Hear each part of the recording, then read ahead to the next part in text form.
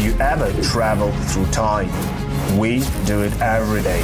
Asgardia is a country with a population of more than 1 million people from more than 200 countries on Earth. Asgardia gives everyone equal opportunities, no matter what their earthly status is. It is possible to create and live in the future right now. Are you ready? Forward progress is the solution to the entire human race. Our mission is to bridge new horizons.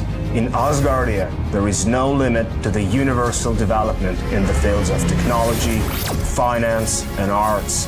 Asgardia is a new space and digital economy which creates opportunities for the global economy. We deliver innovations. Do you want to get on board with us? We are developing various kinds of digital businesses, attracting them to the Asgardia platform that can be backed by the means of our umbrella, i.e. franchising of the Asgardia brand. We can not only attract investments into space programs from prominent institutional investors, but also affordable amounts from the citizens of Asgardia. We comprise of more than 1 million people. Asgardia is a chance to realize one's dream. This is a dream-driven space nation.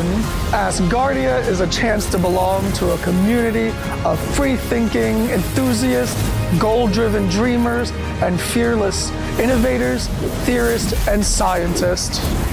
We are the first space nation. One humanity, one unity. Asgardia. We are creating The future.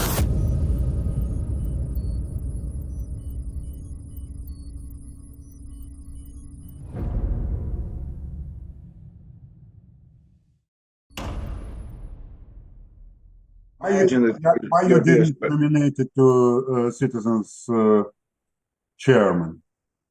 Oh, no. Why? That place needs fresh blood. Yes. I don't like the idea to stay too much in the position of power. It's not good for my health and my mind. I prefer to collaborate behind the scenes sometimes. Yes, it's better for me. Why I ask you? Because I'm only chair who was elected 5 years ago in Vienna in first sitting. Yes. Others, It's a history. all other went up or quit. No, you're wrong, Alex. You're forgetting about me. Right, Luca. Sorry. Yes, I'm not alone. Right.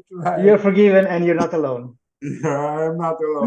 Maybe that is the reason, because we have an empathy so much with Luca.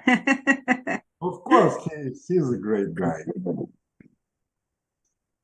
But I would imagine we could on a space station you could create a special biosphere for the animals, and that would protect them and protect the rest of the station from and wheelchair on this space. We talked Do you about see the this before. message? We need a terrarium included all in. Yeah. But what about? Right. But you got to think that people are going to want pets in their private homes. It's just inevitable that it's going to come up. I mean eventually. there would be We some are logistics. alive. There would be some logistics to work out, but anything's possible. So, but that's like was said, that's years and years and years ahead. You're talking 30 years down the road, 40 years, 50. Well, isn't that what we're before. doing now? Isn't that what we're doing now? Is preparing for the future Yeah, of that? yeah. What is very sad? You can work up the legislation, but I don't. I'm not talking about that. But I'm talking about the Actual, of course. What Well, is of very course. sad, Bridget? That's a life of cats. It's like 15 years. I Yep. have cats for 18 years, but not longer. And this is very sad. Because Yep. this couple, it's number 3 in my house. Yeah, and the oldest, like I said before, the oldest cat that I've ever had was 21. 21. But the only scientific research that you'll probably find on it is like maybe in mice and stuff, because they have taken them to space. I don't know if there's been any other type of animals taken to space. Maybe there has. Maybe there are experiments. You know. Do you know we fish are to alive? space. We are alive a few minutes ago. Yeah. Oh, sorry. Okay. NASA has actually taken fish to space in order to test to see what zero gravity would do to fish as far as with their swim bladders and how they would react. And what they did find was that it didn't affect fish as much as it did other animals. We can hear you, Sherman Lembit. No, Lambert, you're dead. There's no sound coming through. Yeah, Angelina, I saw her. Can people hear me now? Yes. Yeah, yes, we can. Okay, right. Fascinating as this is, one of our missions is not to create the first zoo in space. I would suggest what will probably happen is that the pets that we have in space will be edible pets, because like human bodies, everything has to be used again. The idea of a burial which does not reuse the contents of a human body is not credible. The earth reuses all of us, whether we get cremated or buried. We get eaten or burned, but we go back into the ecosystem. So I suspect that our pets will be edible pets, and that will lead to a different culture. I used to work on a farm. My godfather, Johan, who was Estonian, and he loved his animals, but they were there for a purpose. The chickens got eaten, the pigs got eaten, the cows got eaten. And he lived a self-sufficient life in that way. But this is not one of our pieces of priority legislation. Let me go to Alex, then we'll start. Alex. Yes, we do not have Russian translation. Right. Okay, right. I'm going to go to that in a moment anyway, so let's see if we can get that going. Thank you, I see. So I see. Now I wonder why. We've got Turkish. I wonder where the others are. Let's see. I can see that the Russian translator is here. Okay, let's get started then officially, and then I'm sure that everyone is here. I can see. So let's start with this. Welcome everyone for day 3 of our the second sitting in the second session of Asgardia, with the world's first space nation. My name's Lembit Topik. I am here. I'm here with the intention of helping to turn the next 5 years of Asgardia from ideas into action. You're welcome to join Asgardia if you're watching for the first time, and you're welcome to get active as we start populating the pyramid of the civic society of Asgardia. Parliament is just one part of it, but a very important part. If you have any problems hearing me, please tell me, because this new headset I'm still learning. I won't be aware if you cannot hear me, so tell me immediately if it seems that I'm not audible. Let's go now to the translators, and let's start with our Turkish translator. It's working now, so good afternoon, and over to you. Sizde. Değerli Asgardia parlamenterleri, Asgardia'nın 2. parlamentosunun 2. oturumunun 3. gününe hoş geldiniz.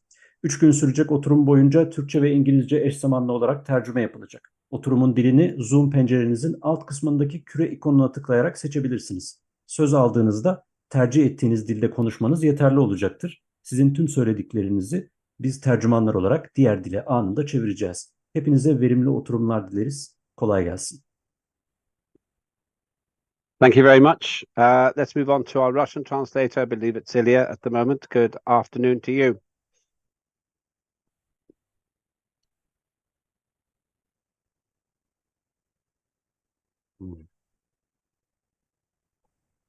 I think Ilya dropped. Ilya? Ilya.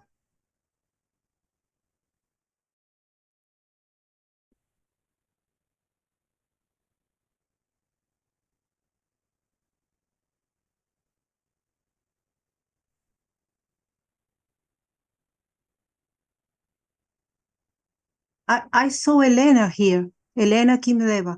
Can you hear me, Mr. Opik? Hello? I can hear you now. Yes, we could not hear you before. Excellent. I got unassigned because Ilya is experiencing currently technical problems, so I'm stepping in. He asked me to do this for him. Thank you. Добрый день, уважаемые господа парламентарии. Добро пожаловать.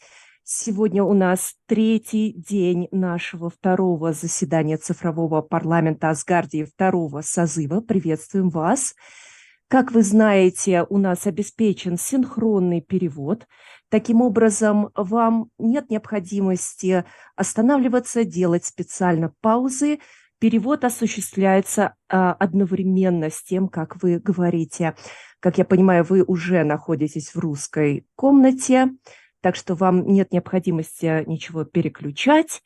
И в случае, если говорящий в основной комнате говорит на турецком или испанском языке, соответственно, вам нужно нажать на русский, чтобы услышать перевод на ваш родной язык.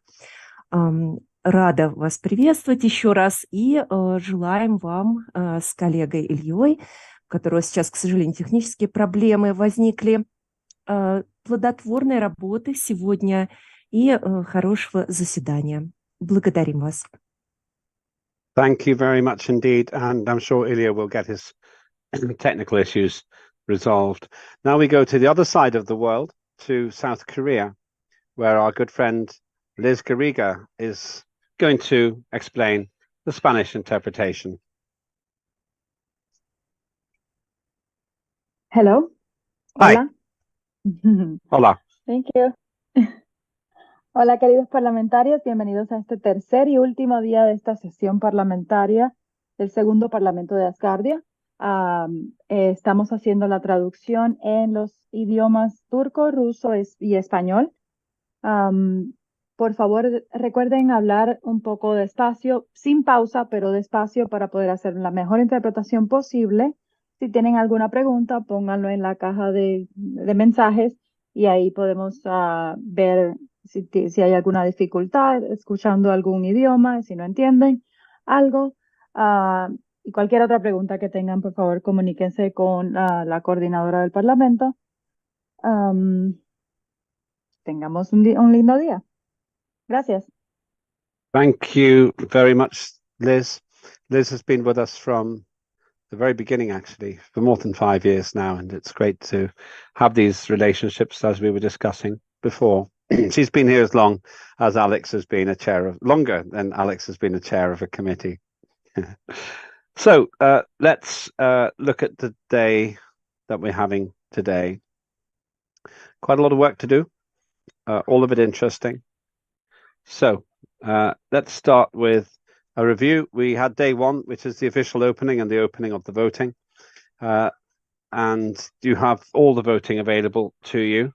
And you have 1 hour and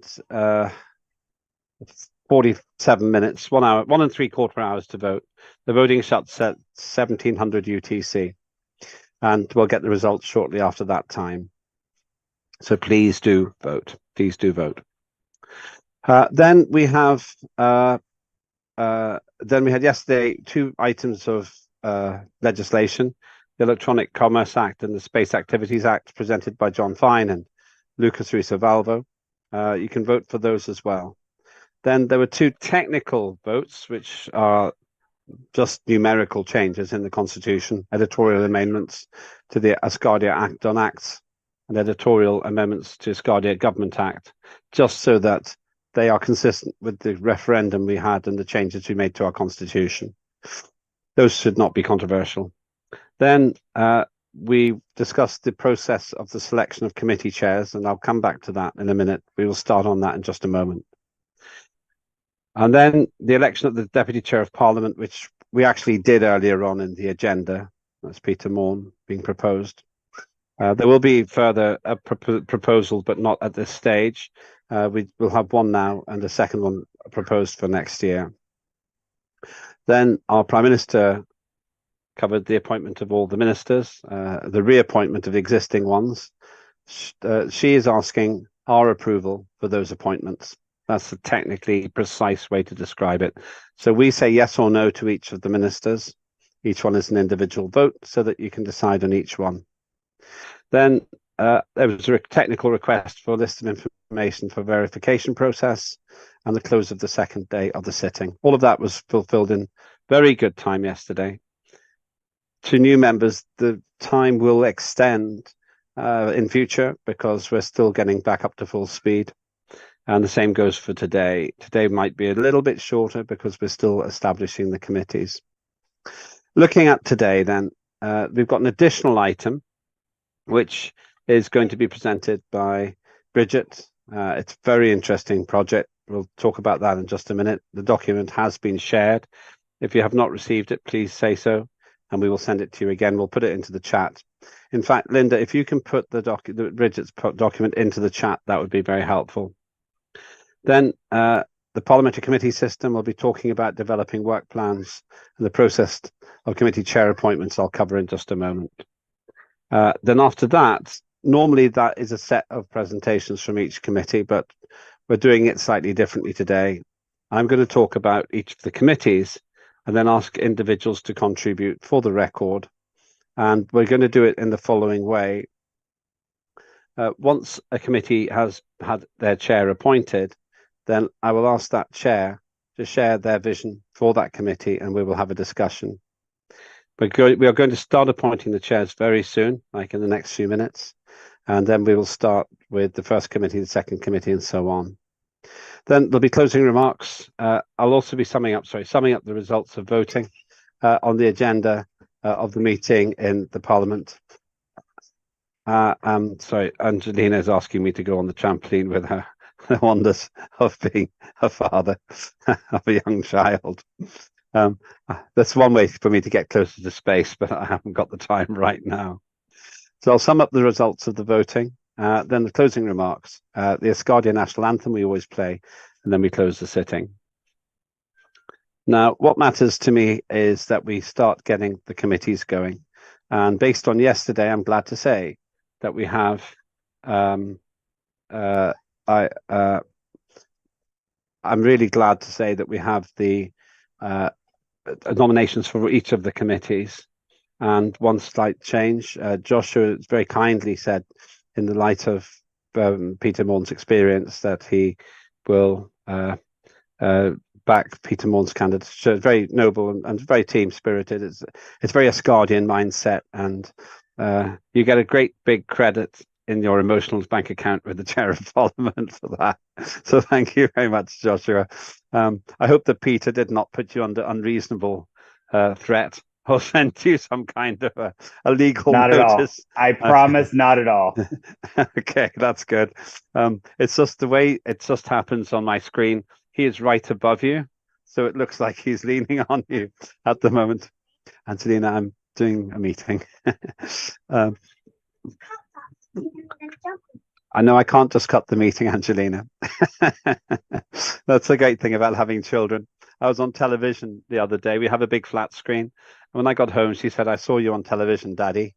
I said, "What did you think?" She said, "You were very flat." It's just classic.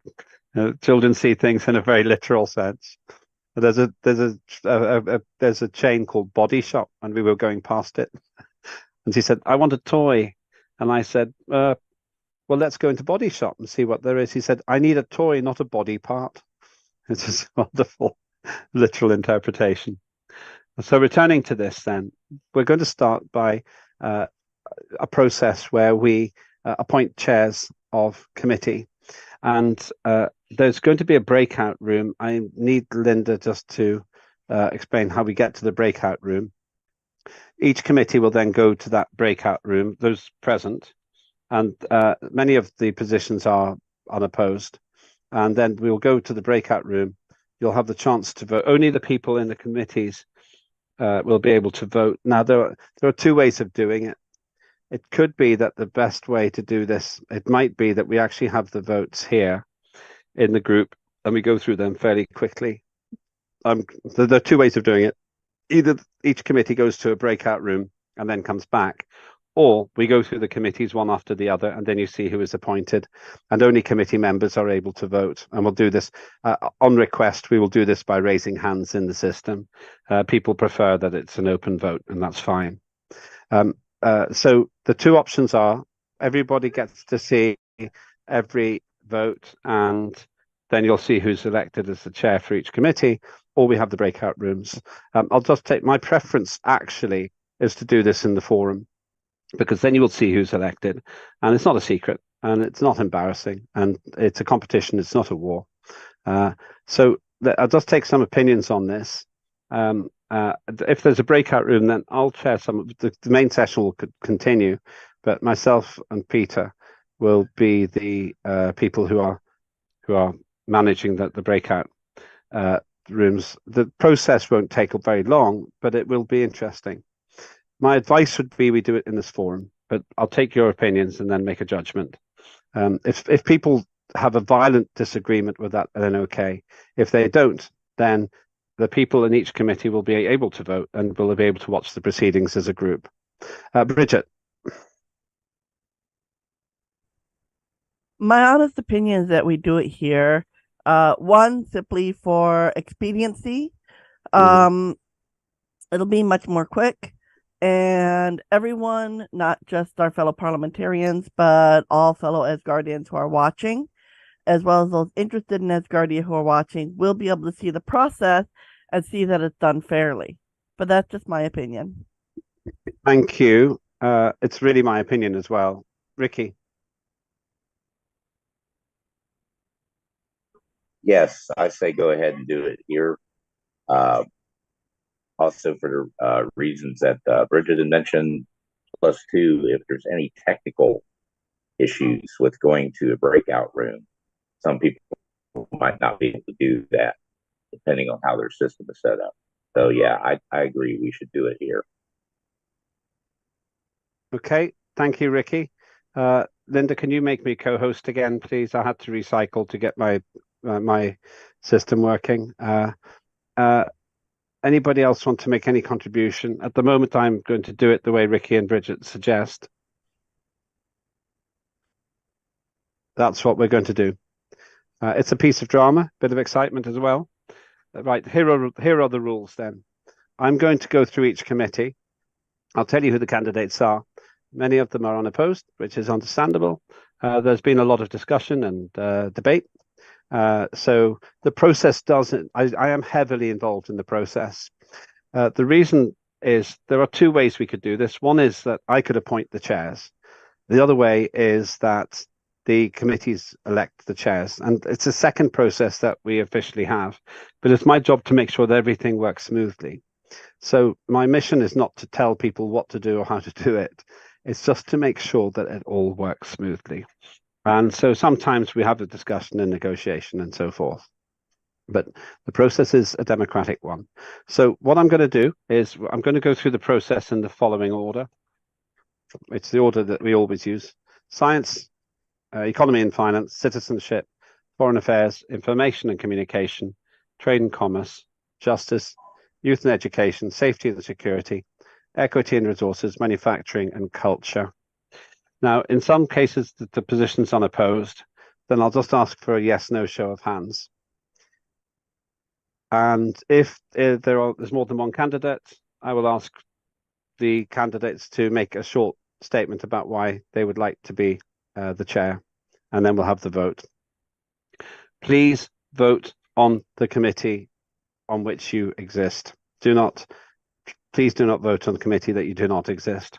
If there's any period of contention, then we'll have to check. I have the list of committee names, but that will slow things up. So please just be honest and vote only on the committee that you are on. So we start with Science Committee, and I will ask the candidate for Science Committee to make a contribution. We have one candidate for this position. and it is the existing acting chair, and that's Luca Suisavalvo. So Luca, would you like to introduce yourself, and then we can have a yes/no vote from science members if they like you to continue as chair. Luca. Hello, Chair. Thank you. And yes, hello everybody in the Parliament and this meeting, and whoever is following from home.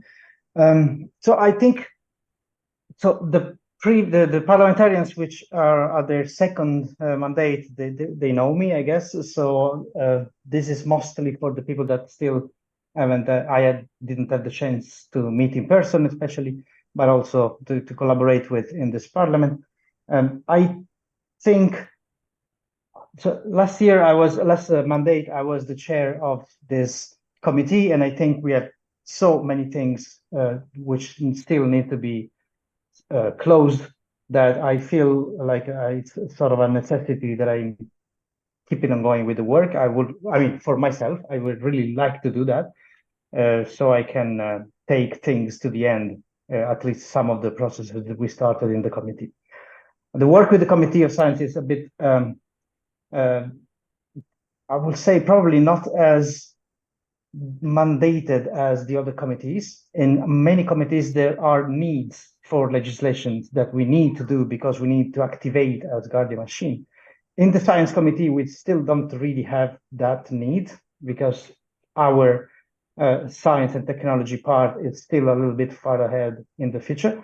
But I think it's timely already to get started with the basis of whatever we want to do in legislation about science. And we started yesterday by presenting the Space Activities Act. And there are more topics which are under our umbrella. I think in the future, the things we will need to do in the committee will be to take all the points one by one, all the points which I mentioned yesterday in the Space Activities Act, and make each one of those real legislation with more specific things. So about myself, for those who don't know me, I am an Italian scientist. I work in space physics, but space as in plasma physics. It's really the fundamental. I work on the fundamental processes that occur in space, in the material that is in space. I don't work with rocket science, this kind of stuff, but I do use spacecraft data from space. And I've been doing this for the last 25 years, probably now. I'm based in Sweden, near Stockholm, and I'm working part-time at the Royal University in Stockholm, and at the National Research Council in Italy. This is a 50% position in each place.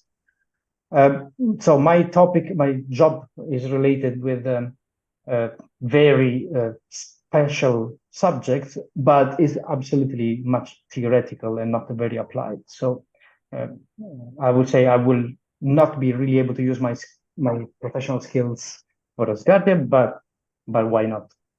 And one of the topics I work on is space weather. So this is maybe the only point where the actual knowledge I have might be of practical use to Asgardia in the very near future.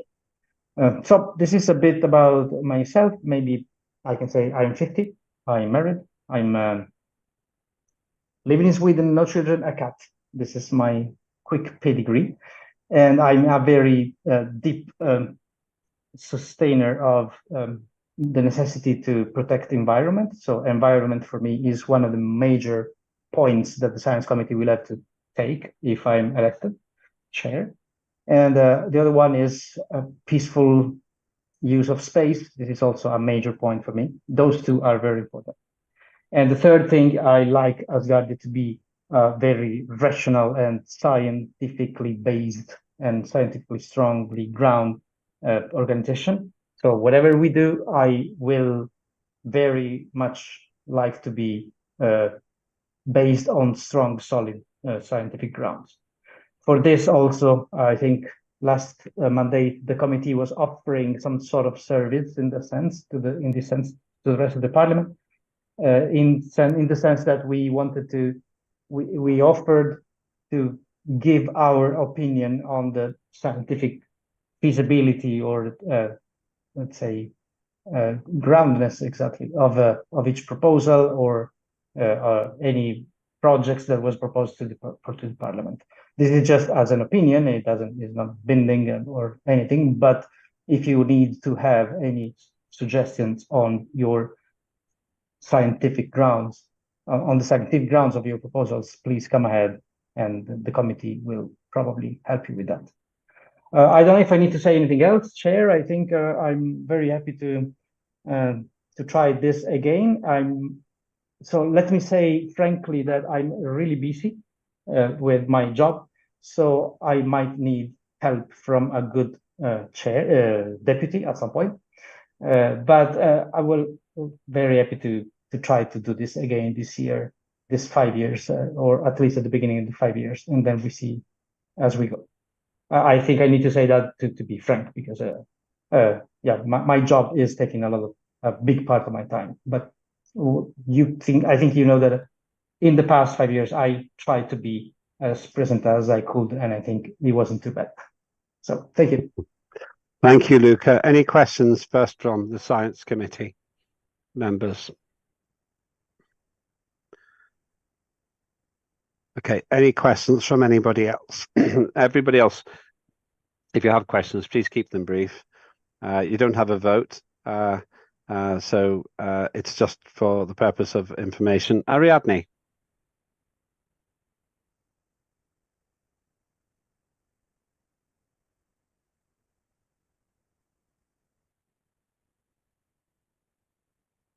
Muchas gracias. Más que pregunta es una Thank you very felicitación. much. I'm not gonna ask a question. I'm just gonna congratulate Luca for the job that he has done for the past 5 years. I'm really happy to belong to this committee. And without a doubt, the job that he has been doing is very objective. And the mind of the scientific, they do have that form of structure things in an objective way. That they don't go, outside. I think that we can do a lot of interesting things in the next 5 years, right next to Luca. Congratulations to Luca and all my support. He knows that he has been an alchemist in my novels, and I say it with happiness. Thank you. Thank you very much indeed. Sebahattin? Evet, ben de Luca'yı tebrik ediyorum. Luca, congratulations.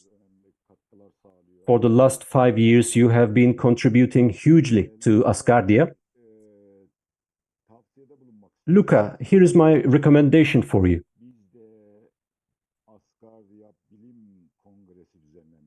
Why are we not organizing an Asgardian Scientific Congress, a periodical one, every 2 years or every year? What do you think about undertaking a study to organize such a Asgardian Scientific Congress? I'll come back to you in a minute, Luca. Let's get Sergey as well. Luca, sorry, Sergey.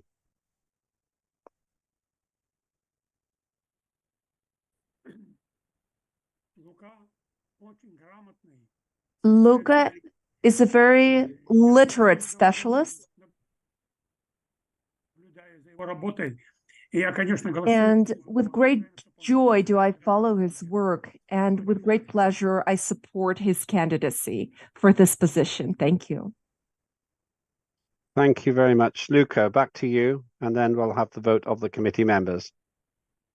Thank you, Chair. Let me answer to the first question. We had indeed one such conferences a couple of years ago, which was very nice, very successful, and very hard to organize. And I guess this last quality of it, being hard to organize, is why we don't do it yet every year.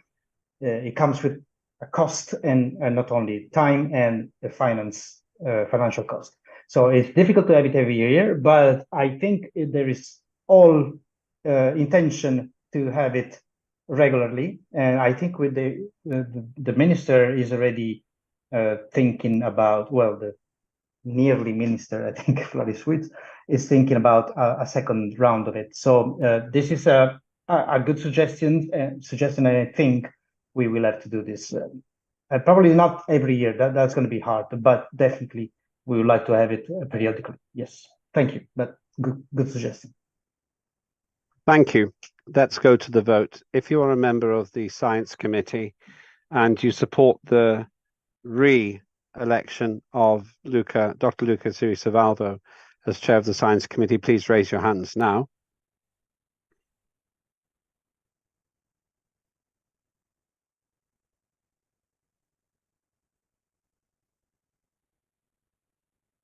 Okay. Anyone else? Okay. Anyone? Okay. If you lower your hands now, that's those in favour.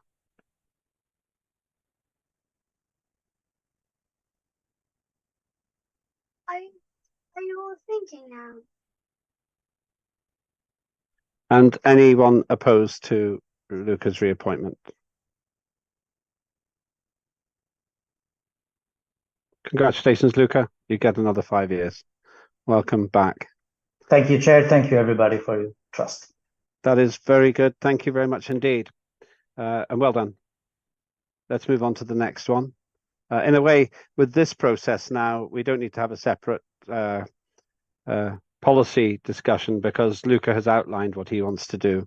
And as we go through the candidates, then this is the same process we will use.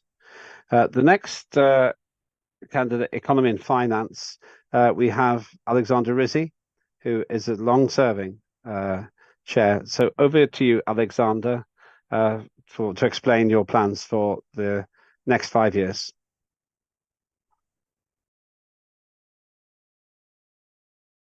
Спасибо. Приветствую всех членов парламента. Thank you. I'm greeting all the members of parliament. Like Luca, I've been elected chairman of the committee at the first sitting of the parliament of Asgardia 5 years ago. I live in San Francisco, the USA. I'm a specialist in taxes and accounting. I put forward my candidacy for one simple reason. I still have unfinished projects. These are very important acts, the Tax Act and the Banking Activity Act. I would very much like not only to finalize and get these acts accepted, but also any other financial acts that would help Asgardia develop. I would call on the members of my committee, and I am greeting them and waiting for interesting proposals. I think that's enough. Thank you. Thank you. Any questions or comments from anybody here from the Finance Committee or from colleagues? And once again, anyone can ask a question or make a comment. Only colleagues on the Finance Committee can vote.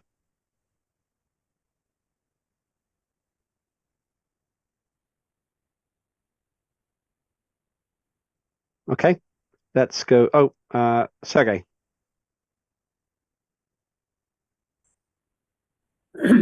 Я приветствую тебя, Алекс. Ты знаешь, что я тебя очень люблю. Alex, my greetings to you. I love you. You know this. I think you are the most knowledgeable expert, not only in Asgardia, but in the United States. Это мое мнение. Probably in the world, there are very few who could compare with you. That's my opinion. Очень сложно. The fact that what you're doing on taxes, this is extremely complicated work. Конечно, нужно закончить работу по. You only have to get surprised at what you're doing. Certainly, you have to finish the work on banking, on Banking Act, also extremely important and complicated. And probably it's the existence of Asgardia depends on this law, this act. If the banking activity is non-existent, we won't be able to work. Today, all the difficulties are related to the fact that the banking system is not functioning, as well as the taxes system. So I would like you to continue on the chairman. I will vote for you, and I offer the others also to vote for you. Thank you very much indeed, Sergey. Let's get to Ariadne next, and then Minister Dell. Ariadne.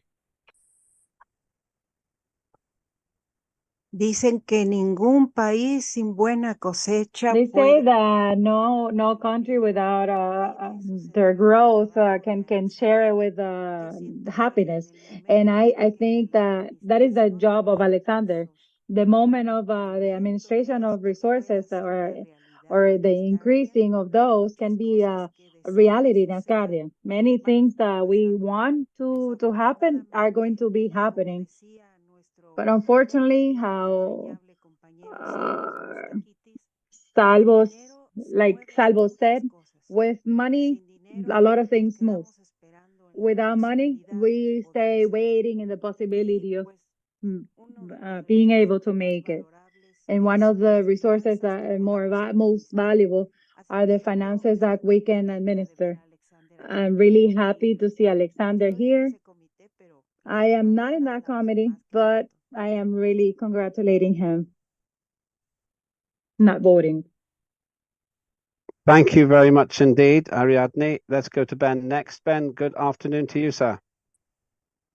Good afternoon, Chairperson of Parliament, members of Parliament. Thank you for allowing me to speak. Obviously, I can't speak when there's a contested election for obvious purposes, but where there's an uncontested election, I feel that I can give a comment. And I've been working with Alexander on the Tax Act and how we can push it forward for a very long time. And it's a very complicated situation. And I'm very glad that Alexander is standing unopposed, because I believe he's the only person in this parliament currently, or even inside Asgardia, that's got an idea of what should go into that Tax Act. So I'm very happy to support his nomination, even though he's standing unopposed. And I would definitely advise that we cannot lose the intelligence which is sitting in the person called Alexander for Asgardia. Thank you very much. Thank you, Ben. Back to you, Alex, and then we'll go for the vote. Anything you want to add, Alex? Что-то добавить хочешь, Александр? Well, thanks a lot. I even wept, cried a little bit. Certainly, I'm planning to deal with the issues I have just named. And I hope that Ben will continue helping me, similarly as Sergey was helping with his experience in the banking. The fact that I don't have an alternative candidate is a bit of a worry for me. I would like to have elections to be on the alternative basis and somebody else to share their plans. But I hope that in future that will be the situation. Thank you. Thank you. Let's go to the vote. This is all for those on economy and finance. If you support the re-election of Alexander Rizzi as Chair of Economy and Finance, please raise your hands in the system now.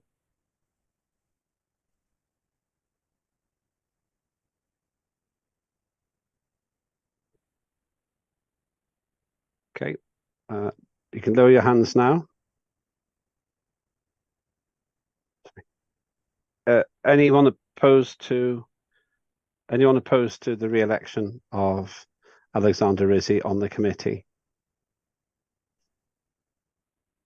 Congratulations, Alex. You've got another 5 years. A lot of work to do. So that is our second chair. The order I have is, as we always do them, as marked in the book, by the way. People ask me what's the order. We always use the same order. Myself and the Prime Minister have agreed, just for the sake of predictability, we always use the same order of committee presentations. Let's move on to citizenship. So on the previous one, just for the record, we had a unanimous vote of the committee in favour of the re-election of Alexander Rizzi. For citizenship, we have two candidates, Bridget and Pascal. I will ask both of them to make a brief presentation. I'm not going to put a set time limit on it, but please just exercise a degree of common sense in terms of how long you speak.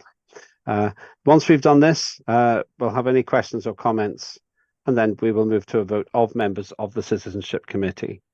And remember, this isn't a war, it's a competition, and our job is to openly and honestly decide who we want to have as the chair. Let's go, we'll just do this alphabetically. We'll start with Pascal first, Pascal Combo, and then we'll go to Bridget Keres-Fetchik. So let's start with Pascal. Pascal, if you'd like to talk briefly about why you'd like to be the chair.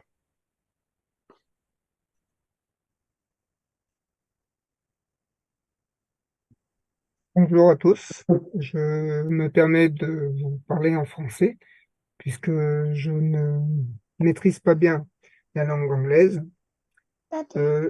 Je me présente à vous pour vous présenter un projet donc, social pour Asgardia qui permettrait en fait de fidéliser les Asgardiens pour les amener à devenir résidents, ce qui est important puisque c'est aussi le but principal donc, qui nous est fixé pour ces 5 années à venir, donc, afin de faire grandir Asgardia.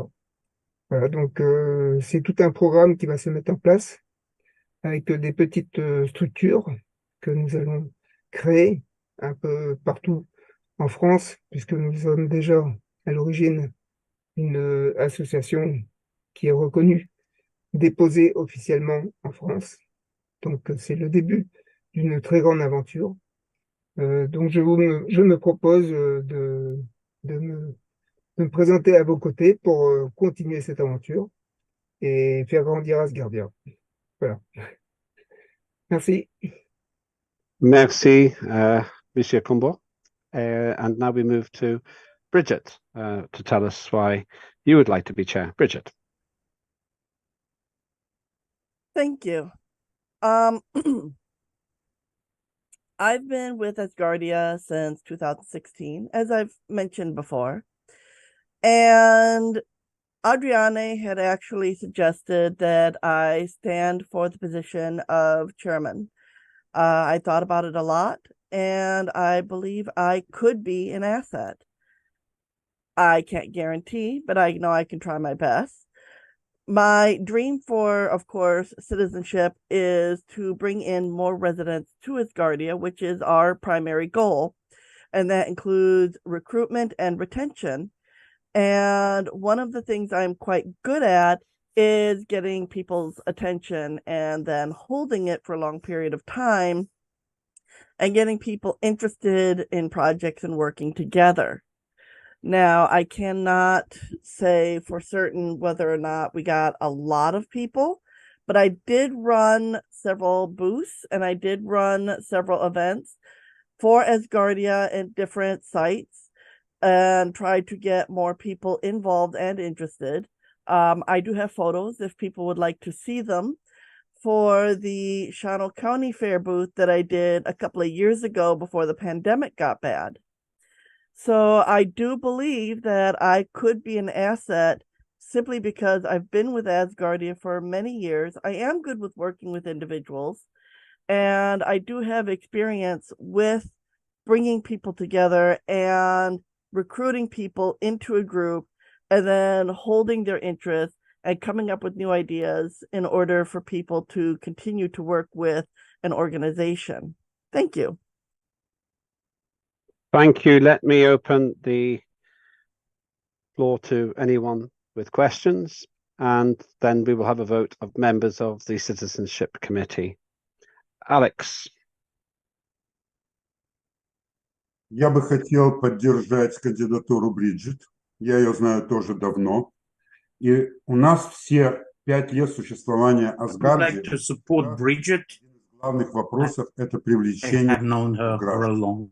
Мы этим занимаемся с самого начала, Асгардии. И я вижу, что Бриджит обладает всеми необходимыми качествами именно для этой работы, для привлечения новых граждан. Я всячески поддерживаю ее кандидатуру. Attraction of, and I see that attraction of new residents is a strong side of Bridget.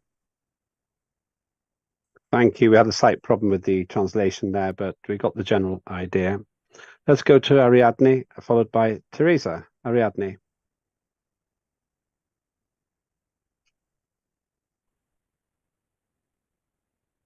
Bien, hay una sinergia que Yes, there's a synergy that I think is really important. Everybody said what Pascal said, but Pascal is a person with depth, and he's really good in his country, and he's the president of the Association of Asgardians of France. And the synergy where I see it is in the moment where I can give my opinion, because I was in the committee of the citizenship, and my vice president was Italian, and it was very hard because he didn't speak English, and it was a little bit hard to get the synergy. And the moment that I observed in the page of Slack, I wanted to share it, but it's a very long text. The proposal that he does in his initiative on how to proceed with the Committee of Citizenship, I think it's a projection very positive. I suggest that Bridget, she can have the control of the visual control and of people. I cannot vote, but I suggest it would be a great option, like Alice said, and the support of Pascal as vice president, taking into account that his relationship will be more into by text than verbal. It would be great. He is doing a great job in France. And what he has put in Slack today is giving us an idea of the initiative of how to attract more residents. And with that, if we can combine that with what Bridget will achieve, I think it will be great. That is my comment as a former president of the Committee of Citizenship. Thank you very much. Thank you, Ariadne. Teresa. Can you hear me? Awesome. All right. Yes, we can. Yes, we can. All right. So I was going to ask a question of both candidates. Everybody always talks about recruitment, but what are we doing for retention? What are we doing to keep people here? That's it. Let me invite both candidates to respond to that question. Let's start with Bridget, and then we'll go to Pascal. Bridget. Thank you. I appreciate the question. That is a very good question, actually, because with Asgardia, it is difficult to retain once you have recruited. And what I have been doing personally is continuing to talk to individuals and encouraging families in the sciences. I have been, at least on the local level, getting individuals who are interested in starting up small businesses, especially in the science field, to get a hold of Asgardia. I don't know how many who have yet, in order to break into our group, in order to have the millions that we have, both with citizens and with residents, or followers and residents, I should say, as a customer base. I've also been able to, again, on the local level, with individuals who are not yet paying members, get them into teams. I know that Lembit, once heard of me talking about an emergency team for communications, which are ham radio operators, and got them interested in internationally working with other ham radio operators to make basically a web of emergency communications for times when communications may break down. I've also been working with emergency preparedness teams and groups here, handing out pamphlets that Asgardia actually developed for individuals to prepare for emergencies. And that got them interested in Asgardia and got them to stay in Asgardia for a long period of time. Some of these pamphlets have actually saved a couple lives. So while it's not a major thing, the big thing about recruitment is to continue pushing for what we can do now and what we can do in the future. And when you show people things, for example, like the education committee and their plans to do online classes, Bendel with his Star Shop and the possibility of businesses coming in and joining up with us and having access to millions of potential customers. The communications, having people who do radio and who do film, and they suddenly have a large base of, again, over 1 million people who could come together and help them. The emergency teams, like I said, with the World Wide Web of ham radio operators who can come together in a time of need, not just work with each other, but potentially offer Asgardia as an emergency communications hub for them if their communications were to go down. Just ways that we can get people, not necessarily just paying residents, but also resident followers who aren't yet paying residents, to see the benefits they have by working with us and potentially becoming paying residents in the future. Thank you. Thank you very much. And let's go to Pascal.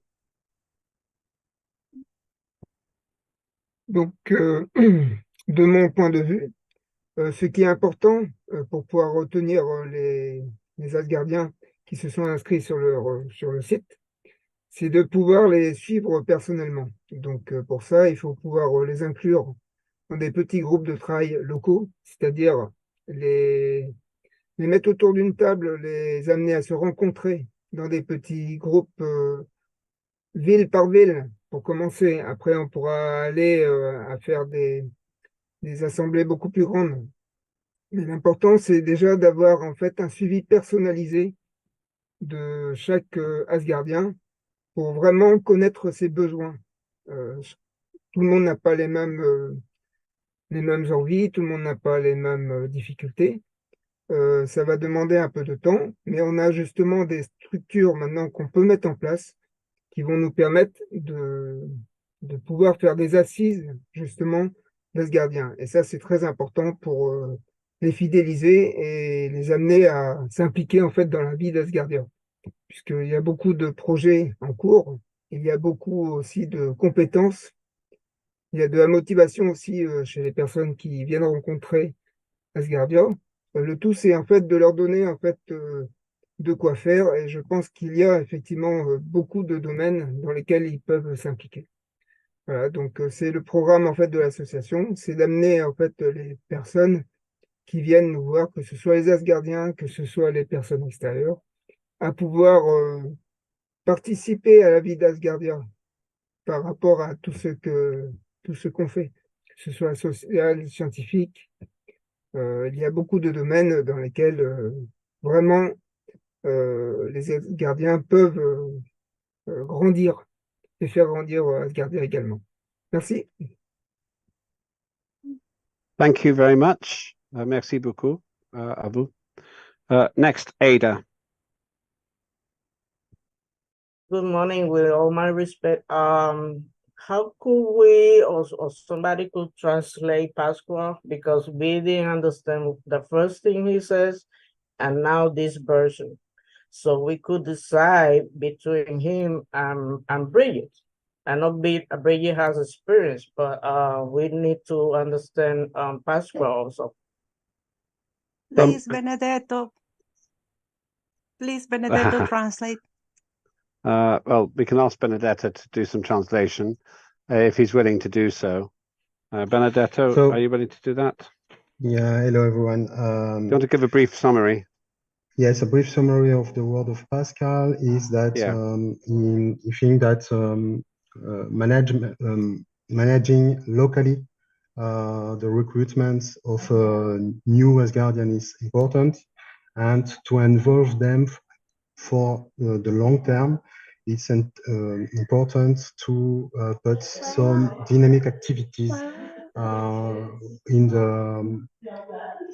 some association and or NGOs where they can not only heard the word of what is Asgardia is, but how they can participate to space activities or I don't know.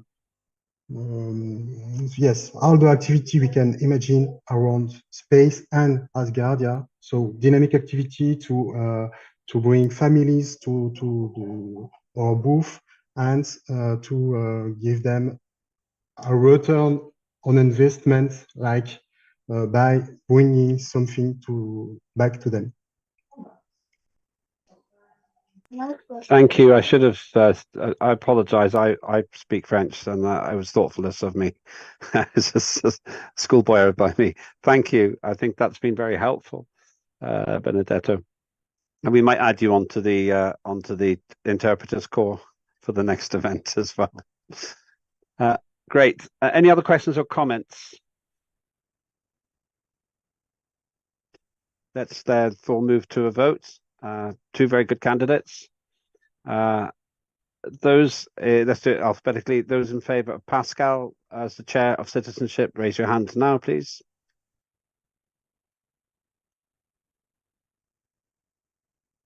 And those in favour of Bridget, raise your hands now, please.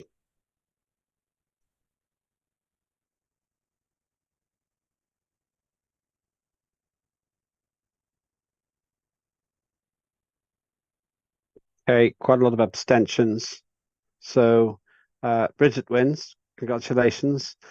Pascal, welcome. We have so many French people in the team that I think I would like to add French to the translation system as well.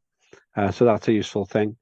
Bridget and Pascal should talk though, because you two could form a very good team together. And Bridget, you need to decide who your deputy chair is as well. I'd like Pascal as the deputy chair because he does have a lot of experience, and I believe that he would be an asset to the citizenship committee as the deputy chair. Although we weren't going to appoint them now, Pascal, are you willing to accept that role?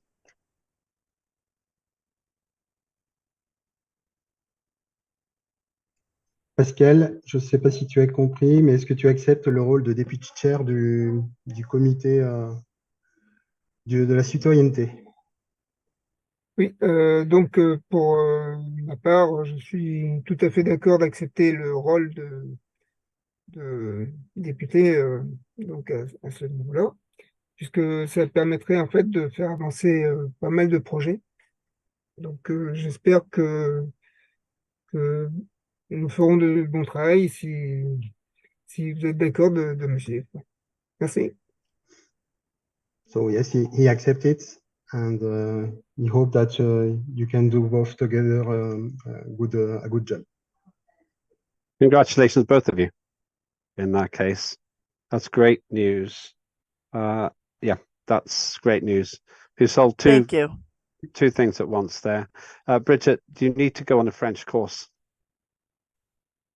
That's the one thing. Very important. It's a great language. That's actually a really good idea. I think I will. That's a great trade. So congratulations to both of you. And we have our first deputy chair appointed as well for that committee. Great, let's carry on. The next one is Foreign Affairs. Foreign Affairs, we have a choice of two. We've got Sanat, Cal, and Ferda, Inan. Let's do this in alphabetical order. Ferda first. Right, would you like to be chair of the Foreign Affairs Committee?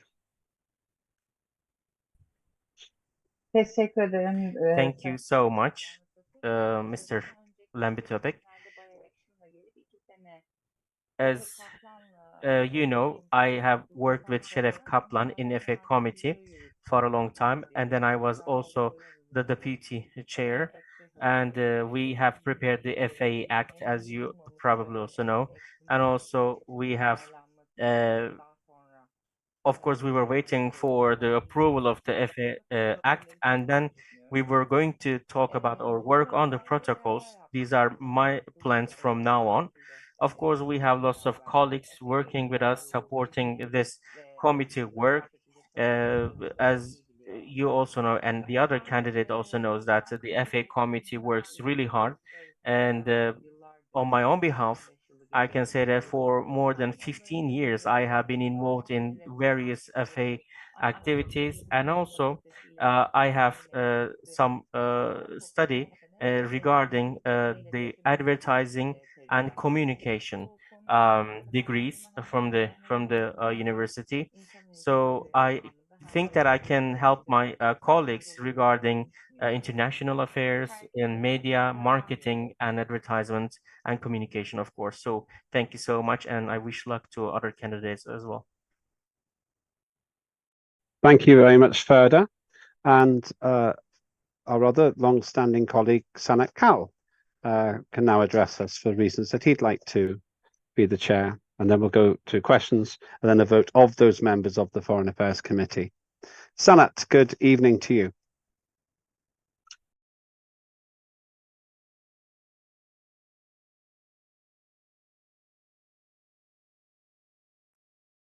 If you can unmute, Sanat. Yes, Lambert. Thank you very much, Lambert. I have been with the Foreign Affairs Committee since its inception. I have been with Asgardia since it was first started in 2018 in Vienna at the inaugural session. And I have been involved with the Foreign Affairs Committee with Serif as the chair since that time. I think Foreign Affairs Committee is extremely important for Asgardia, as well as fairly neglected. We've never had a Foreign Affairs Minister, one. Secondly, I think Asgardia's role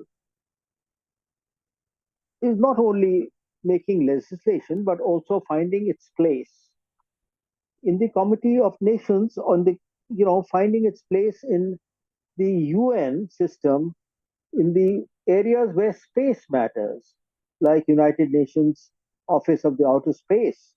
We need to have an observer status to begin with before we get acceptance as a space nation. So these are very important things which have been, in a way, neglected, I think, by Asgardia, by the Parliament of Asgardia, by the Secretariat of Asgardia. And I think there is a need to rectify this in the next 5 years. The reason, as a background, I will say that I have been not only a civil servant, but I've been a diplomat. I have been representing India in ICAO, International Civil Aviation Organization, as a permanent representative. I have handled many such delicate assignments. So that, as a part of my background, I would give. And I think it's up to the members to decide. Thank you so much. Thank you. Questions and comments? And remember, it will be members of Foreign Affairs Committee that vote. Once again, two strong candidates. Ferda. Merhaba, tekrar teşekkür ederim. Hi again. Thanks very much.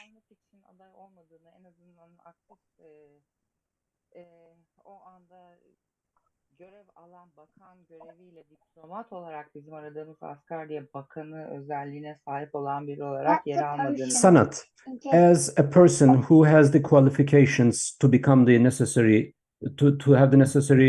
qualifications to become the Minister of Foreign Affairs, why aren't you a candidate for the Foreign Minister of Foreign Affairs? We'll let you answer that, Sanat, if you wish to.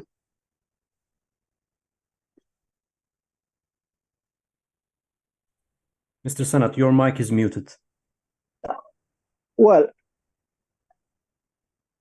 I don't think there is any invitation to stand for, or is there anything like that for the Minister of Foreign Affairs? The Minister of Foreign Affairs is appointed by the Prime Minister, as far as although approved by the Parliament. So the question that why I'm not asking for that does not arise in my case. Am I right, Lambert?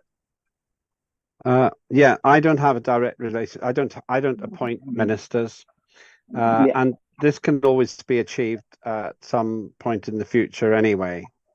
The two things are separate. I know that we have had that foreign affairs vacancy really since the beginning of Asgardia. It's a very difficult job to fill. Nevertheless, my feeling is that the decision we're making today is not about the foreign affairs ministry. It's just about the chair of foreign affairs. But obviously, Freda raises an interesting point that we can return to a later stage. It has been the case that chairs of committees have moved up to the ministry position. Technically, ministries and chairs of committees are at the same level. I think personally it's helpful if ministers have experience in Parliament as well. It builds the relationships and it makes it more effective. But today, I can only say that we're discussing the chair of the committee. It's a good question for everybody here, really. But today we need to decide who the committee chair is going to be.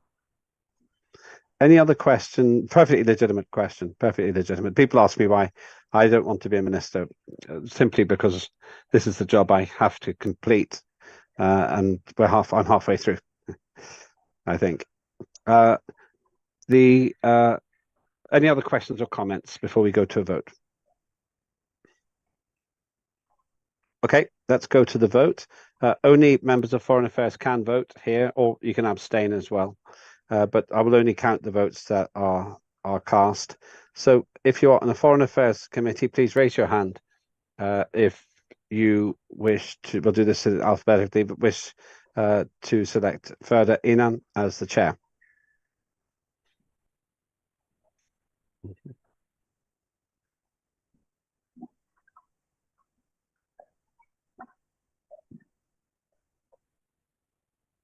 I'm going to close the vote in 10 seconds.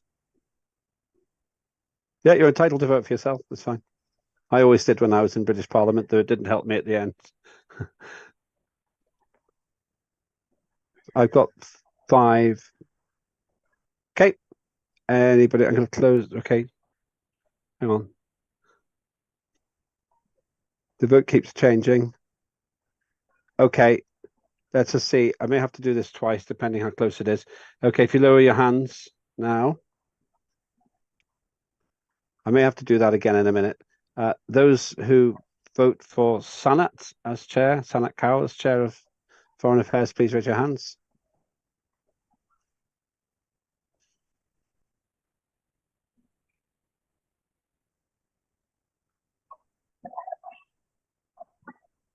I'm going to close this vote in 10 seconds.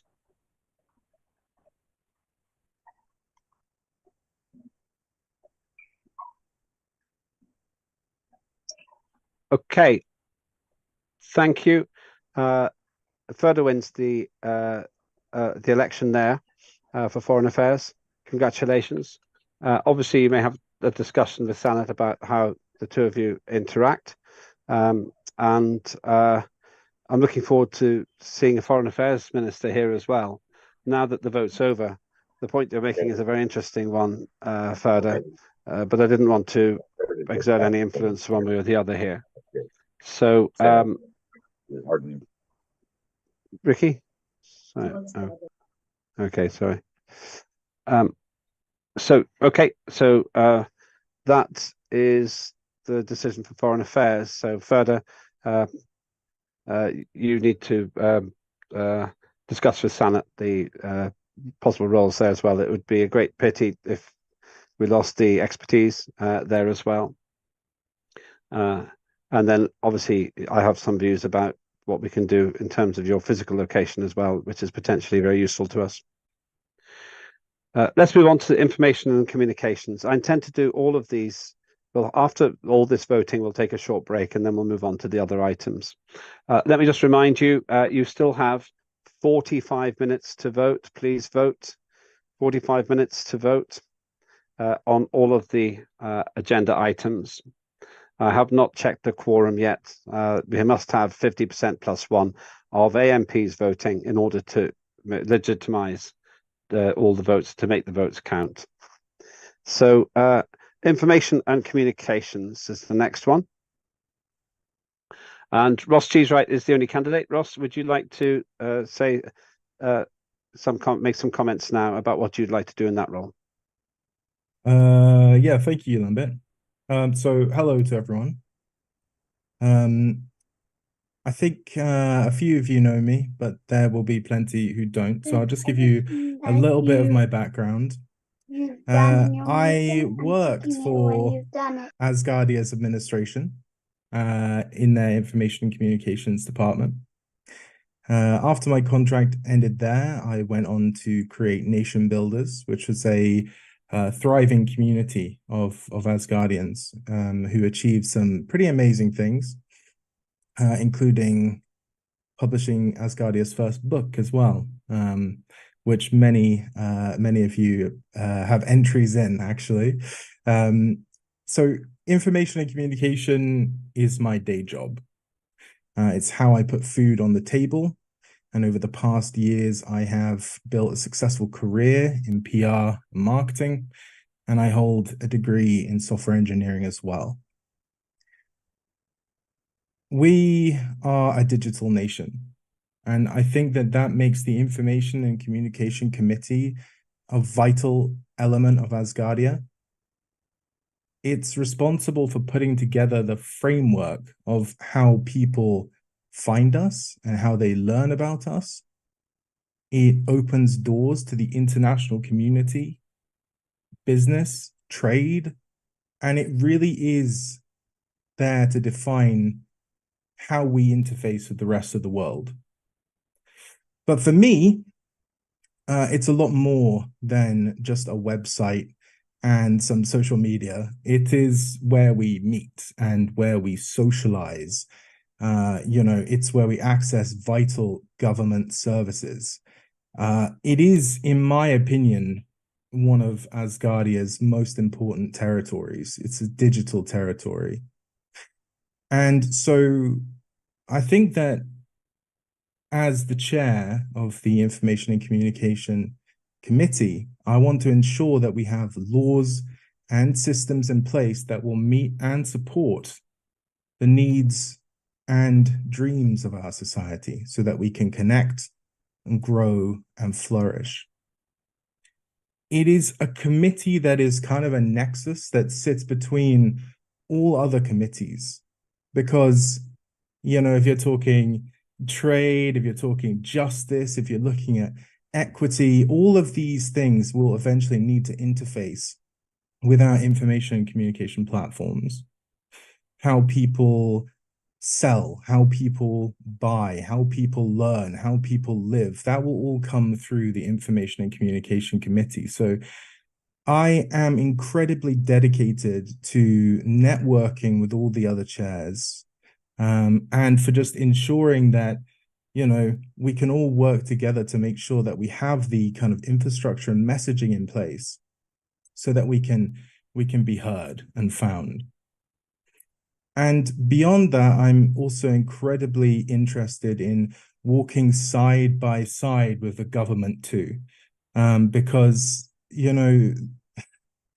they have limited resources.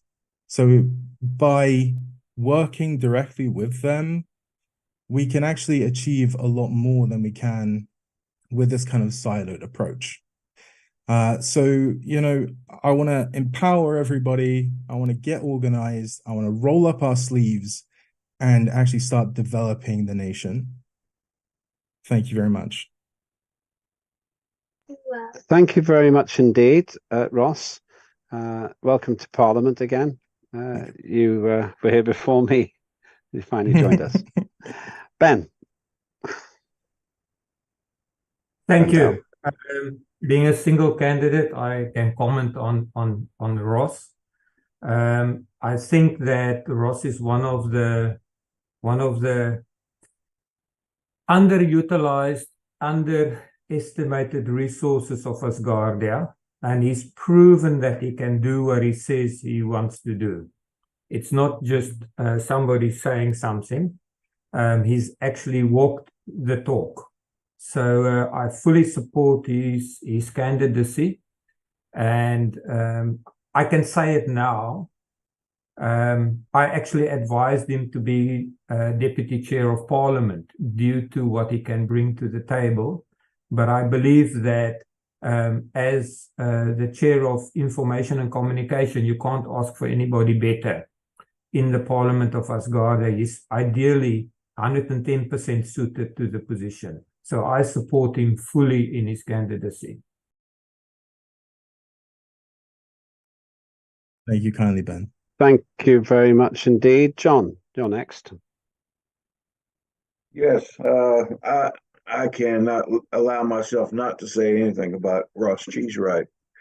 Ever since I've been in Asgardia, that's from the very beginning, Ross Cheesewright has had his hands in just about everything that you can imagine.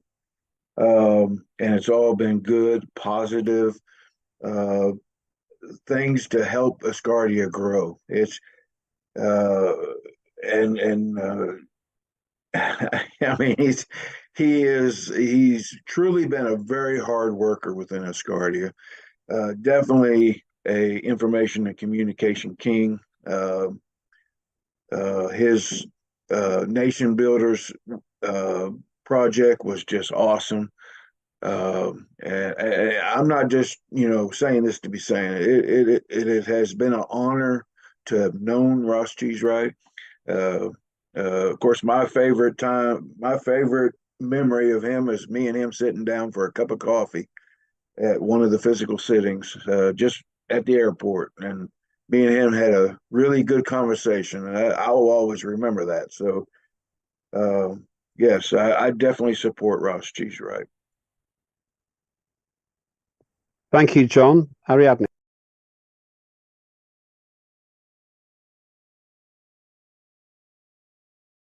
Bien, Ross. Lo que más valoro yo en las personas what I really value in people is their presence, that they show their face, that they get involved in things. And I think you're one of those people who made us feel Asgardia's unity. I'm in that book that you just mentioned, and I'm very pleased to be there. And you made us think about how Asgardia's future would be, and I really enjoyed that idea. When you see someone in their eyes and they smile at you because of what you're saying, they're telling you, I'm here. We are a digital society, and as a digital society and as a social media organism, the presence of a human being and their persistence in their work is something that we value. Many of us here know who we are because we have communicated our ideas in our own language or in our broken English, but we're all working to create that unity. And I send you a hug, and of course you can count on my vote. Thank you so much.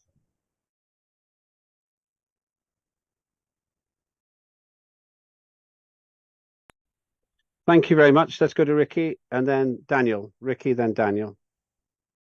Yes, Ross, you're going to be a wonderful, wonderful asset. And the ICC and safety and security are going to be working real close together come this next 5 years. So be prepared. Thanks. That sounded more like a threat than a comment, Ricky. Keep me on my toes. just Just giving them a heads up. Ricky Sickles, aka Arnie Schwarzenegger, I'll be back. Let's go to Daniel next. Daniel. Daddy, why are you laughing? Hi there, everyone. Happy Sunday. Well, I wanted to say that Ross would make an excellent candidate. I met Ross during my tenure, and when I started applying for a parliament member, he reached out to me and offered his support for my candidacy. And it was very heartfelt because I'd been in Asgardia for about 3, 4, 5 years now. And I just started off just checking out the platform, talking with people, seeing what Asgardia was about. And when I finally started to run for parliament member, he reached out, offered his support, told me how he liked my platform. And as he's running for his current information committee, I felt that he would make an excellent candidate. He's one of the members in my committee, and I feel that when I'm working with him, it would be an excellent partnership, and I completely and absolutely support his running. Good luck. Thank you, Daniel. This is like turning into an award ceremony. Thanks very much indeed. Anybody else before we have the vote? Okay, if you are on the information and communication, go to Sergey and then we'll have the vote. Sergey.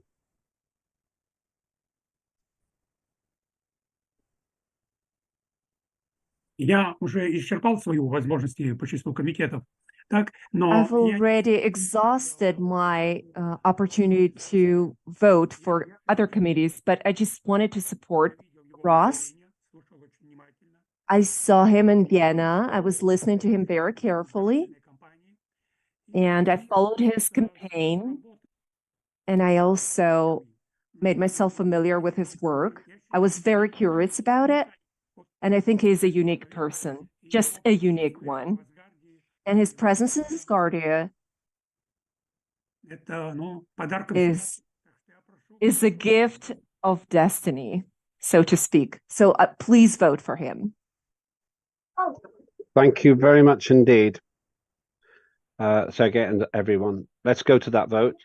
All those in favour of Ross's appointment as the chair of the Information Communications Committee, raise your hands now, please.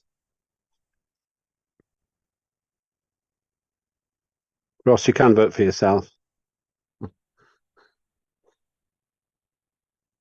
Unless you're planning to vote against yourself, Ross. Okay, no, anyone? I just want to be objective. All right. All those against?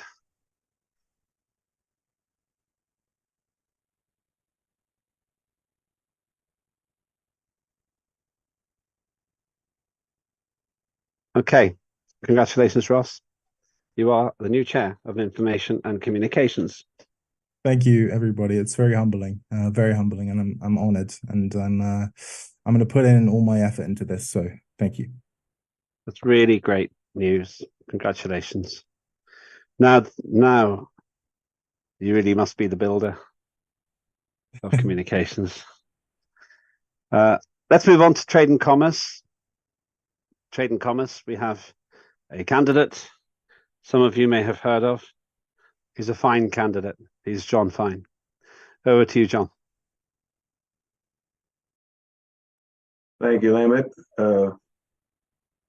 First, I want to welcome and thank everyone for their support and vote, and to allow me to continue my role as the Trade and Commerce Chairman.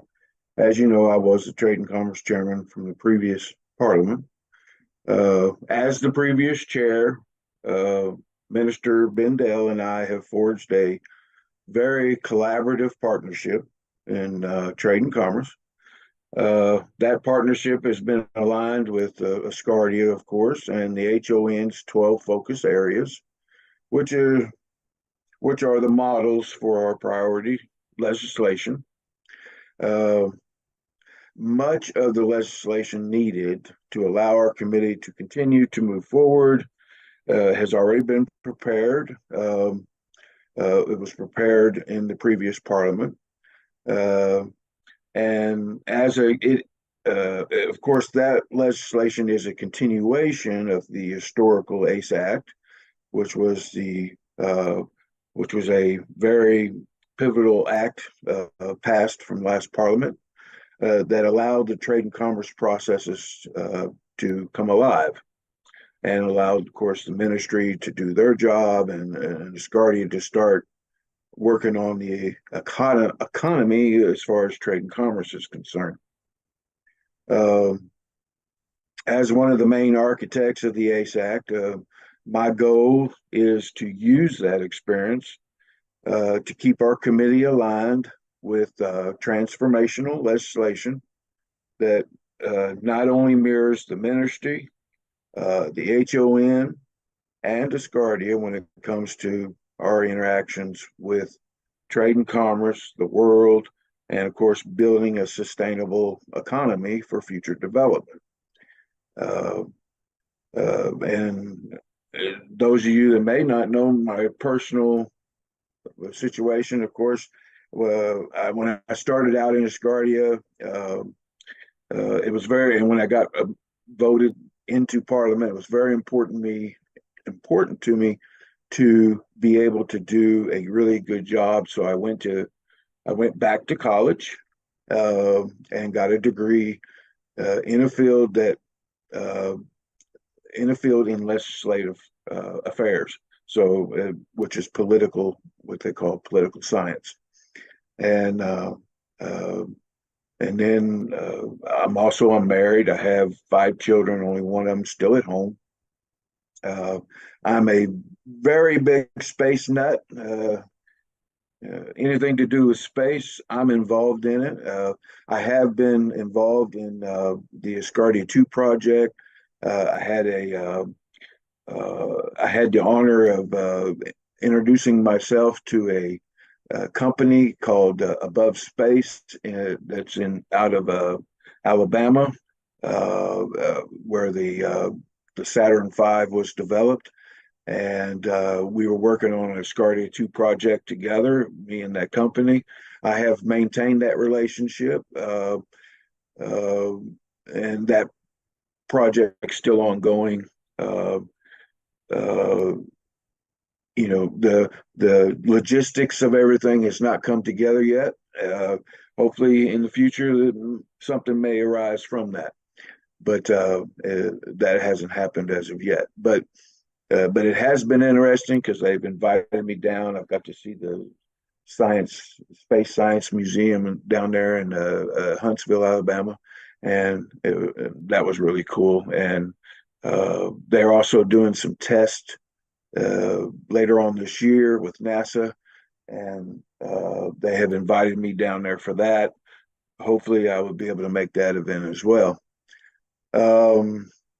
And I plan on keeping that relationship as well, because to me, I think that's part of my role as chairman, is to try to foster relationships with businesses and stuff here in the United States that may yield something fruitful for Asgardia in the future.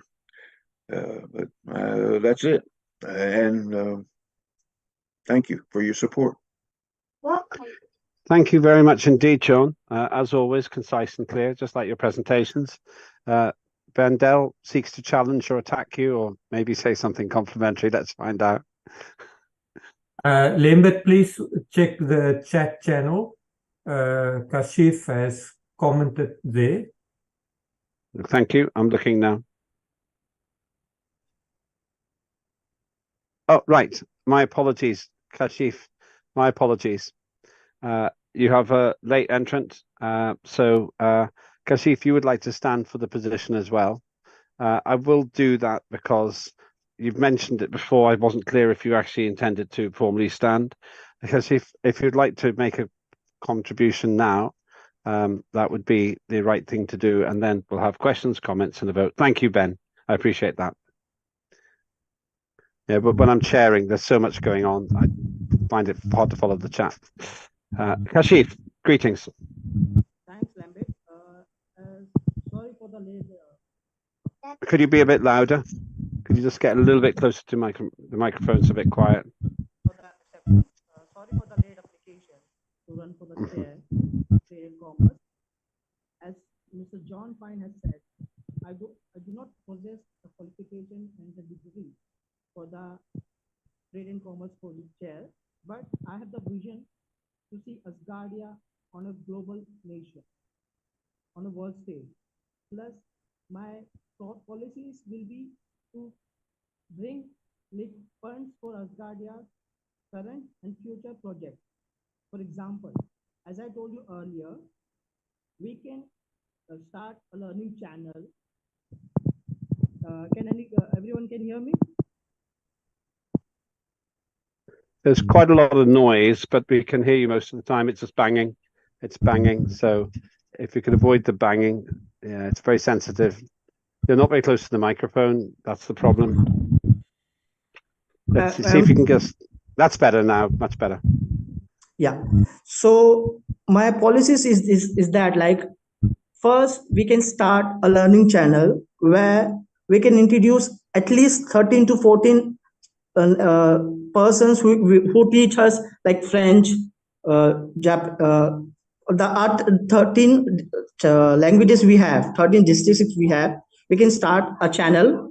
From there we can educate our residents to speak other languages. From this we'll get two benefits.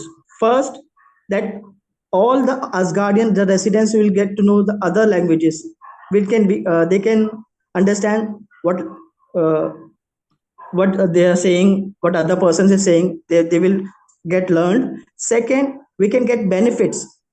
If we telecast on YouTube, we can make a video of learning video and publish on YouTube. We can get funds from that also. So my policies are like this. So that's the reason I want to run for the chair of trade and commerce. Thanks.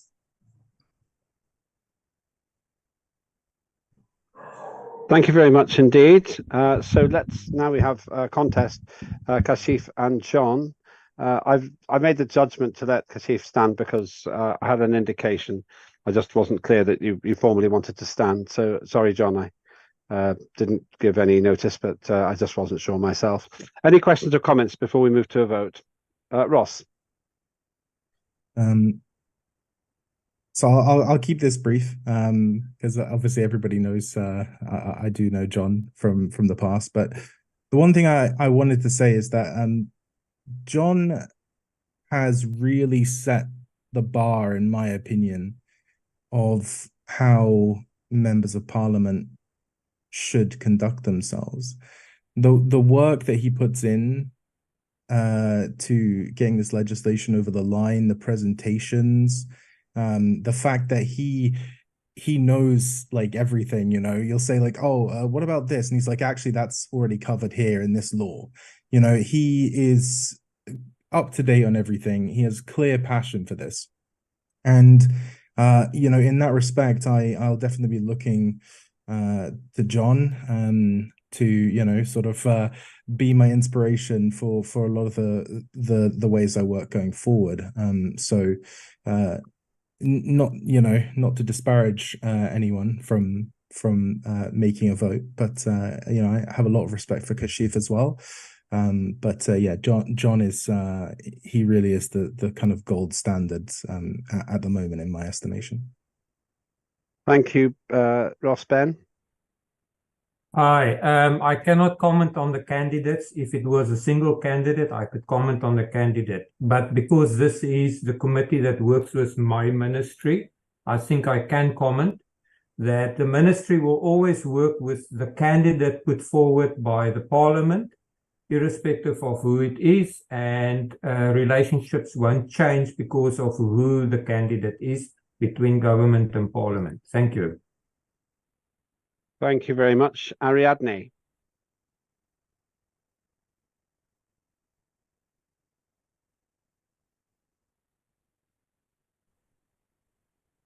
Muchas gracias. Yo he visto en John Thank you Fine very much. I've seen in John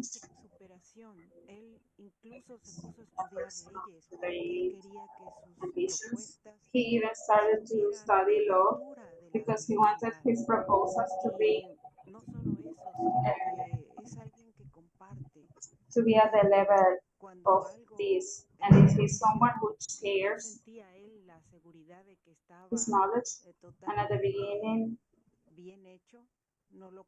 he was not sure of doing the things right. This is we see that he wants to get better, and this is an opportunity for us to see how someone can achieve bigger things. And he's always showing us great presentations. His videos are amazing. He's always trying to find a better way to explain things to us. So yeah, I think he has definitely set a standard for us to follow. And well, we don't know Kashif, but we don't know him very much. But I feel when someone wants to be a candidate, it's because the person feels that he can achieve something and create synergy in that committee. So I congratulate you both.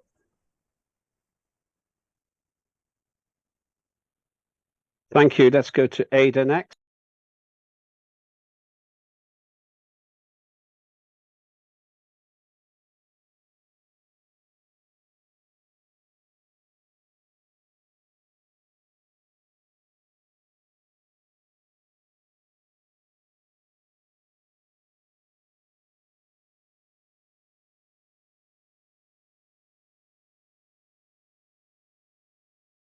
Ada, we can't hear you. Your micro, Ada?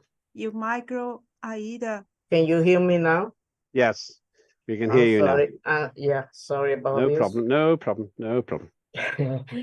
I will repeat. John is a strong man and continue to upgrade himself for the future. He's being active in every second, every month, in Parliament and outside Parliament, and his experience is untouchable. I congratulate him on his future, and I hope he got the point. He got the ball for this time again. Thank you. Thank you. Alex.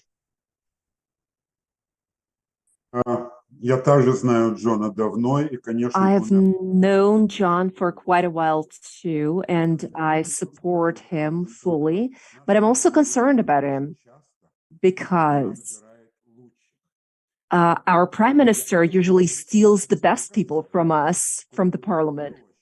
So I'd like to first have the primary group as Ariadne, Riki, and John over there in this committee. Thank you. Thank you very much. I'll make a small comment about that after the vote. Right, let's move to vote. And then we're actually going to take a quick 10-minute break then, because this is turning out to be the two main items in one, which is the agenda for the committees and the voting. And then we will be halfway through, and then we'll do the rest of the committees. All those in favour, if you're on the committee, only if you're on the committee, please. If you're on Trade and Commerce, all those in favour of, let me just see, well, John, fine. I'm just trying to work out what the alphabetical order is. John, if you're supporting John, then please raise your hand now.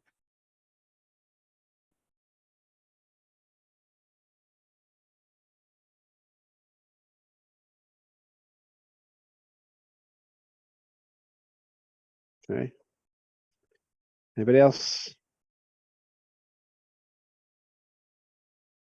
Okay, 10 more seconds, I'll close the vote.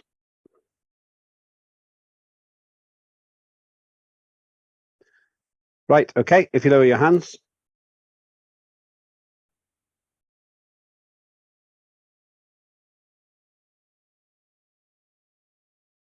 And those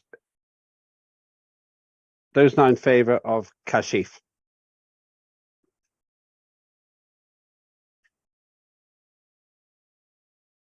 Close the vote in 10 seconds.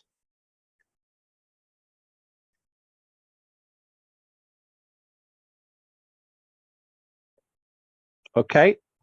John, congratulations. Well done for standing at late notice, Kashif. John, congratulations on being re-elected. As ever, I'd advise you to talk with Kashif to see how you can work together on the committee, because it's a competition, not a war. In answer to the point that Alex made, I've been talking to John about another potential role he might be taking on. More to follow from that, but he'll be doing it from Parliament, I think, at the moment. So there is some news to come there. John might be the first person to do a particular role. More to discuss on that. It's a very big role indeed. So thank you very much. Let's take a 10-minute break. The reason for this is, well, actually make it 15 minutes. We'll start on the hour in most countries. The reason is you have 15 minutes left to vote. So please get your vote in now. This is the only break we will have. I'll speak to John and Benedetto. John, go ahead. Yeah, I just wanted to thank everybody for their vote, and I won't let you down. Thank you. Thanks for that, John. And there, one more thing. If you, I'm getting a message on in Slack. Somebody's wanting this meeting to be shared in Slack because they're having computer problems. Could you? Let me ask Linda if in the break. That's good. Good time to ask. Let me ask Linda if there's something we can do to share it in Slack. I don't know how to do that myself. I But figured it out either, so that's what I'm trying to.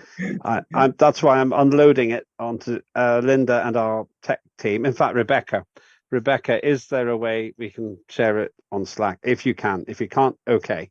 If you can, let's share it on Slack. If we can share it on all social networks, that would be even better. And Benedetto? Yes, just to know in which order you will do the next committees after the break. The order of the committees is Justice, Youth and Education, Safety and Security, Equity and Resources, Manufacturing and Culture. Justice, Youth and Education, Safety and Security, Equity and Resources, Manufacturing and Culture. That is because we use a standard order now. The original reason for that order was random, but we've just got that order now and we just always use it. It's just easier. Thank you. So we'll start again. It'll be 1700 UTC. You have 13 minutes left to vote. Please vote. Please vote. And I'm going to, as always, be checking with my team. This will be the only break. Then we will continue and we will get the other 6 done. And that's really most of our business for today, because this has turned out to be a rather good process. So I'll see you all in 12 minutes.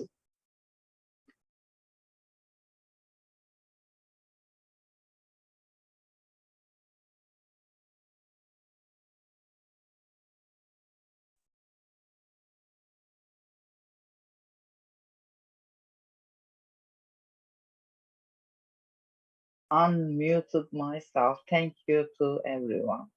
Lieutenant, I like to work with you, but you as a minister. You gotta invite me for the coffee now. Here is my coffee. Come. Oh, you're going to have a lot to learn. What, me? Yeah, you. Why? All security concerns and how to do treaties. Just all kinds of fun stuff. Then 1 second, Ricky. First, you think that I don't know. Yes, I don't know everything, sure, but I know some. I'm sure you know quite a bit. I hope just being facetious. I hope we don't pass like this 3 years down that we don't get together in meetings, so we could get because if we die like practicing and talking and things like that, we dead. So I hope is get a lot of changes at this time. I think Because it will be a lot of active. Because some of the meetings, it was almost private only, and most of the people didn't get to all together. Yes, and it will change. I gotta go to your town to drink that coffee. Come to Turkey, Istanbul. My house is open for you. A Turkish coffee, at least I owe. I'm gonna get mine now. You put cardamom in your coffee? What? Cardamom. It's a spice. Cardamom? No. Yeah. It's kind of a sweet spice. Cinnamon, maybe sometimes. In tea. No, I don't like spice in my coffee. Plain is best. Yeah, I like to make salty white every now and then with the cardamom. By the way, how can I explain you? Advertising law is important because you are working global and you don't want to be sued from any country. Can I express myself? Because the countries has different rules and culture, and you are learning how to use the top message, top image, or other kind of messaging to people. When you are working with a global company, you need to know most of it, or you need to do at least a research before you publish your advertisements. Oh, it's yeah, an important definitely. issue and gives you a good background about global thinking. So I'm not bad, at least, but of course, I'm sure that I need to change my point of view.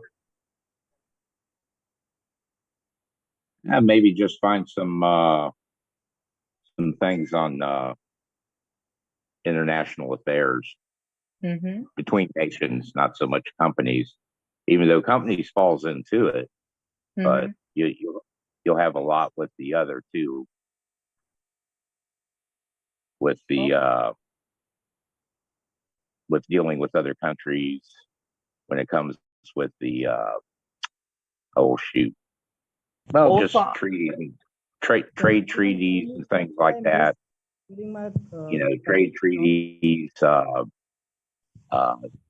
visa treaties, you know, things of that nature. It's just no, I understand.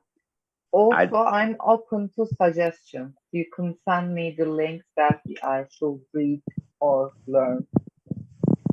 Can anyone tell me what did I miss during my connection loss? Oh, the election for the Committee of Trade and Commerce finished. You are aware about that. After that, we have given a break, like 15 minutes, but 10 minutes passed. So 7 minutes tops you have. After that, we're gonna continue with the youth and education and culture and 1 second, manufacturing committees. And also justice. Erda, Yes, congratulations on your election.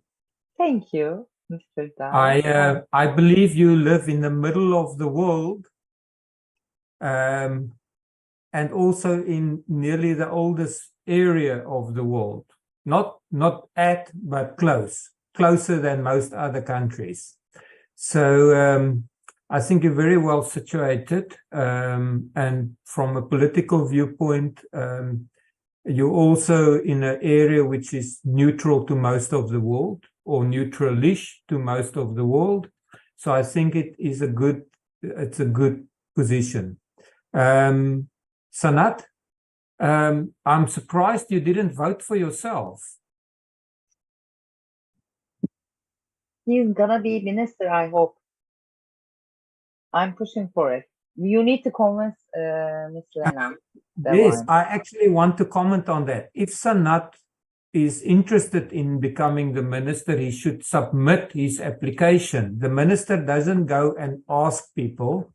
People must submit their application with their CV, and then the minister will review those. The prime minister will review this.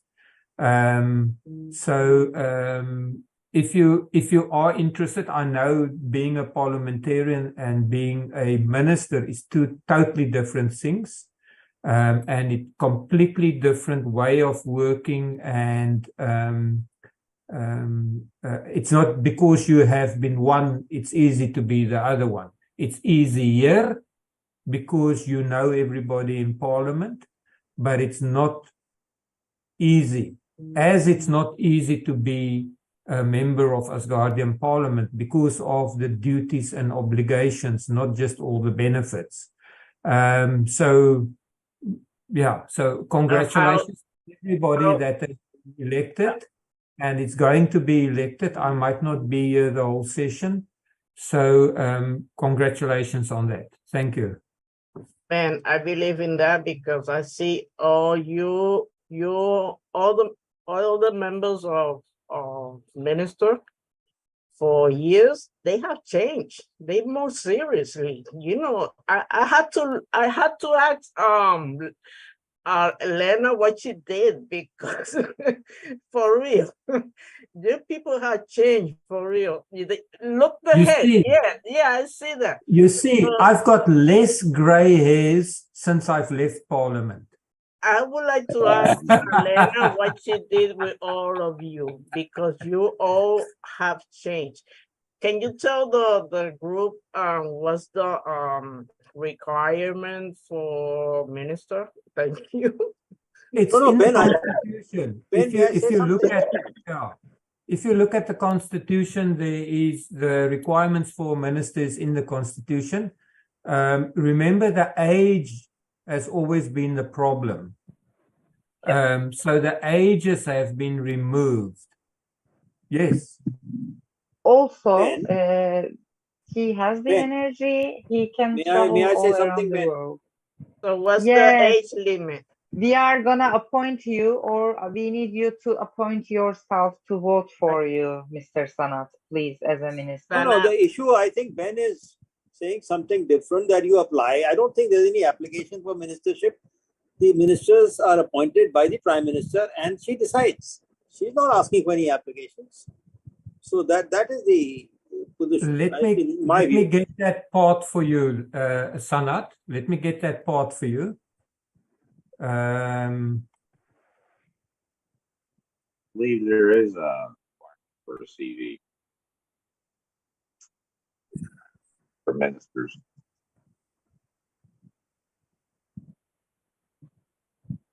Okay.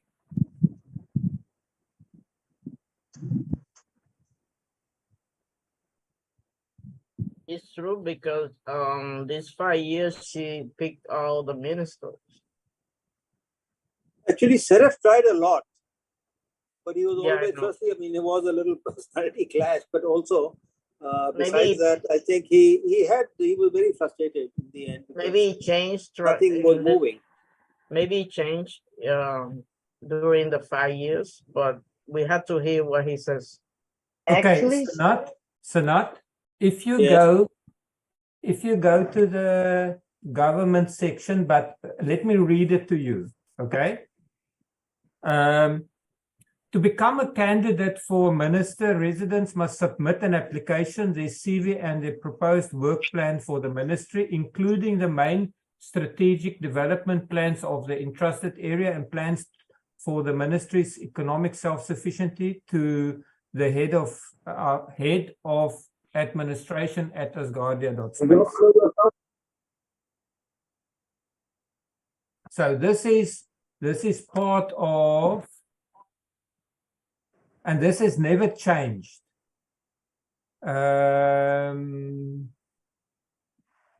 This has never changed.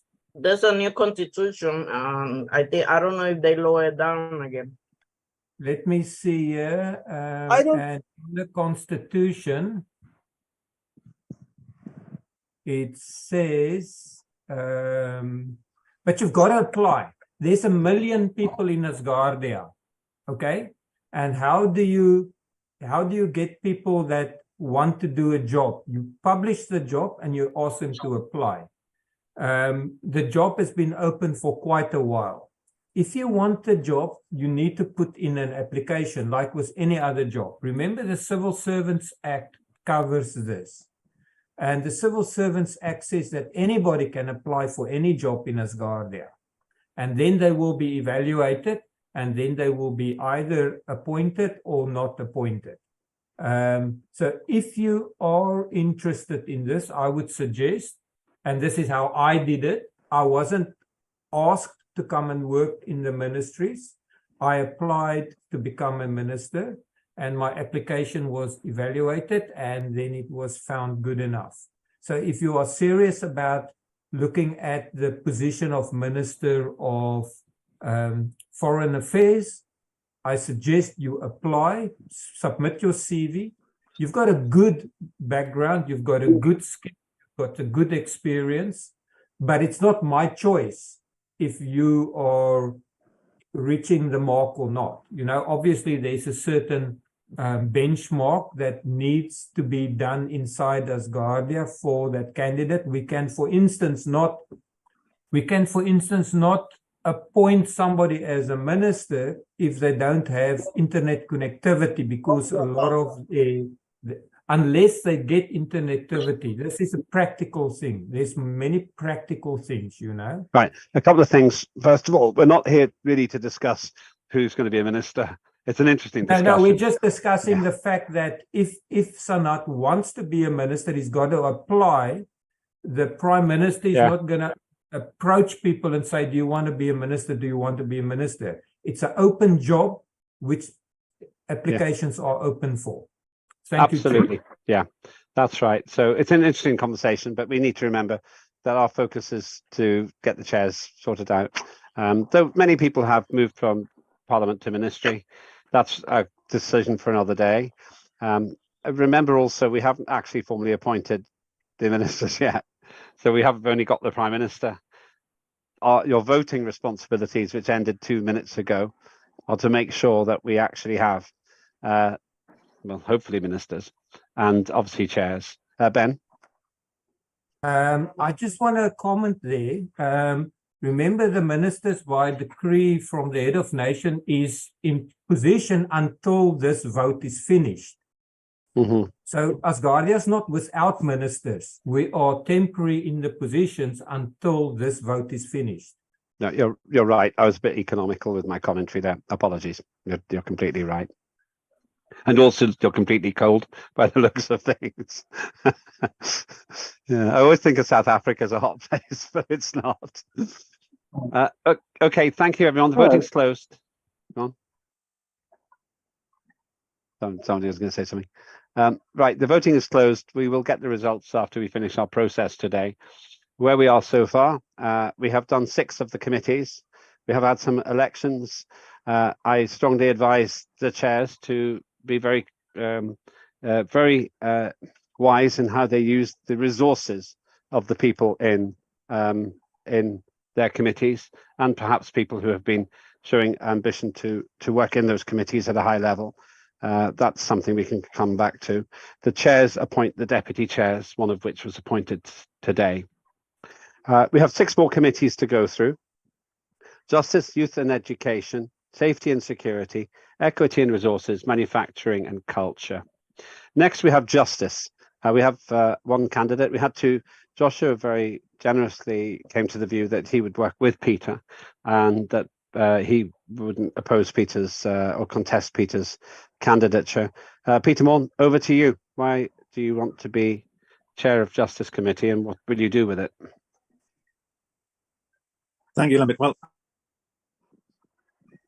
in this committee, and I deputy to Tuckers, I'll get it right, when he was chairman of the Justice Committee. And I've thoroughly enjoyed it. I've worked with Mark Beer, our minister, quite closely on 1 or 2 of the acts which we have put through. I'm a great believer that we should be involved as a Justice Committee much earlier in the process of legislation than we really have been.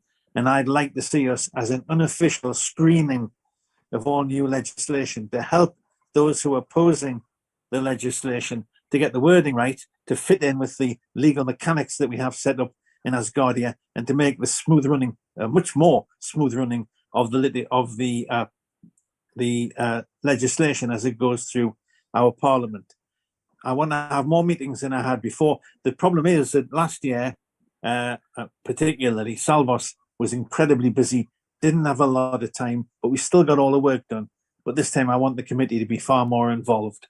And I'm delighted that I've been put up for the chairmanship, and I will do my level best to discharge that duty well, if I am, in a moment or two, appointed. Thank you very much, Peter. Questions and comments to Peter Morn?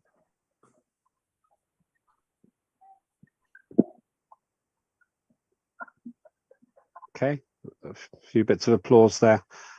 Ariadne? Ariadne. Yo siempre tengo comentarios para todos. I always have a comment for everybody, but Peter, I think he's a serious lawyer and very compromised. When he says, I'm sorry, but the law says this, that's where I say that's how it is and that's how it should be. As legislators, we should take a look at what the law says, and if we have to change them, then we have to make amendments. But if the law says something, we have to follow it. And that's what I have learned from Peter. Principally the the formal way of being a lawyer and saying things how they are. But if the law says something right now, that's where we have to go to. That is the law, the idea that he could be in that position, and I say hello to him and all my energy so that he can have all the votes. Thank you. Thank you very much indeed. Ada?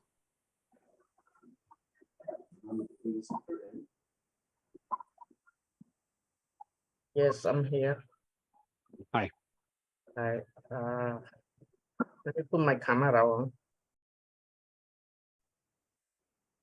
There you go.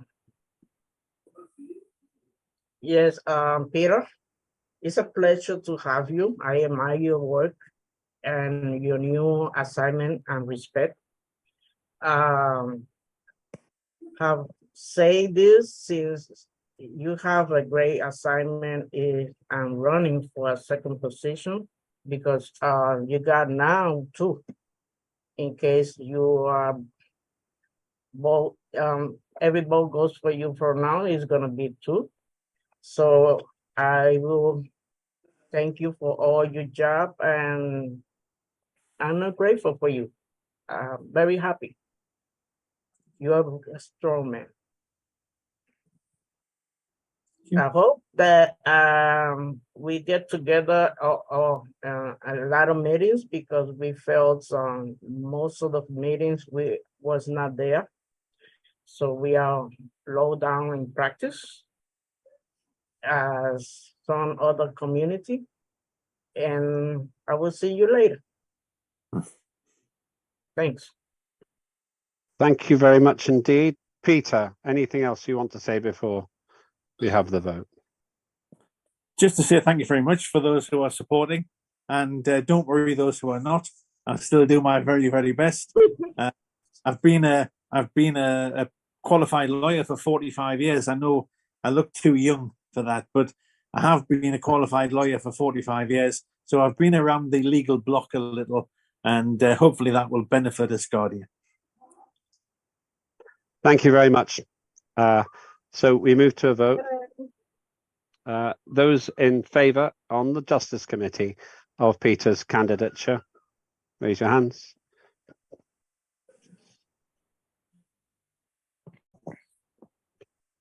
Anyone against? Lower your hands, please. Sorry, yeah. And right, anyone against? All right, congratulations, Peter. You're the chair of justice. Thank you very much. And since no one voted against you, you don't have to start a long legal process. I've known Peter for 33 years, and like a fine wine, he just gets better with age.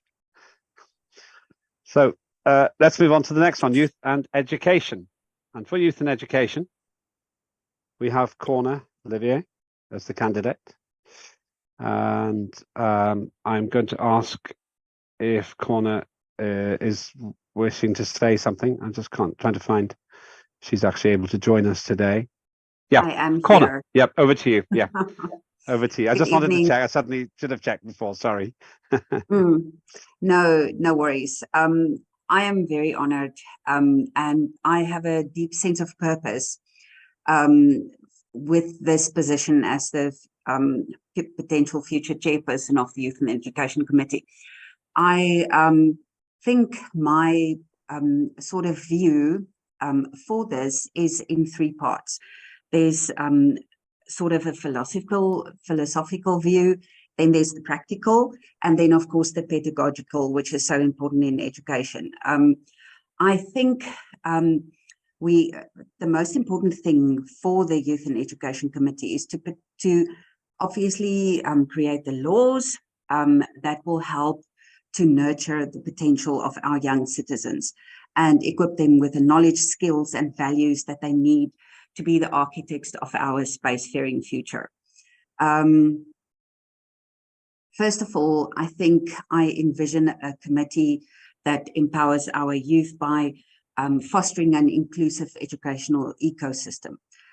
This ecosystem, of course, will embrace technological innovation, modern pedagogical approaches.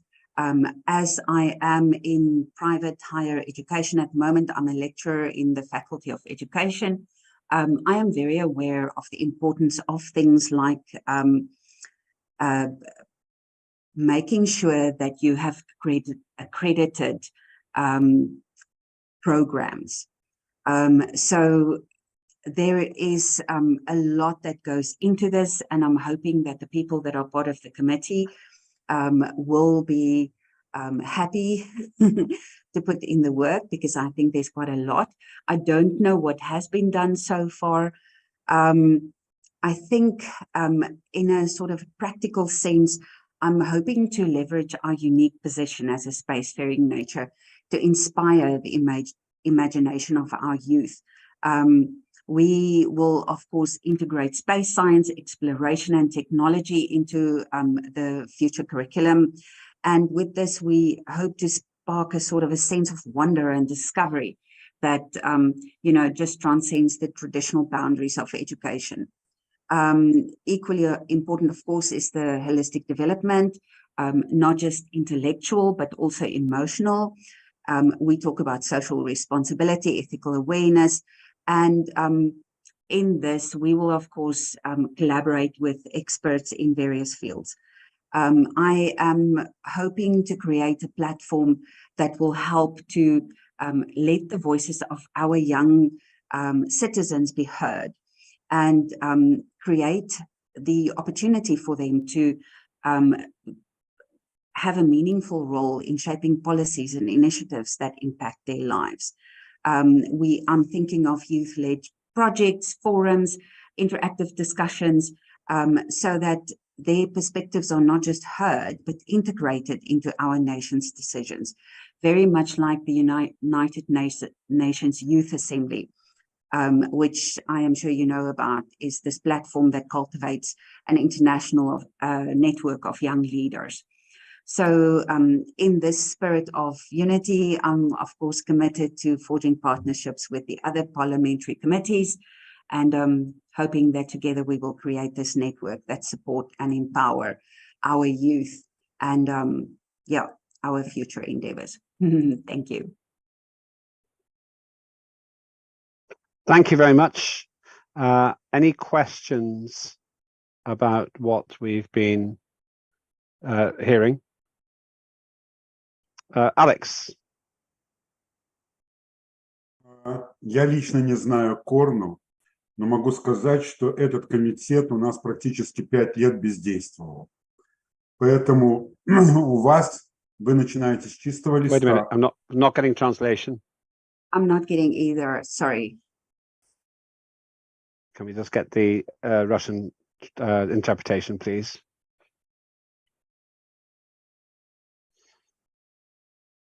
How about now? Let's try. Let's try. I can speak English. No, let's try. Let's hear. You've got it now. Yeah, please. So this is why you are beginning from the clean sheet. You've got a lot of questions, and the questions of youth, just a source of new residents of our country. And I would like to get as many interesting young people involved as possible, because we elderly people, not young people, our brain are not as quick as those of the young people. And I would very much like to see your success in your new position. Thank you. Thank you very much. Thank you very much. Thank you. Anybody else? Ben?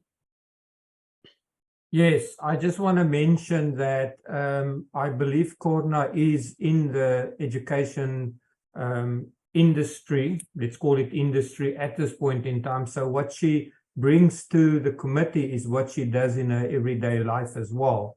So I think it might be a very good fit.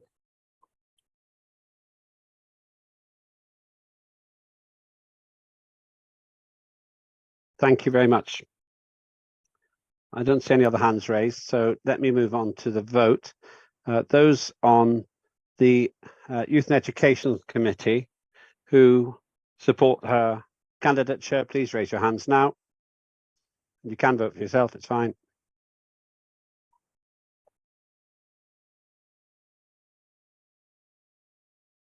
Okay, lower your hands, please.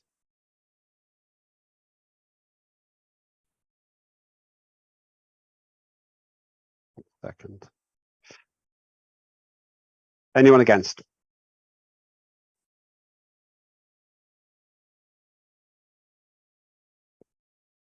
Okay.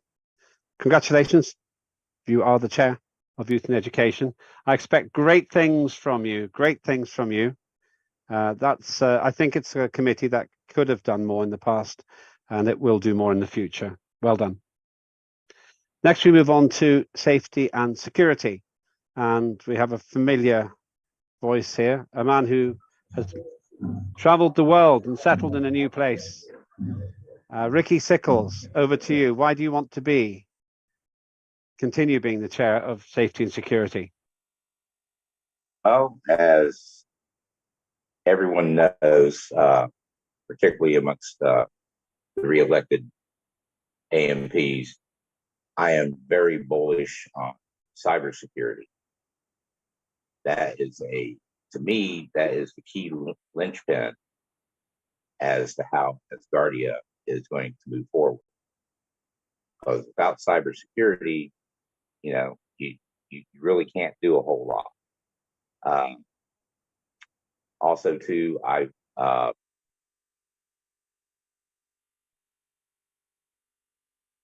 want to put my words the right way.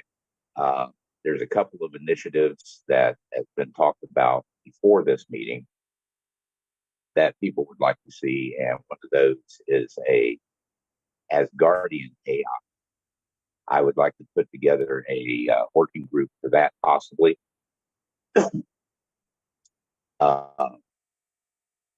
One that we can use for ourselves, particularly when we're doing working group sessions in the different committees. I would prefer that we would have something like that in order to make sure that our information, ideas, and such are kept within Asgardia and not using an outside platform.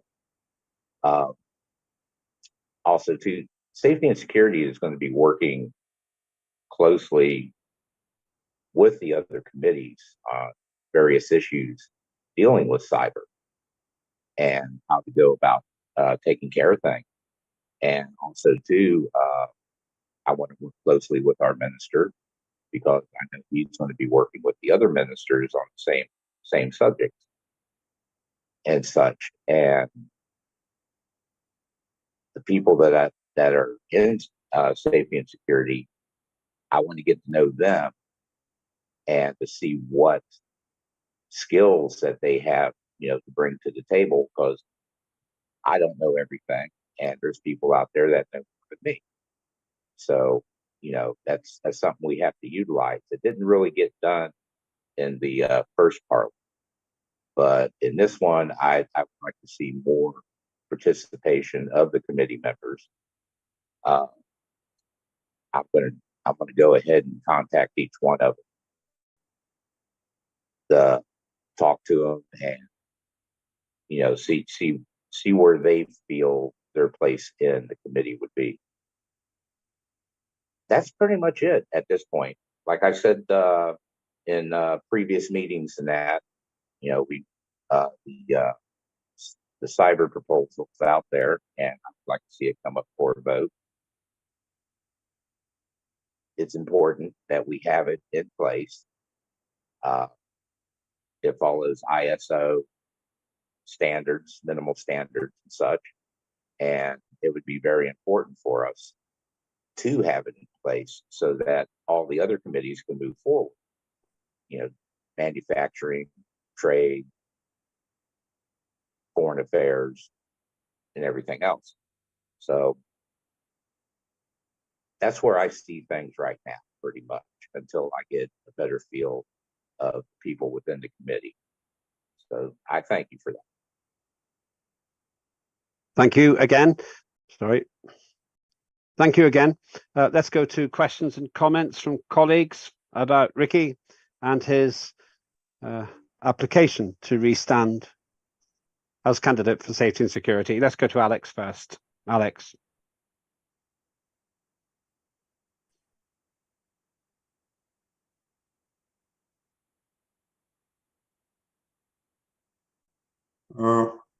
Вы мне дали слово, Лэм? Have you given me the word? Yes. Yes. I would like to say that it's important that the committee is headed by the professional. So Ricky proved to be the highest professional. I have known him for 5 years, and I know the uneasy life Ricky is living. I would like to wish him good health and to continue actively working for the benefit of Asgardia. Thank you. Let's go to Ariadne, then Ross.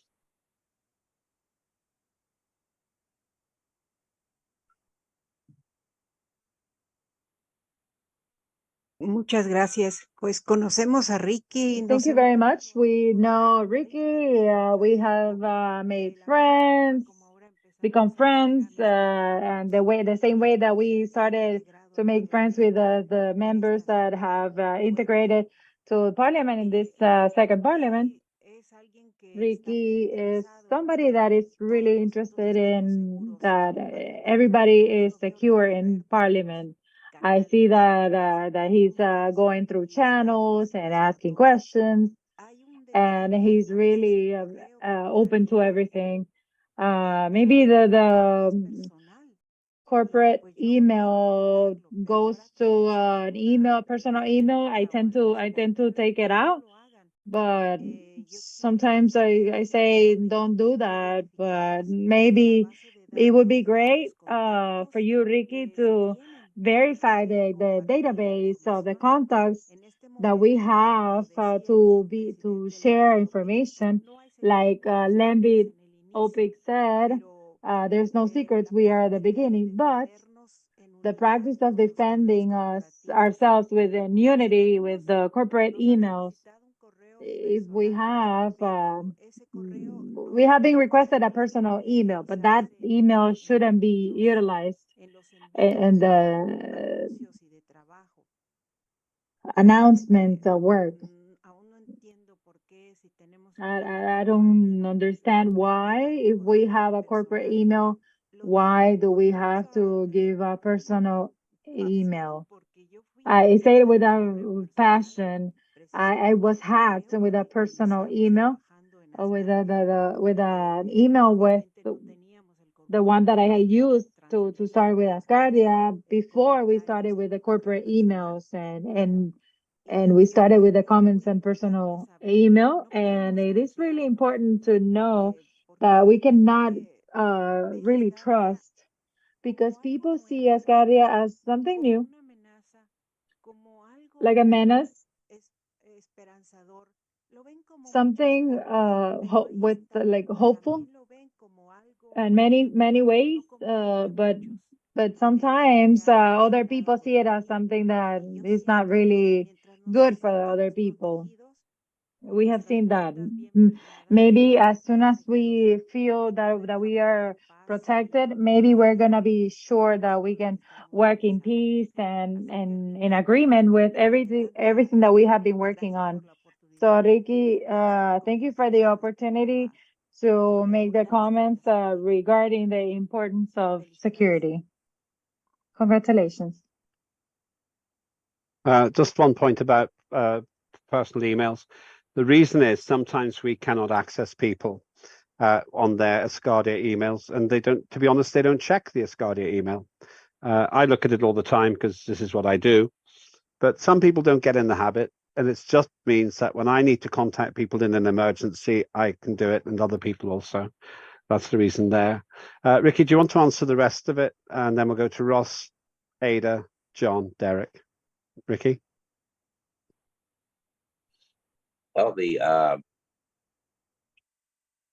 when many of us first joined, and before we got elected, we did have to use a personal email. And then once those of us who were elected, government and such, then they got a corporate email.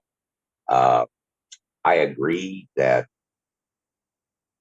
a personal email really shouldn't be used, but as Limpet said, sometimes you might not be able to get a hold of somebody through the corporate email, but you get a hold of them through their personal email. So there's been instances where I've gotten double message, one corporate, one personal. And so I can understand having it. Is just that the personal isn't published for just anyone to get a hold of. That's strictly an admin thing. So that's something that, we're going to have to look into that later on. If you could send me a note on that, I'd appreciate it. And so, because I couldn't actually hear everything, that way I know exactly what it is that your concern is. So it can be addressed. Let's take Ross and Ada together, and then back to you, then John and Derek together.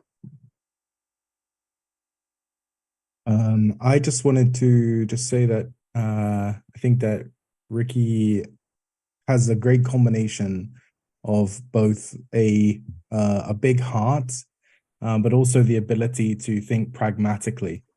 He looks quite far into the future, and he looks at all the angles. So I think having that balance between being able to be compassionate but also think about the security of things, it's a great kind of combination. And I spoke about how our website and our digital properties are kind of our territory. I think Ricky is a great person to kind of help spearhead protecting our territory. Thank you. Thanks very much. Thanks very much, Ada. Yeah. Yes. We stand on his job. He is far now from us. I always fight with him because of that. Because of the connection of ours. But he's a professional on his talk and in security matters, and he had the patience to understand all members, no matter who and no matter what community. Congratulations, Ricky. Thank you. Thank you. Let's go to John and Derek. Yes, Ricky's been with Parliament for a long time now, and he's worked really hard in the security committee, information and security. And he definitely, like Ross said, whenever we're having our meetings and stuff, or even when we're having these sessions, or even a Q&A, Ricky's always quick to point out something that he may feel is a security issue. And that's a good thing. That shows that he's vigilant and that he's keeping track of things and that he's trying to keep Asgardia secured. And for that purpose, I think he's a great candidate for the chairman of that committee. A lot of good things have come out of that committee. I think there's more can come out of that committee. I think there's definitely room for growth. The minister, I can't remember his. I think his first name is Yakov. I think he gave a website yesterday, and I actually checked that website out. And I would recommend to Ricky to check that website out too, because it has a lot of information about cybersecurity and whatnot that may be useful. And I think that that could help his committee as well. But yes, I definitely support Ricky. Always have. So that's what I wanted to say. Thank you very much, Derek.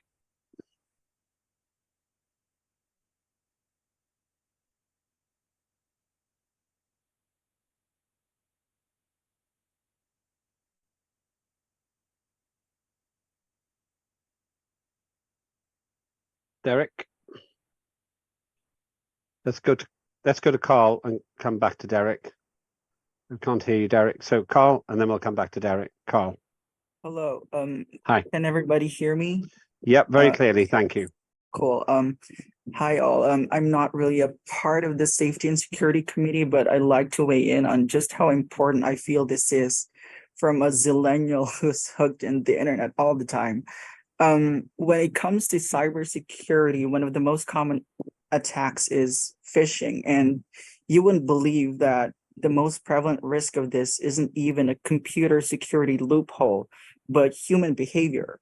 Simple things like being tricked to open a shady website and clicking suspicious emails. And so ultimately, I think it takes someone like Ricky, who's bullish on cybersecurity, to tackle this. And personally, I'd feel safe with someone with this kind of attitude at the helm. Thank you very much. Thank you. Let's try Derek one more time. Derek.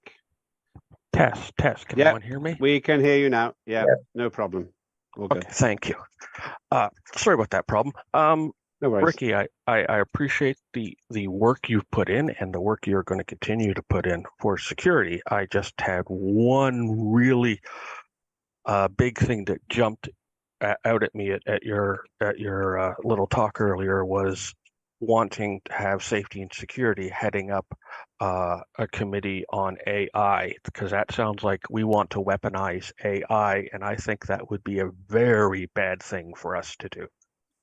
No, it's not weaponizing AI, but what I'm talking Then why would about, safety and security lead it then? I can see safety and security being involved. Well, but I don't think they should be leading it. I didn't say leading. I said that there'd be a working group, which would mean other people. What my concern is using outside AI secretaries and such for our working groups, because there's sensitive information within those groups. And I would prefer that it could be under control of a Asgardian AI or VI in order to keep it in-house so that information doesn't get out and, industrial espionage, things of that nature. And that's my concern. So So it would your involve, concern is the essentially the transcribing service that people are using? right. Right, because That's that doesn't what even really need to be an AI or VI. That's just a simple transcribing service. well, some of them are using AIs. You know, Okay. even though it's a transcribing service, some people are using AI. And so that's my concern. Okay. You know, I want to make sure that our information is protected. Thank you very And much for answering. okay. Ben? Thank you. Single candidate. I feel I need to comment here. I support everything that everybody has said, which is very good about Ricky. He's also one of those people that walk the talk. He doesn't just say things, he actually does things. And I want to comment on the AI aspect. Interesting because I've been looking at the AI stuff and I don't want to go into a debate, but I would appreciate safety and security having an eye over AI, especially the learning models of the AIs being used and introduced into Asgardia, as we all know that AIs can be biased based on what learning models are used, and I think that's definitely an area where safety and security should be involved. Thank you. Thank you very much. Daniel?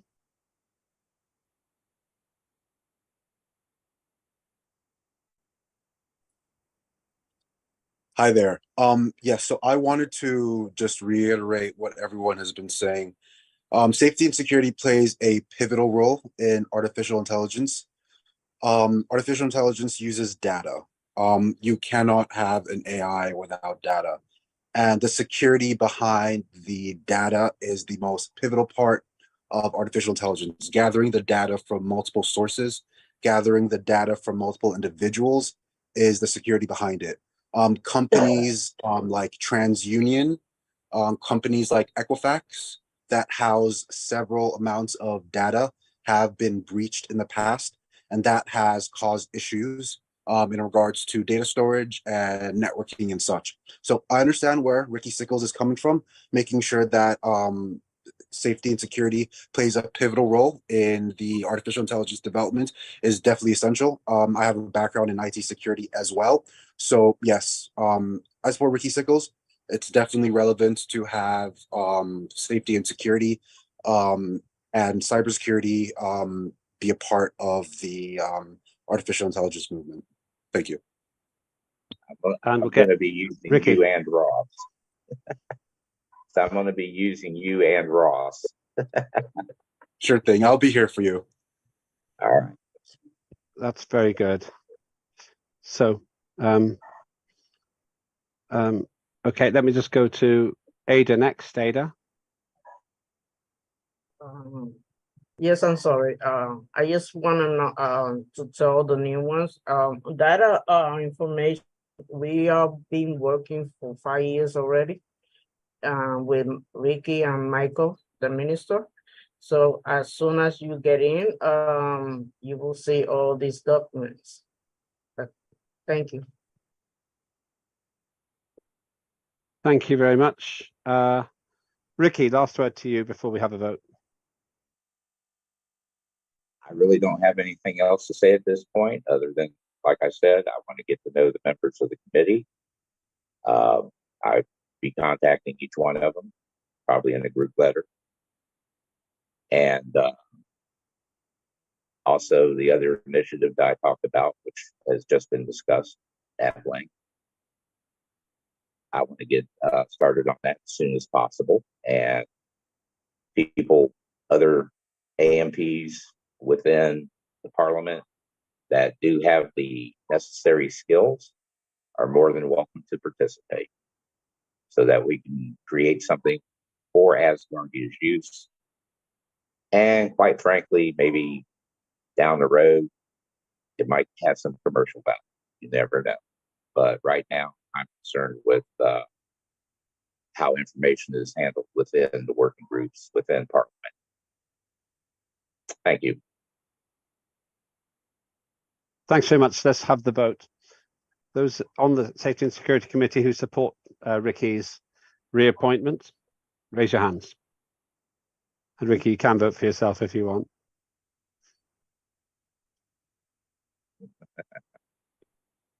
I always used to vote for myself. Imagine losing by 1 if you don't. Okay, lower your hands, please.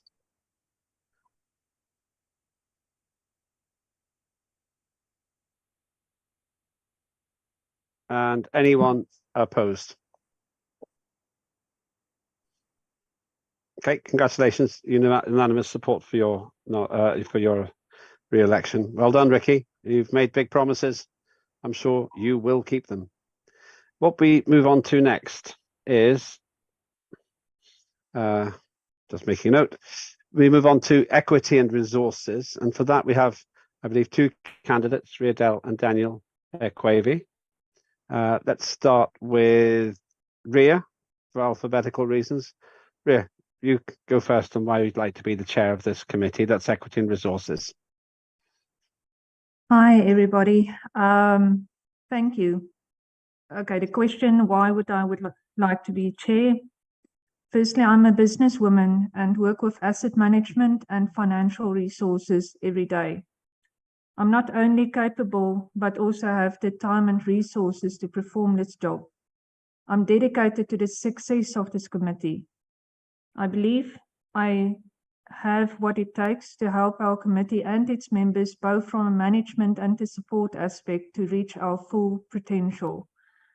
As chair, if selected, I can assist each member of this committee to have their equal voice in the matters and in the direction of the work for this committee.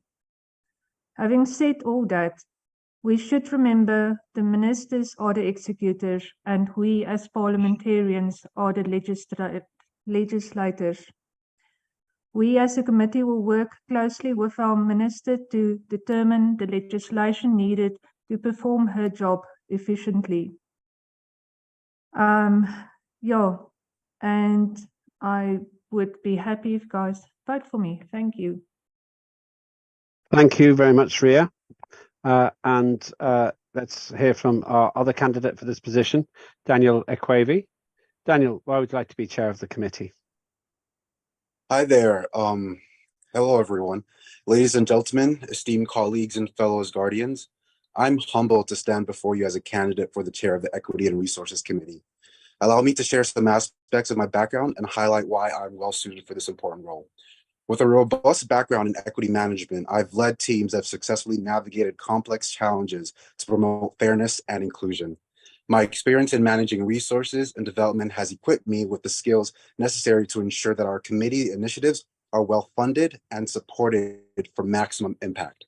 Furthermore, my extensive collaboration with professional firms like BlackRock and other major equity management firms has given me insights into diverse perspectives and the importance of fostering an inclusive environment. This experience has enriched my understanding of the nuances surrounding equity and has motivated me to further champion these values with our own organization. Educationally, I've had the privilege of attending both Harvard University and the Pennsylvania State University. These institutions have instilled in me the dedication of excellence and commitment to effecting positive change. I'm passionate about leveraging my education and my experience to drive equitable outcomes for all members. In my journey, I've come to believe that equity isn't just a concept, it's a mission. I'm deeply passionate about championing equity because I have firsthand transformative impact and it can have on individuals and communities. It is this passion that fuels my desire to lead the Equity and Resources Committee and work collaboratively with you to create meaningful change and listen to all your opinions. In conclusion, with over 20 years of experience in equity and management and resources, I offer a unique blend of leadership experience and dedication that I believe will make a significant contribution to the Equity and Resources Committee. With your support, we can create a committee that is not only effective, but also embodies the principles of equity, inclusivity that we hold dear. Thank you for considering my candidacy. Aussi, Pascal, je parle français. Quand tu voudrais mon expertise, dis-moi. Thank you very much. Impressive. You've learned French in an hour. Thank you. We have a contest. If people would like to make any comments or questions, you'd be most welcome to do so now. Ross, and then Carl. I would just like to ask both candidates, in the scope of Asgardia, given our kind of unique situation, how would you see the role of equity? What does equity mean to us? Daniel? So equity means a lot. So for Asgardia, if you review the goals of the Equity and Resources Committee, the main goals of the Equity and Resources Committee is to manage the resources and equity of Asgardia. So the management of our solutions, our substances, our aspects, and the different sort of benefits and resources that Asgardia creates as a community is what our committee is going to be managing. And on the equity side, in regards to supporting different beneficial and financial development aspects of our company and of Asgardia, we will be using the different motivations and the different skills of the different people on the team and of Asgardia to promote those equity balanced resources. In regards to management, in regards to resource allocation, in regards to finance, in regards to trade and commerce, we will be utilizing the skills of different individuals, the partnerships of these different companies, and the resources that we currently have to promote the overall robust acquisition of beneficial resources and aspects that make Asgardia such a great nation. So that's how I believe equity will perform a role in Asgardia. And Ria. Hi, okay. So question was, what is equity and resources in Asgardia? It's not just property, it's not just buildings, it's not just money. We have intellectual property, we have mental property, stuff that can be registered, and people is also property. We've got doctors, PhD people, and those are resources that need to be managed to be to help Asgardia be exactly what it's supposed to be. Good and other organizations in our country or our nation needs also to be managed. So yes, like Daniel said, equity and resources a lot. So I'm not going to expand more on that, but yes, that's in a nutshell. Thank you. Let's go to Carl next and Ariadne. Hi, this is a question for both candidates. I'm just curious, what is the current state of Asgardia's equity and resource management? Basically, how are things looking at the moment for us currently? Thank you. Ria.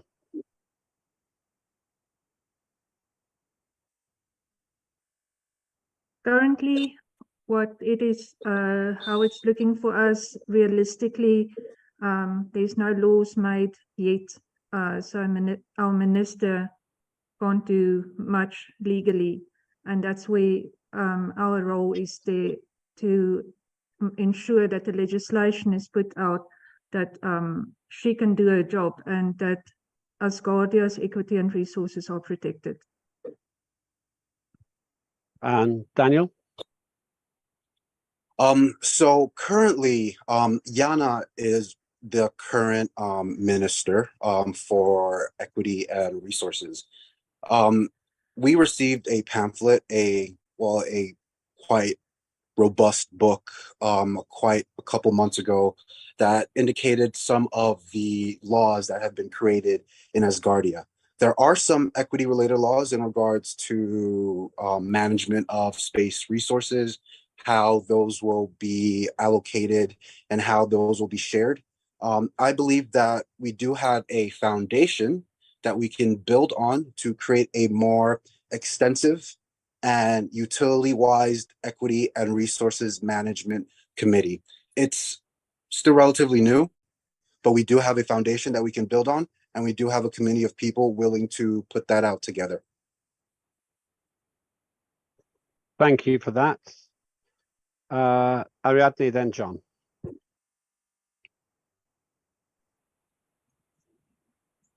Muchas gracias. Thank you very much. Regardless of the position in which each of you will be, I think that you will have a great synergy. You guys have two complementary personalities. I remember that video of Daniel in which he was talking about his campaign, and then we have Ria, who is a more formal or reflective person. She likes to reflect on things more thoroughly. So we can see those two different personalities, and I think that would be great. I wish you both luck. Thank you. Thank you. Let's go to John, and then I'll go. John, yeah, go to John. Yes. Yes, thank you, Chairman. I would say, equity and resources after Yana left the committee, it kind of got quiet, and you didn't see too many exciting things coming out of equity resources. And so my question would be is how each candidate plans on to make equity and resources louder, and how to make it more exciting as far as legislation and, of course, projects. Thank you to both candidates. Okay, let's start with Ria.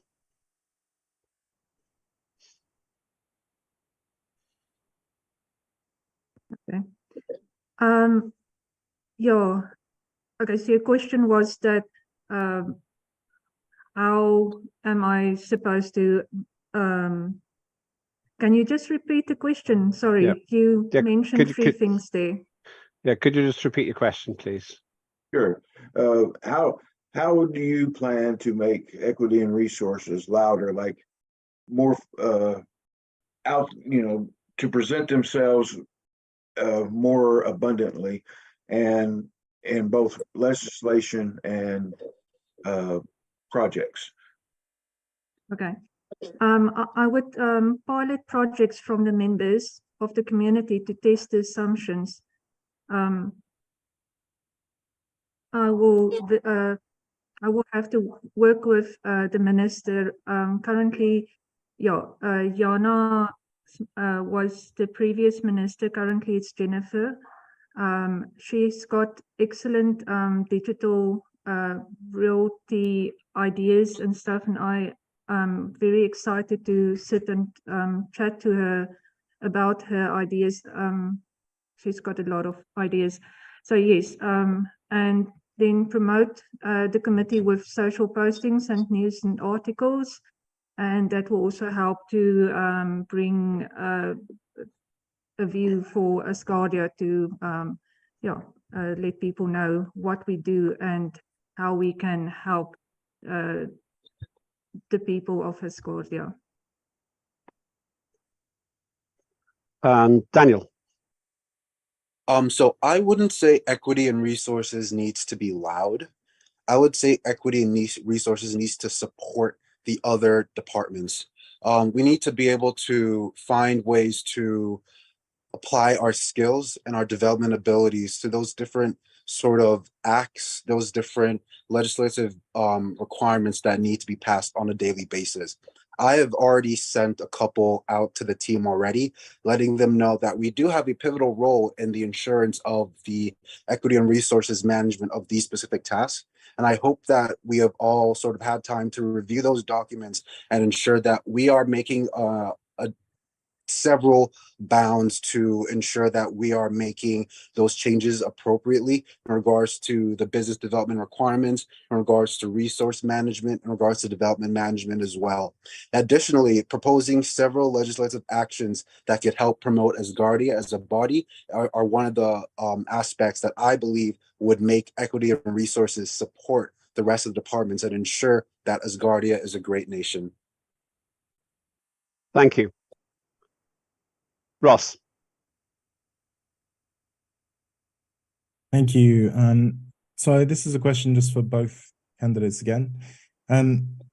There's been a lot of talk about the equity of Asgardia in terms of our, value, our IPs, our property and virtual properties and all these sorts of things. And they've been great answers.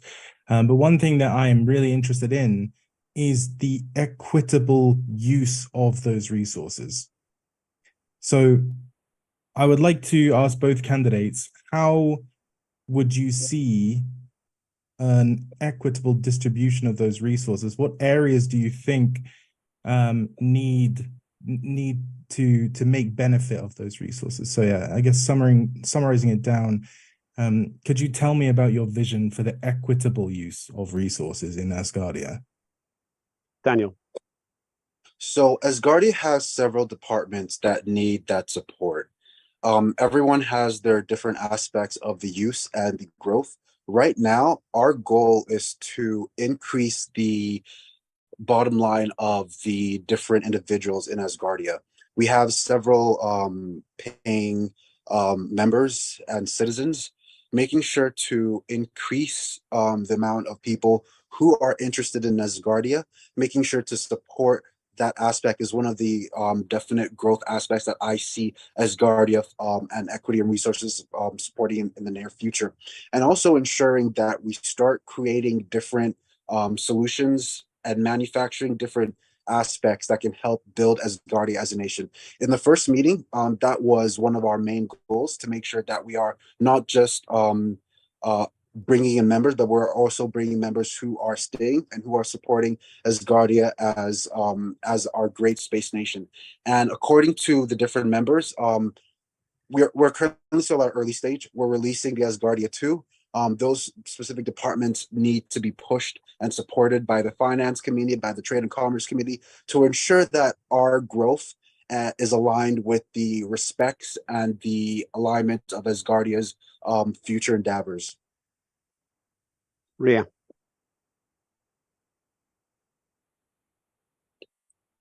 Hi. Okay. I would work with the we would work with the Citizenship and Trade and Commerce Committee for partial ownership of resources by Asgardias. We need to think about profit sharing in commerce. But I would rather coordinate with the Minister of Equity and Resources on what is achievable. She's got a lot of experience already. So we don't promise what we cannot achieve. Thank you. Thanks very much indeed. Those are all the questions. Let's go to the vote. So we have two candidates for the position of Equity and Resources. We have Riadel and Daniel Ekwavi. Alphabetically again, those in favour of Riadel as the chair, please raise your hands if you're on the committee.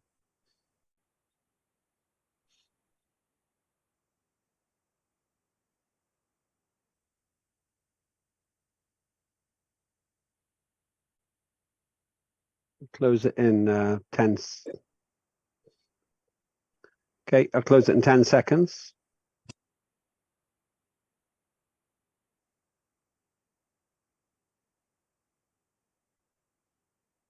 Okay, thank you. If you lower your hands. And those wishing to vote for Daniel Ekwavi as chair, please raise your hands now.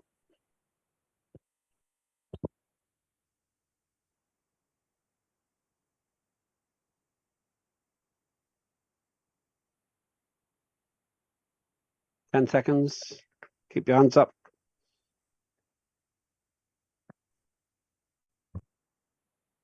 Okay, some people put their hands up and down again. I think by a majority,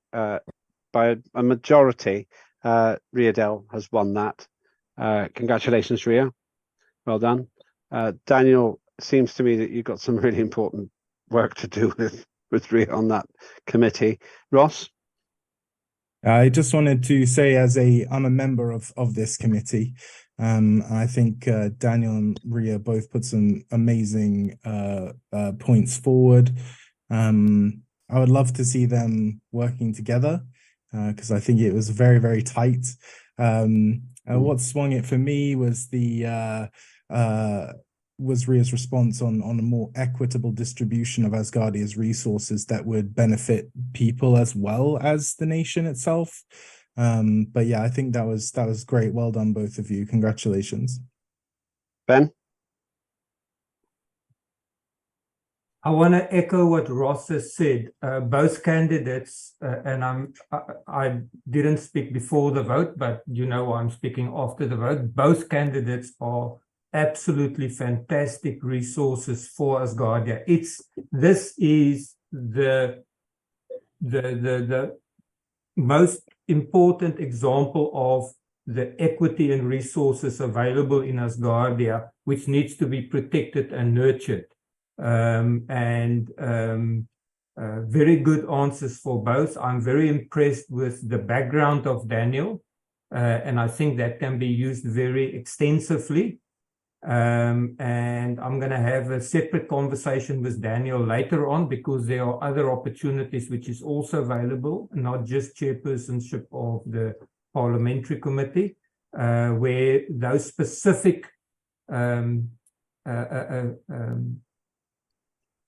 connections which is mentioned might come into play. But yeah, I'm very impressed with both candidates' answers. Thank you. Thank you. Ricky? Yes, I agree with what Ben said and that. And I mean, Ria's going to make a good chair. And I think Dan, personally, I think he should be assistant chair. Thanks. Thank you very much for that. John? Yes, I'm going to say that I was equally impressed with both candidates. They both had great answers. That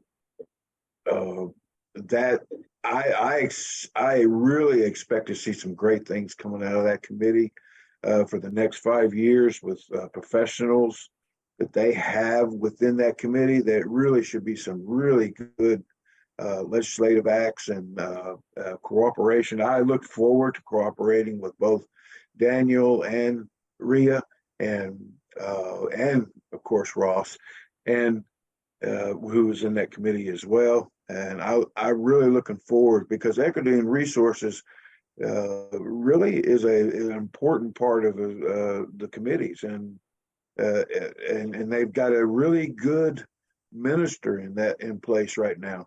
I'm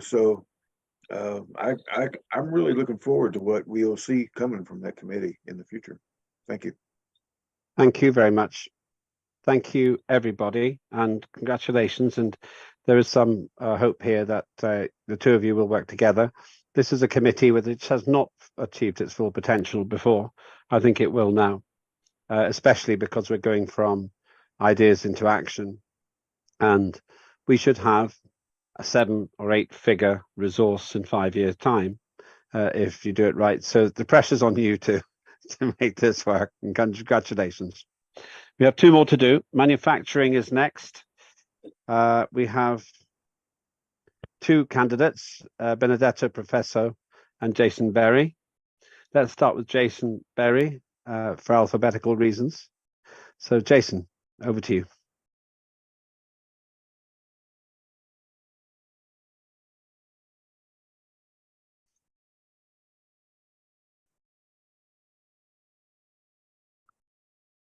Jason. Okay, let's go to let's in that case start with Benedetto Professo and then go to Jason. All right. Hello, can you hear me? Oh, right, yeah. Okay, sorry, Jason, over to you. Yes. Good. Sure. Okay, I'm trying to make sure you can hear me. Okay, We can. I'm studying just in case you can understand me. I will everything down and then mention so you can read it at the same time and hear what I'm talking about, okay? Yeah. Yeah. I will everything in the shot. Okay. Now, my name is Stacey Berry. The reason why I'm here to stand as a candidate for a share question in manufacturing is my passion about technology and for economy, how we just make a product that actually benefit the Australia is my experience in manufacturing. uh, is 2020, the 2020 manufacturing, and the CATMT, my profession is CATMT, helped me for over 40 years in aerospace architecture, and I have worked with Master as a process manager and working on a rover, and I helped build a prototype of rover more than 5 years ago, and when I found out about Asgardia, and I've been with Asgardia for almost 4 years now, and I like where you guys going, and I will help accelerate the possibility of having a technology that will push up the Asgardia is creating a product that will impact the community of people outside of Asgardia and inside of Asgardia.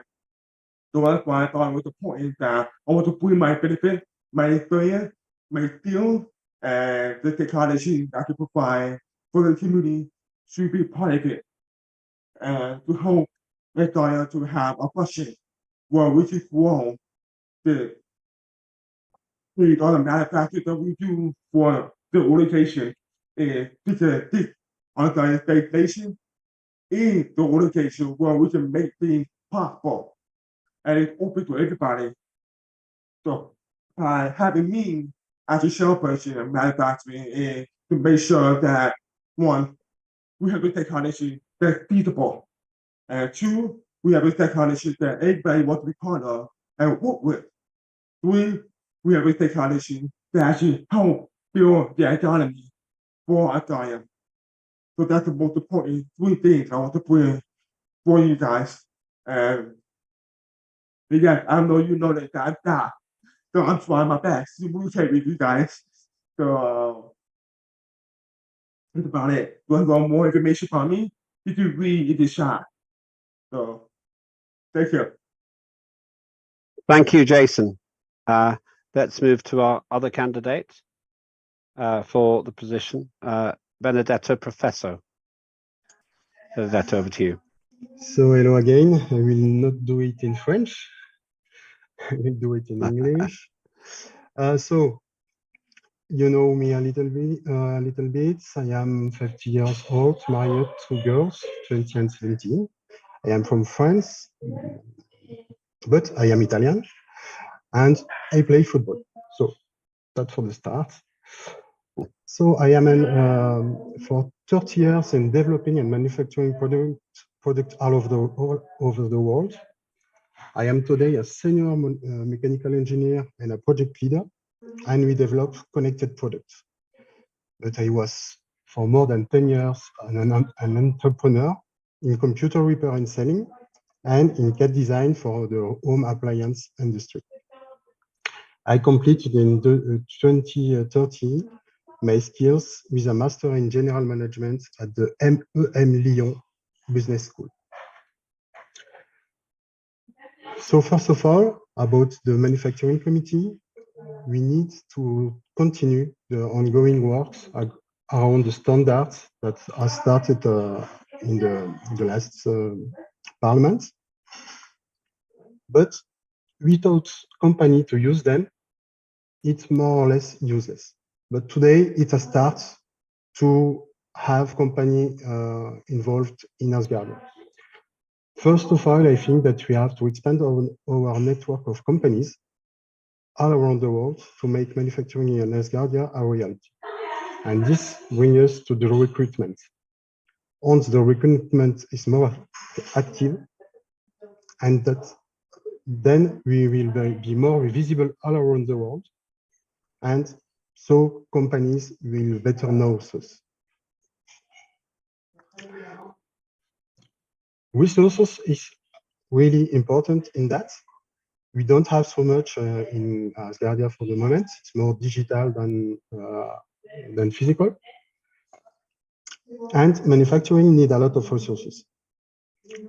We need to create resources to make value in order to set all the levers we need to get the finance we need to push manufacturing beyond. Company who wants to join Asgardia will do it only if a win-win business is available. And today, I'm not sure that we can achieve this. We have to use Asgardia 2 projects that we already started as an example of what we can do in manufacturing projects in Asgardia against our laws and standards. And I profit for the moment that if anyone will join the project, it's totally open and you are welcome. And we co-manage this project with Ariadne and Jason for the moment. So what we need is achievable goals that having the Asgardia arc is not for now. We have to prepare for the future, but we are not in it. Developing our recruitment network and resources is the key to going faster to bigger goals. So synergy with all the committees is the way to success. So thank you. Thank you both. Questions and comments before we have a vote of those on the manufacturing committee. Our previous chair was Fernando, if you remember him, who was very active and very lively. Ariadne. Then Johan.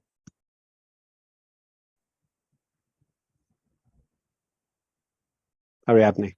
Muchas gracias. Realmente yo me Thank you very siento much. I feel very happy to find two people who are so active and have that spirit of strategy. You both have it, and regardless of who will stay, I think you both create a very proper synergy. And just as I see with Bridget and Pascal, Bridget will have to learn some French, and Pascal will have to, and sorry, and Benedetto will have to learn sign language. But regardless of that, the most inclusive situation is being able to work together, and that's a vital part of Asgardia. And unity doesn't discriminate against, it creates teams, and I think that cooperation will create a unity. In that sense, I've seen how Benedetto works. I think he has a very impressive energy. He doesn't wait, he just says, where is it? Who's going to give or take the first step for us to move forward? And what I see in Jason is his abilities, his manual ability as a designer,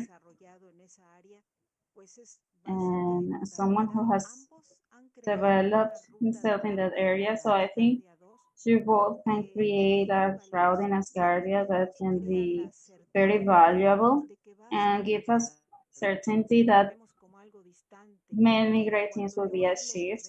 Maybe we see it as something distant, but when I talk to them both, I can see that many goals will be achieved. They are both very professional and they can create a strategy to lead that group. And I congratulate you both. Thank you very much. Thank you. Let's go to Johan. Be brave. Je vais faire l'effort de lire en anglais.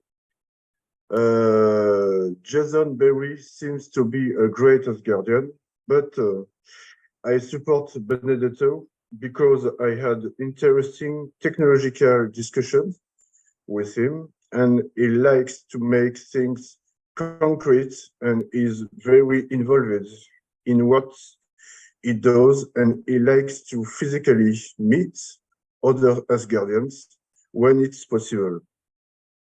Its role in the project of the next satellite is very important for our nation.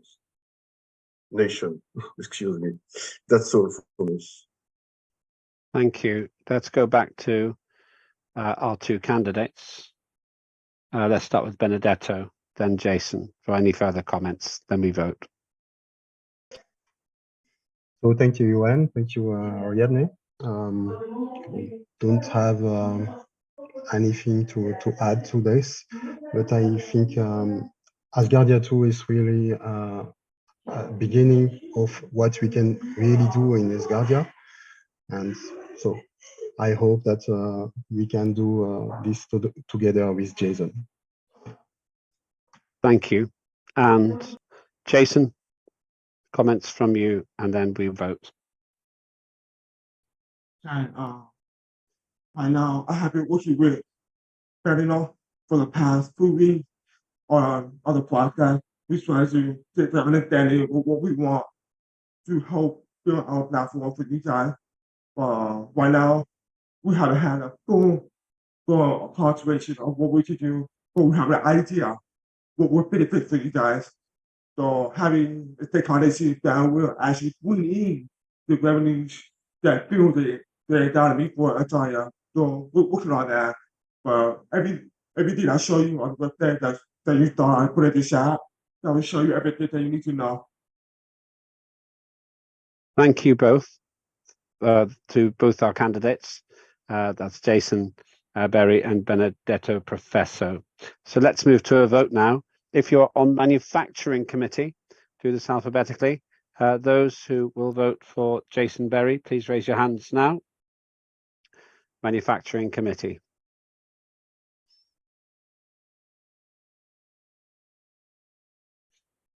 Close it in 10 seconds. I'll keep it open a bit longer now.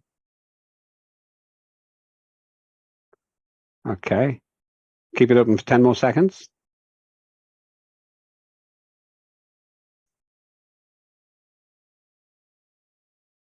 Okay. Thank you. If lower your hand.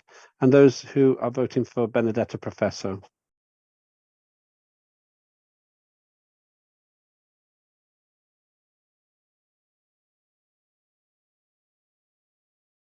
I'll keep this open for 10 seconds.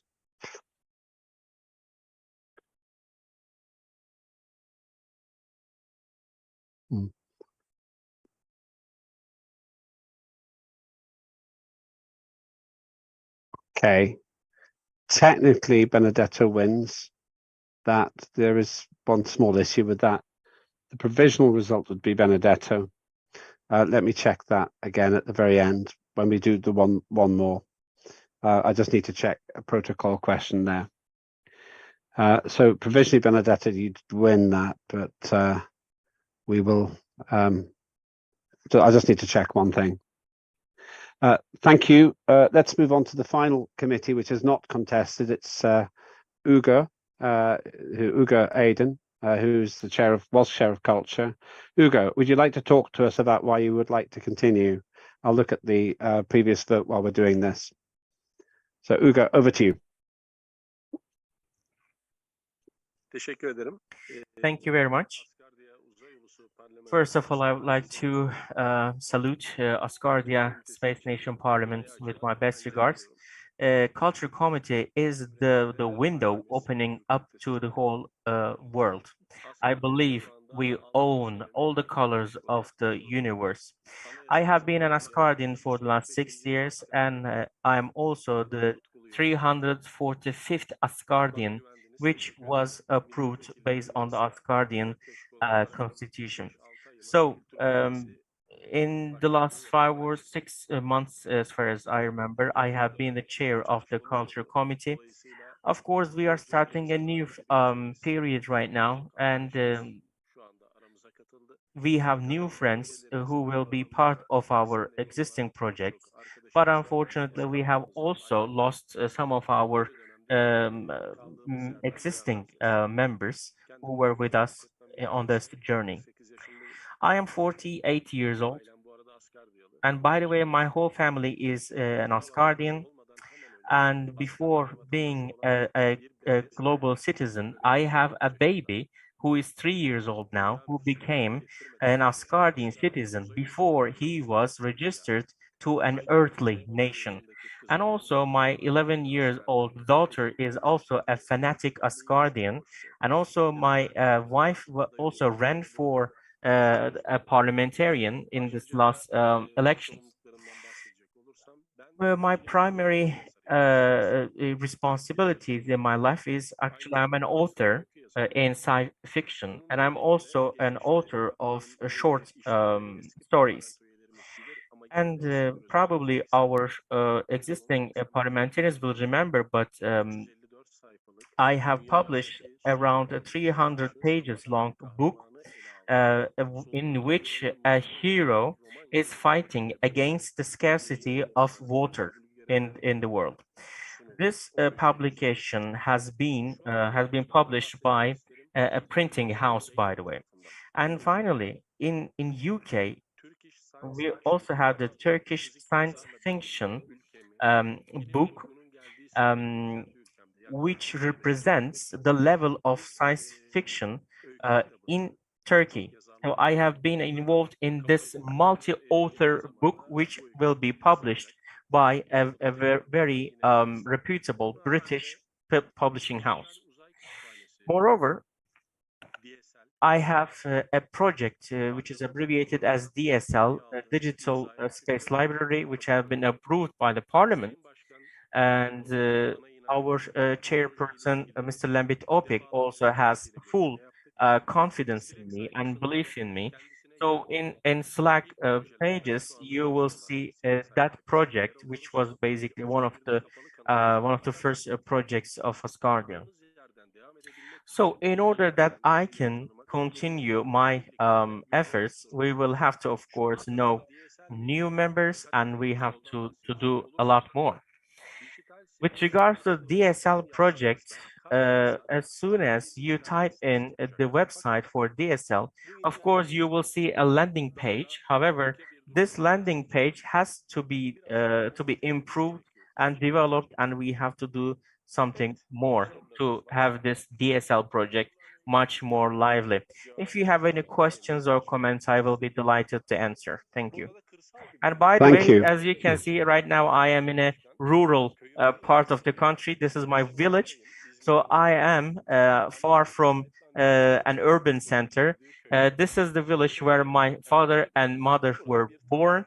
And this is some kind of a short holiday for me, basically. I don't know if you can see, but I will be delighted to show you more. So thank you so much once again for your belief in me, and thank you so much for also showing me as a candidate for this position once again. Thank you. Thank you very much. Let's go to Daniel, then Ben. So I noticed Ugur voted 4 times. He voted for the foreign affairs, well, not 3 times, foreign affairs, equity and resources, and manufacturing. I don't know if anyone noticed that. He shouldn't have. I've been following closely. I didn't notice that, but what I've been following close. Yok, Sayın Başkan, ben Chairperson, I couldn't understand the running order writing because the PC that I use is not working very properly. So I'm trying to basically use my mobile phone, and I have the Zoom connection to my mobile phone from Ferda Inan. But I had difficulty in using the system, and I didn't know what actually happened. So if I did any mistake, I'm really sorry. So I basically raised my hand in some elections, but it might be my mistake. So probably rather than using my hand for my own committee, I might have used votes for other committees as well. I'm really sorry for that.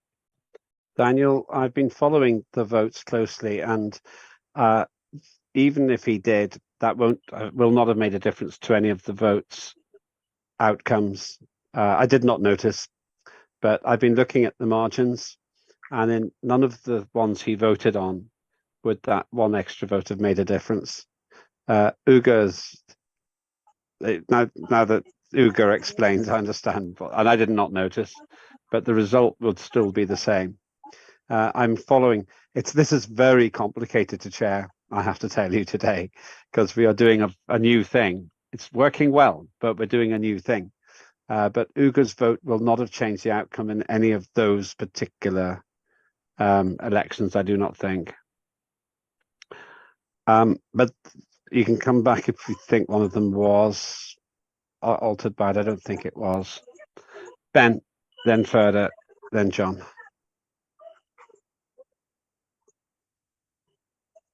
Thank you very much, Chair. I must say I'm very excited to see that Ugo is standing for Chair of Culture, because even when I was in Parliament as Chair of Citizenship, Ugo was the person that brought culture into the Citizenship Committee.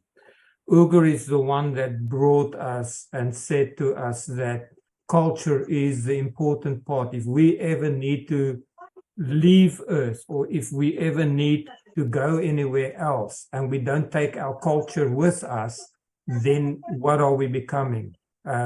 So I'm very glad to see that. And then the other thing is, we all know about charity starts at home. The same way with creating a new Asgardia starts at home. And I'm very happy to be able to say that Ugo focuses on where he comes from and what he brings to the Asgardian table, and he doesn't throw that away. So we have the experience and the knowledge and everything else coming from his culture, which he brings and then integrates with everybody else's. So I completely support the candidacy of Ugo as chair of the Culture Committee, and I believe that it is the only right choice. Even though he's the only candidate, I also believe it is the only right choice. Thank you. Oh, and he's a brilliant artist, and he's also very skilled at administration. That's just something else I want to say.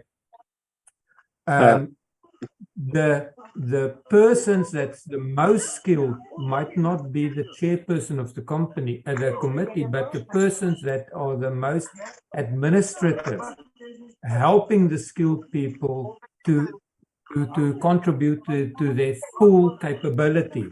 I believe it's very important, and Ugo embodies both of those qualities. He's just not very good at understanding elections. Further.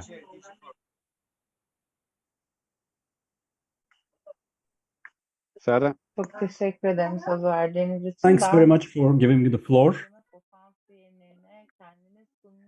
I know the creativity. I admire his self-sacrifice. He hasn't talked about his particular contribution to Asgardia. When I take the floor, I'm going to talk about this.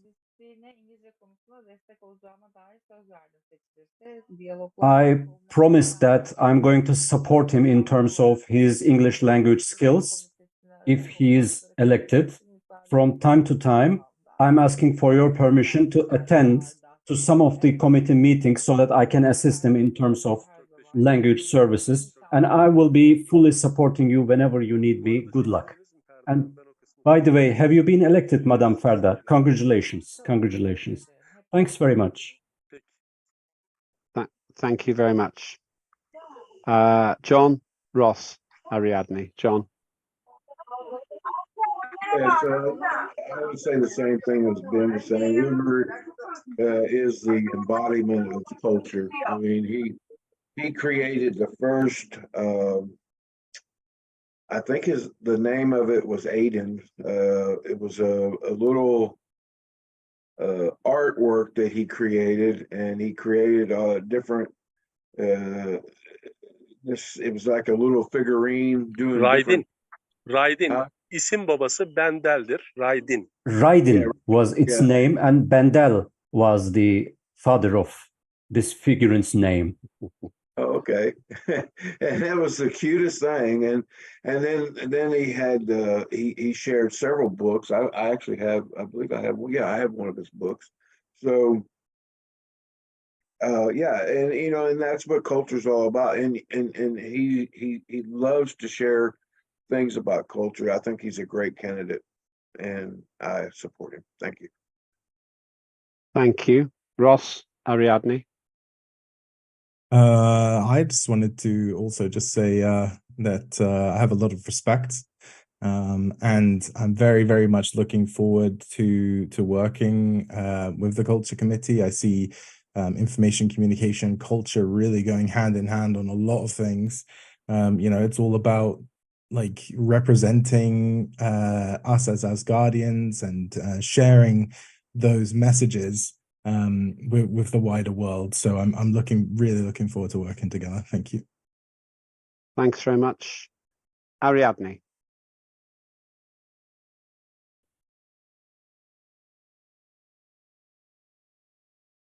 Bien, Ugur, yo siento que Okay, mucho okay.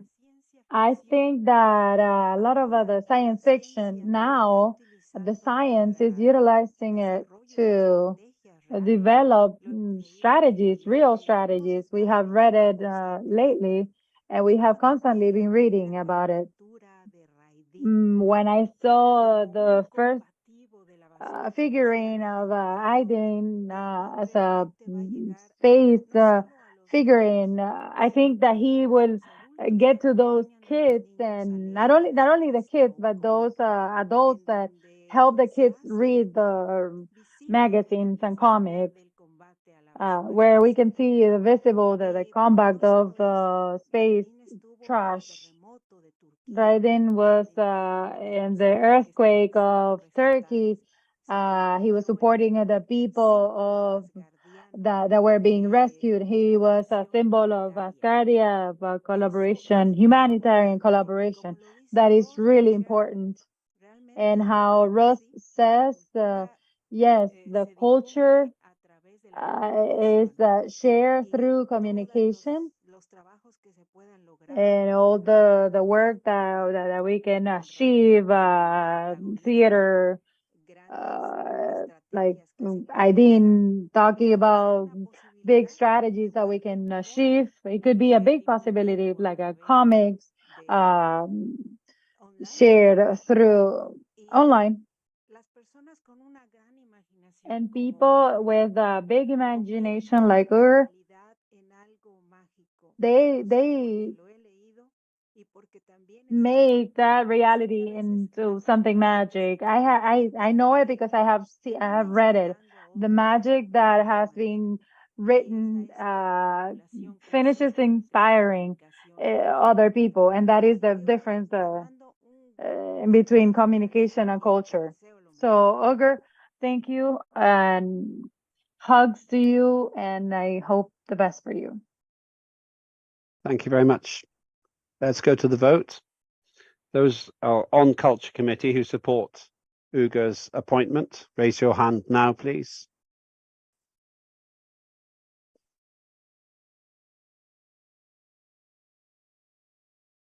Okay. And those against?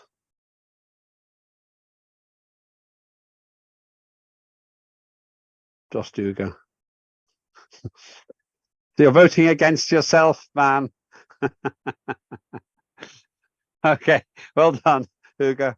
You'll never be the returning officer, but you'll be very good as chair of the Culture Committee.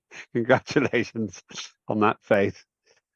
Just to confirm that Benedetto did, I just had to check something. He did win the other position. If I can be so bold, Benedetto, I think we know who might be a good deputy chair for you.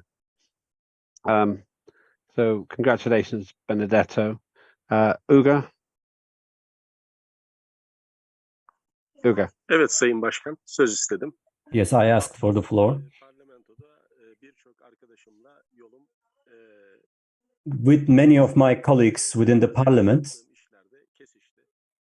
we have come across to each other, especially dear John and dear Bridget. They have my book because I personally sent my book to them. I didn't talk about my figurine, Raiden, I didn't want to talk about this extensively, but if you are old enough, you would know that there is a character called Raiden, where I was talking about as one of the heroes of Asgardia. And I decided to go into this competition with my figurine and with my story. And I am challenging all my competitors. And Ross, I don't know if you are elected as the committee chair of the communication committee, because I had some connection issues, but congratulations if you are elected.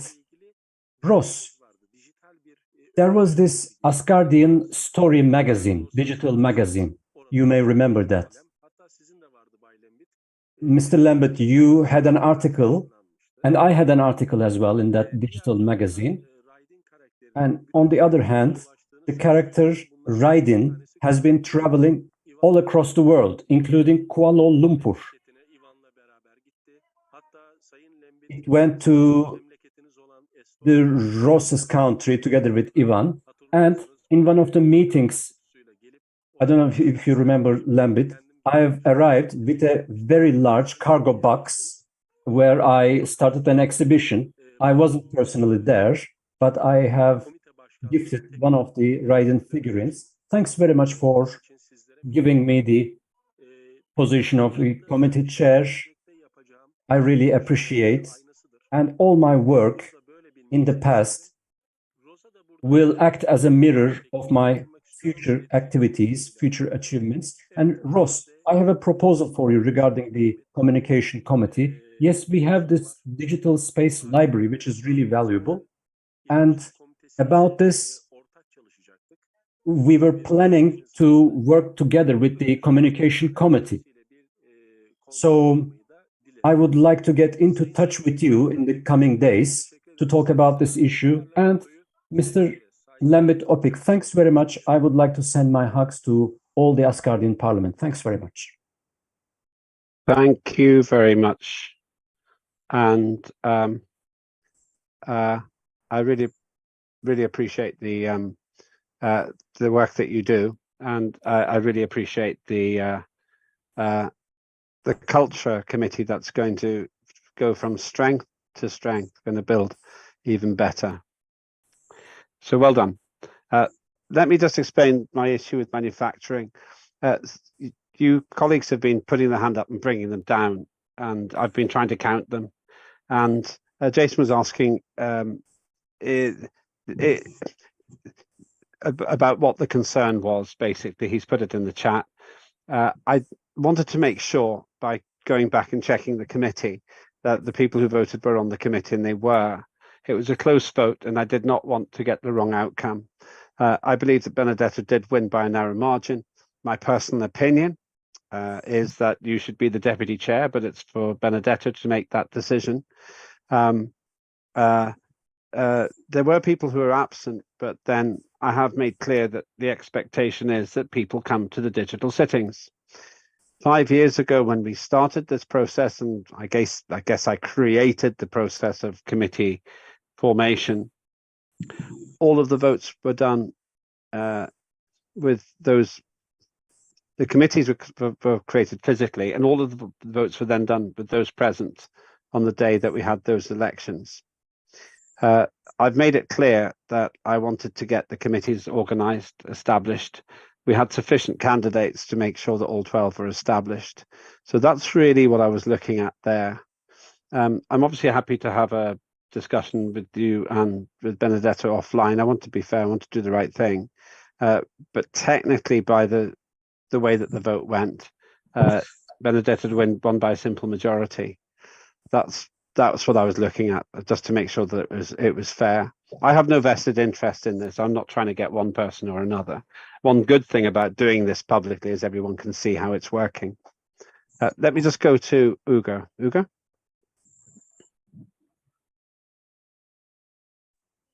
Sayın Başkan, gündemle alakası olmayan... Mr. Opik, I'm going to make a request about a non-agenda issue. As I have said, I'm away from my main computer. I'm in the rural area, and I don't have any access to Asgardia.space voting page. So I would like to make a request to Linda and to you. If I have a vote in any of the agenda articles, I am saying yes, and I want this to be recorded if it is possible. So could you also vote for me and add a yes vote to all the agenda items? Yeah, thank you very much. Yes, let's make sure that that is recorded, Linda. That's a legitimate request. So I will check that your vote has been recorded. It might mean an adjustment afterwards, but the point you have made, I will judge that to be a technical issue outside your control. So Linda, make sure that Uga's vote is recorded, please, as yes to all. Just looking at the situation here, right, that means that we have elected the chairs of the committees. The deputy chairs have to be decided by the chairs. I'm very happy to have discussions with people on this. I don't want anyone to be demotivated. I don't want anyone to be upset if they did not get to be chair today. There is so much work to do. It's worth remembering that we are the 150 pathfinders for the entire human race. There are some other jobs, and I'm talking with John Fine about a very big job, which I'm hoping he will take on, subject to confirmation. And there is no shortage of work for us to do. So I would really ask everyone to accept that this is a competition, as I say, and the decisions that I've made were designed to make sure that we have the right process, we have a transparent process, and I hope I've done it right. If anyone has any problems with that, please do contact me. I'm very open to getting it right if you feel anything needs to be done differently. And it was good to point out that Ugo voted a lot of times. And Jason, you're right to ask about what I was doing. I was trying to make sure that the process was done correctly on that in that vote as well. Just one point, it is Benedetta's choice who the deputy chair is. I've just expressed my opinion. I'm just trying to say, yes. Well, yeah. If there are a problem here, then if there's a problem, then please raise it. There's an opportunity to correct things if there is an issue. Ben. I just want to say to Peter Morgan, I hope that's not the future of Asgardia's deputy chairship. I saw the backside of that cat. But other than that, Limit, I hear what you're saying. It's so you've got so much empathy. You as chair of parliament, it's very difficult for you to chair something like this where there are multiple contestants, and I understand what you're trying to say, but I think we are fair to all candidates, and your empathy is hindering your ability to speak English like you should be. So I think you've handled it very well, and congratulations. I think this is definitely a format that could go into the future with a little bit of refinement. Yes. You're quite right. Ben knows me very well. We've known each other for over half a decade, and I have won elections. I have not won elections, and you're quite right. I feel people's joy, but I also feel their pain, and I don't want anyone to be excluded. That's the point. So you're quite right, Ben. I have words of feeling rather than objective fact, and Ben said it better than me. My judgment is that the 12 elections were done properly. Uga's vote, I don't think, made a difference. That's what I was checking, actually. The extra votes did not make a difference. So that's where I stand. If somebody has a complaint or an issue, then contact me. I'm technically the returning officer, and I'll make sure I get it right. What the chairs have to do, and I'm very happy to have any conversation you want about this, what the chairs have to do is choose their deputy chairs wisely. I personally think it's quite obvious who some of those deputy chairs should be, but that's a matter for yourselves. And I'm very happy, and I will be contacting one or two of the chairs with my opinions, but you don't have to take them. Thank you. Let's look at the agenda then. We're on schedule. We will probably finish about. We'll finish. Well, we have till 2000 UTC, so we have 1.25 hours. We won't need it. So we've done the announcements. We've done the parliamentary committee system, and we've done the review of the purpose of the committees and their process of operation. That became part of the committee members discussing their plans for each subject, because that's what the candidates did. We've done the appointments process, and we haven't done a presentation of the current timetable for legislative process for the Parliament, because I would like to do that at the Executive Congress. I wrote that before the Executive Congress was confirmed, and it makes more sense for us to work this together. It's very soon. It may, 1st of October may seem far away to you, but it's just like this from us. In the closing remarks, I'll talk about looking ahead, what needs to happen. But we do have one more additional item, and I'd like to move on to that. Before I sum up the results of the voting, which I always do just at the end, Bridget has shared a document, which I think she, now as chair, should be willing to share with us, and we will have a short conversation about it, and we'll have a longer conversation about this in the future. Bridget, if you can now share, you can introduce the document that you shared, and this answers some of the questions about what Bridget intends to do in her work. Bridget, over to you. Yes, thank you. And you can hear me, right? Yes, very well, thanks. Okay, I was worried that something had happened to my mic. All right. As far as the document is concerned, it is pretty straightforward. In a nutshell, one thing that we've had trouble in Asgardia, both in the past and it became quite acute, this last election, was parliamentarians who did not have either the solar or the funds to pay their residence fee as it came up. The problem with that, of course, is newly elected parliamentarians especially will find themselves in a position where they are unable to maintain their residence and therefore lose their parliamentary position, which truly is a sad thing because, one, our people voted for them to be in parliament, which means they're trusting them to run our government. And the government's basically going, no, we don't want you because you can't pay. And two, it's a sad thing for the parliamentarians and for Parliament because we are potentially losing extremely valuable men and women who could be assets to our entire government. And by losing these individuals, we lose their ideas, we lose their insight, and we lose all that they could do for us and for Asgardia. Oh, cute kitty, by the way, Rita. Okay, so we have had some discussions about this. Let me share the document once more so that everyone has the link to it so that they can follow along if they so wish. It's in the chat. In a nutshell, we have discussed whether there should be either a gift to fellow parliamentarians or if it should be a loan to fellow parliamentarians. And it seems to be the consensus that most believe it should be listed as a loan to a parliamentarian who cannot pay their residence fee.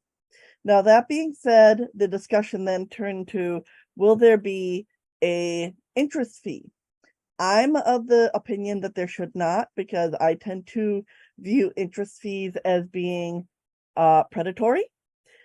Interest fees makes it difficult for someone to pay back a loan. But as our new chair for safety and security pointed out, it could be it's something as simple as a 5 solar administrative fee rather than an interest fee, which could be considered depending on what people think.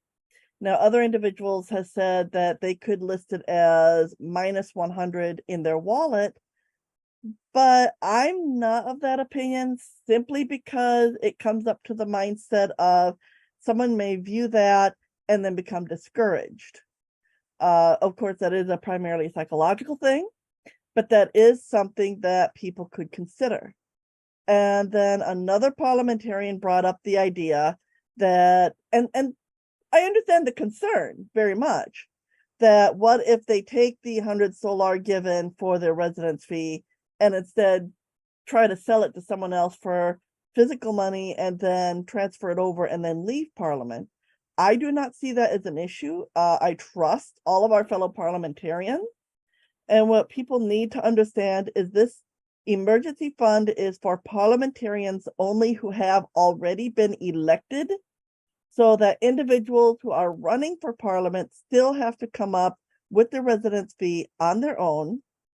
However, if they have been elected, but their membership is running out and they don't have the funds to pay for a renewal of that residence, then the problem arises of, I don't have the money, but I've just been elected. Our pay isn't for a while yet. What do I do in the meantime? And unfortunately, some have had to come to their fellow parliamentarians and, ask for solars. And that can be really embarrassing. Gaia knows I've been in that position. So when it comes down to it, my view and the view of the documentation is for us to put together a fund run by the Ministry of Finance, where a certain amount of solars is set aside for parliamentarian needs. And it is specifically for parliamentarians to get their residence fee paid. 100 solar would be paid to their residence fee. It would not be given directly to them. And then when they have their pay, that is when we are given our solar and pay, that 100 solar is deducted from the pay. Many people in the United States have heard of this. It's considered like an advance in their pay, where you need some money right away. So they give you a certain amount of your pay and then deduct it from your paycheck. This is a very similar concept. That is how I have looked at this, and that is how I've written it up. And if anyone has any questions, I'll be happy to answer them. Thank you very much indeed. Congratulations on the work that you're doing on this, and now you have the position to take this further. We've got Ariadne, John, Ross. Time-wise, we do have 70 minutes. We won't use all 70. This being the last major item before I announce the results of the vote. Ariadne, then John, then Ross, then Ada. Muchas gracias. Verán ahí que ambas hemos firmado ese Thank you documento. very much. You would see that we both have signed that document. It's a very important suggestion. Mainly because now that we have defined who's in equity and resources and finance, maybe it could be an interactive work to achieve the best strategy. The fundamental idea is that sometimes the resources are needed, and maybe this can be shared in a democratic way. Maybe some people can say, yes, I can support somebody so they can continue with their residence. But the global compromise implies a chain of interaction very strong. If you have a chain where you can share the responsibilities and compromise, it is very different than just leaving it to just one person in a unilateral way. If all of us could create a fund, a parliamentary fund with an equal amount per capita, the difference would be that when we can solve or ask the finance minister in what situation that money is, we have the right because we gave to that fund. Maybe we do not use that money, maybe there's no need, but that money would form a part of that parliamentary fund that maybe in the future could be something bigger. We don't know. Maybe when we put a stone in the road, you can stump or maybe build a castle. Maybe the second option could resolve a lot of things in the future. That is my comment to support this proposal of the chairwoman, Bridget Vielas. Thank you. Thank you very much, John. You're next, then Ross, then Ada. Thank you, Lambert. I did comment on this several areas. It was hard to track because it was posted so many different places. I really don't think my comments got read that much, but I will reiterate them here. I don't. I mean, I think this is a great idea, by the way. However, I think the logistics could be a little different than what is currently being proposed. One, I don't think the Ministry of Finance would support such an ideal because one, it singles out just parliamentarians. I think it would have to be for all Asgardians for it to be supported by the government. And we would have to draft it into a piece of legislation and in order to get the government to support it. And to do that, we would have to include all Asgardians. We couldn't just say just Parliament because that would be unequal. And we would have to actually allow all Asgardians to participate. Now, the way I think that would work best is through the ACE Act. You can, of course, have it associations, NGOs, and what have you. And since this is just for Parliament, I would think it'd been more appropriate to have like an association of Parliament, or whatever you want to name it. And you would have to come up with, of course, your officers and whatnot and register through the Asgardia.trade platform. And then you would come up a way of where people either pay dues or they volunteer to pay whatever they donations, or you could say like a certain percentage of the compensation they get from Asgardia goes to the association, or there's different ways that money could be channeled into the association. And then as one of the programs of that association is, of course, helping Parliament members pay their resident fee, that who can't, that would be one of the options. That one of the benefits of being part of that association is that you get your you can use this resident fee bank or whatever it is within the association to help pay your resident fee. And of course, there'd be other benefits as well within the association. And that would all be developed by either Bridget or whoever the main promoters of it is. I think this would work better, in my opinion, because definitely would give a rich atmosphere within Parliament. We'd have our own association, just like many other organizations have, and we can use that for our own benefits in several different areas. But that's my suggestions. Anyway, thank you. Thanks, John. Let's get on to Ross next. Ross. Thank you. I was actually going to say something similar to John. Like, I do not feel obviously that this needs to be a legislative or anything like that. My sort of recommendation was more going to be perhaps this could be an allocation of the parliamentary budget under sort of an equitable use. For example, it could be considered an equitable use of resources because you're spending a very little amount of money, $100, to get hours and hours of work out of someone, that seems like a fair, equitable use of resources. I don't honestly think that there should be any kind of like interest charges or anything like that. If this is an emergency relief fund or something like that, we shouldn't be kicking people when they're down. That doesn't make any sense at all. I also do not believe wallets can go into minus money. I'm not sure that the software, the system will allow that. So I think that could be scratched off anyway. But yeah, I think John's vision actually slightly trumps mine. I think some sort of an association would be great.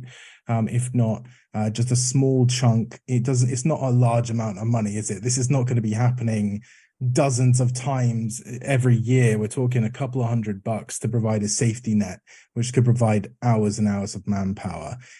So yeah, I think I'm with John on this one. Thank you very much. Let's go to Ada next.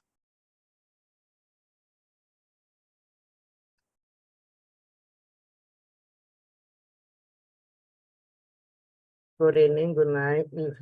Can you hear me? Yes, we can. Thank you.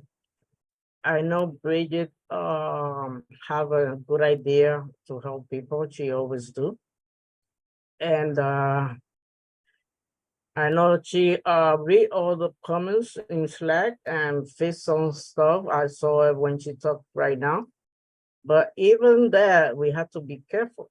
So I got 8 points, only 8 points. I'm gonna say it fast because I know this not everybody is in Slack. It's a good idea. But I won't sign it yet. We know that a person can request a loan out of necessary, could be true or false. This loan can be approved and credit to the person. This person could withdraw it and disappear, leave the position. And we know that that happens also in parliament. People leave the position. And this loan is lost. The purpose of adding, because I was the one that I said to add a tax, is to for everybody to think about it before applying for a loan. And the committee of the responsible for it.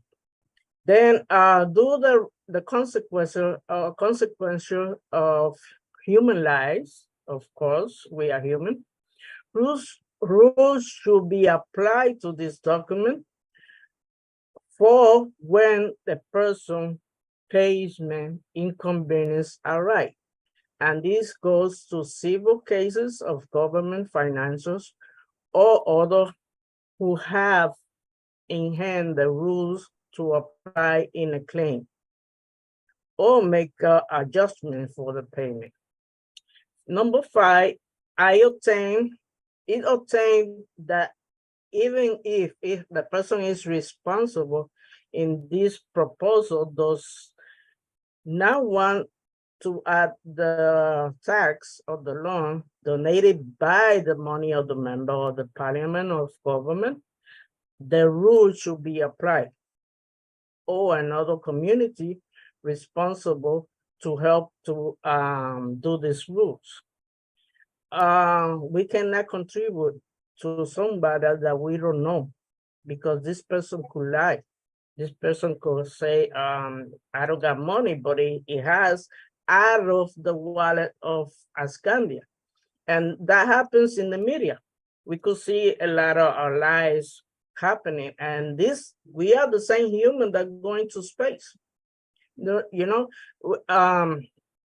could do, yes, we could withdraw money, and sometimes everything. Probably we could leave only 16 solar in the wallet and could go away. Nobody will investigate that because that's violating the civil rights. Nothing is reliable. The person could have money and say he doesn't have out of the wallet of Candia. Who knows? We will dealing with nice people all the time, but we are also have not innocent. We have people that are not babies. not angelical minds. We got to be careful with that. Thank you. Thank you, candid and insightful. Let's go to Jason next. Congratulations on your appointment, Jason.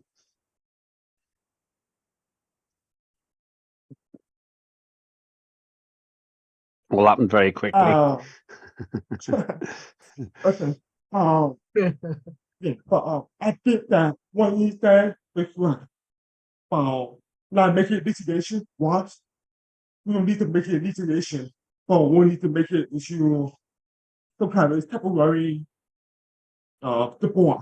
Because everybody knew, everybody I talked to with the full-time parliament, they told me they have problem thinking that will be parliament, they become a permanent resident.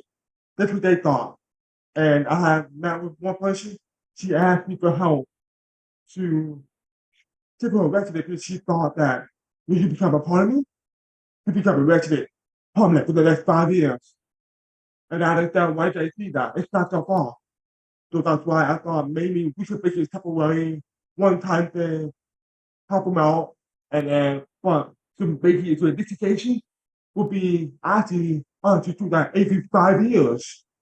So right now it's a bit touchy there because if you do it every 5 years, you have to fill a question for every 150 people. I mean, you never know. In the future, we might open up to 1,500 parliament. We don't know. But right now, the point is, if we settle a question for one time, and then the next voting section, which is how everybody, we open up a parliament, it is not permanent as a resident. We still have to pay them every year. But we need to make sure that by the time that happens, we'll be able to have sustainable economy for the future plan. So that's what I want to say. Thank you. Thank you, Jason. The future plan point is relevant. We have to make it we have to be strategic in what we do. All the committee chairs have to be strategic in what they do. All the committees need to be strategic now because we're not learning anymore. Even though we have new people, the collective knowledge means we should be able to implement. Prime Minister, followed by Ricky, Ben, Sarah. Thank you. First of all, excuse me, my congratulations to all the elect chairs. We as government are looking forward to close and very fruitful cooperation. And another thing, since in the current discussion something was mentioned about the ministries, I find it's necessary for me to comment because it seems to me, and again, what you decide is totally your choice, but it's first of all, of course, it's nothing to do with Ministry of Finance. If I understand correctly, the initiative which Bridget describes, as a person, I find it a good initiative, but again, it's not my formal call. The initiative is aimed at a simple in-house solution for the current issue.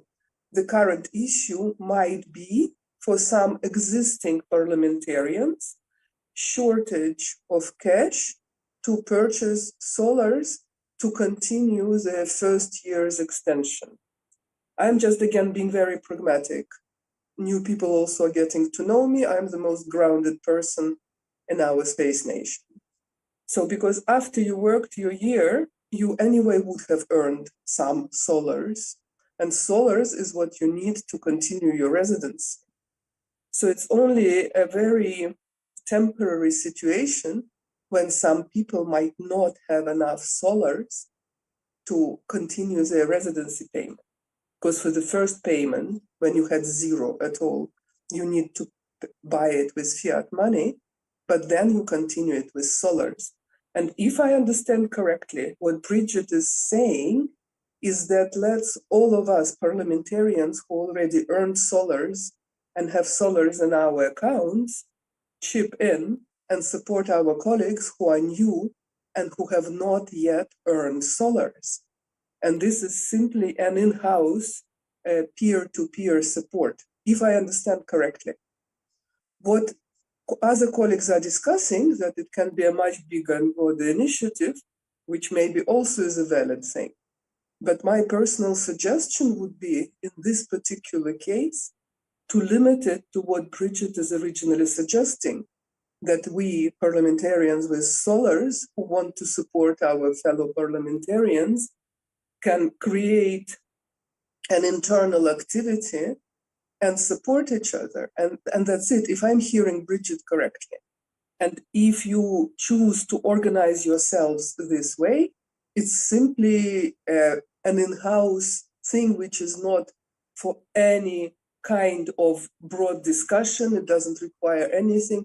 My only word of concern would be when it comes to money, even though solars are only tradable inside Asgardia, it's not fiat money yet. So when it comes to money, I would again recommend from my life experience that you establish a very clear procedure by which criteria people are entitled to ask for help. And also, most importantly, who are, not who is, but who are the people who then take the decision that this support in solars is granted, just to prevent any potential misunderstandings in the future. I would not want to be one person in charge of deciding to whom to provide support and to whom not to provide, and what to do if people are in equally proven situation of benefiting potentially from help, but there is not enough resource. The devil is in the details. I personally find this a very good initiative, but truly an in-house initiative to solve a very specific current question. I wouldn't even call it a problem. I also would like to remind that in the nation, there is a Space Child Foundation, or fund rather. Rebecca, if you could go into decrees, I believe it's decree 50 something. If you can just post the link. So when we talk about big solar fund, it exists. So before again you try to establish something which is official, prominent, look into all the details, look into all the formalities, how this is being done. It will take time and it will not be straightforward, or rather, it will require a lot of detailed work for it to be conceived and operate correctly. So again, I'm here really as a private person with an overdose of common sense and some internal experience. Since I happen to hear what is being discussed, I find it a great idea, but I would really wholeheartedly recommend to limit it to the originally intended purpose and the motivation, in which case, of course, this can, again, in my personal opinion, it cannot be with interest or anything like this. It's really colleagues helping colleagues, not more than that. My 5 cents on this, I can't help it. Since you mentioned the ministry, it's definitely not going to be a matter of the ministry in any way, but the initiative seems to be great. And again, congratulations. I combine my congratulation word with this topical speech. It was great to see you all, and I'm looking forward to our continuous work together. And I'm very pleased that ministers are also involved in the parliament sittings, and the new collaboration in new sets of colleagues is already developing. Good luck to us all and congratulations. Today we achieved a new milestone together. Thank you very much indeed. As it gets darker, I'm putting the unnatural light on. Views welcome on what the Prime Minister has said. We've got Ricky, Ben, Ariadne, Bridget. That's very good, because then Bridget can summarize what she has learned and her views. Ricky. Yes, I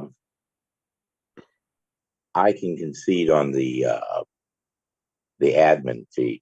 The one thing I would be concerned about, if you do a association, even though it's listed in Asgardia, anything that deals with money, you have to figure out what Earth nation are you going to register it in, because they're going to find out about that, and then they're going to be like, well, what kind of money are you talking about? What are you using it for? You know, tax purposes and stuff like that is what they'd be concerned in. And an association and a nonprofit then generally most nonprofits, unless they have a maintenance account that they're allowed to keep so much in without any penalties or anything, the rest of that money has to be dispersed somehow. So, that's kind of a big thing. If you're going to do an association, you got to figure out, okay, what Earth nation is it going to be attached to also, and who's going to administer it.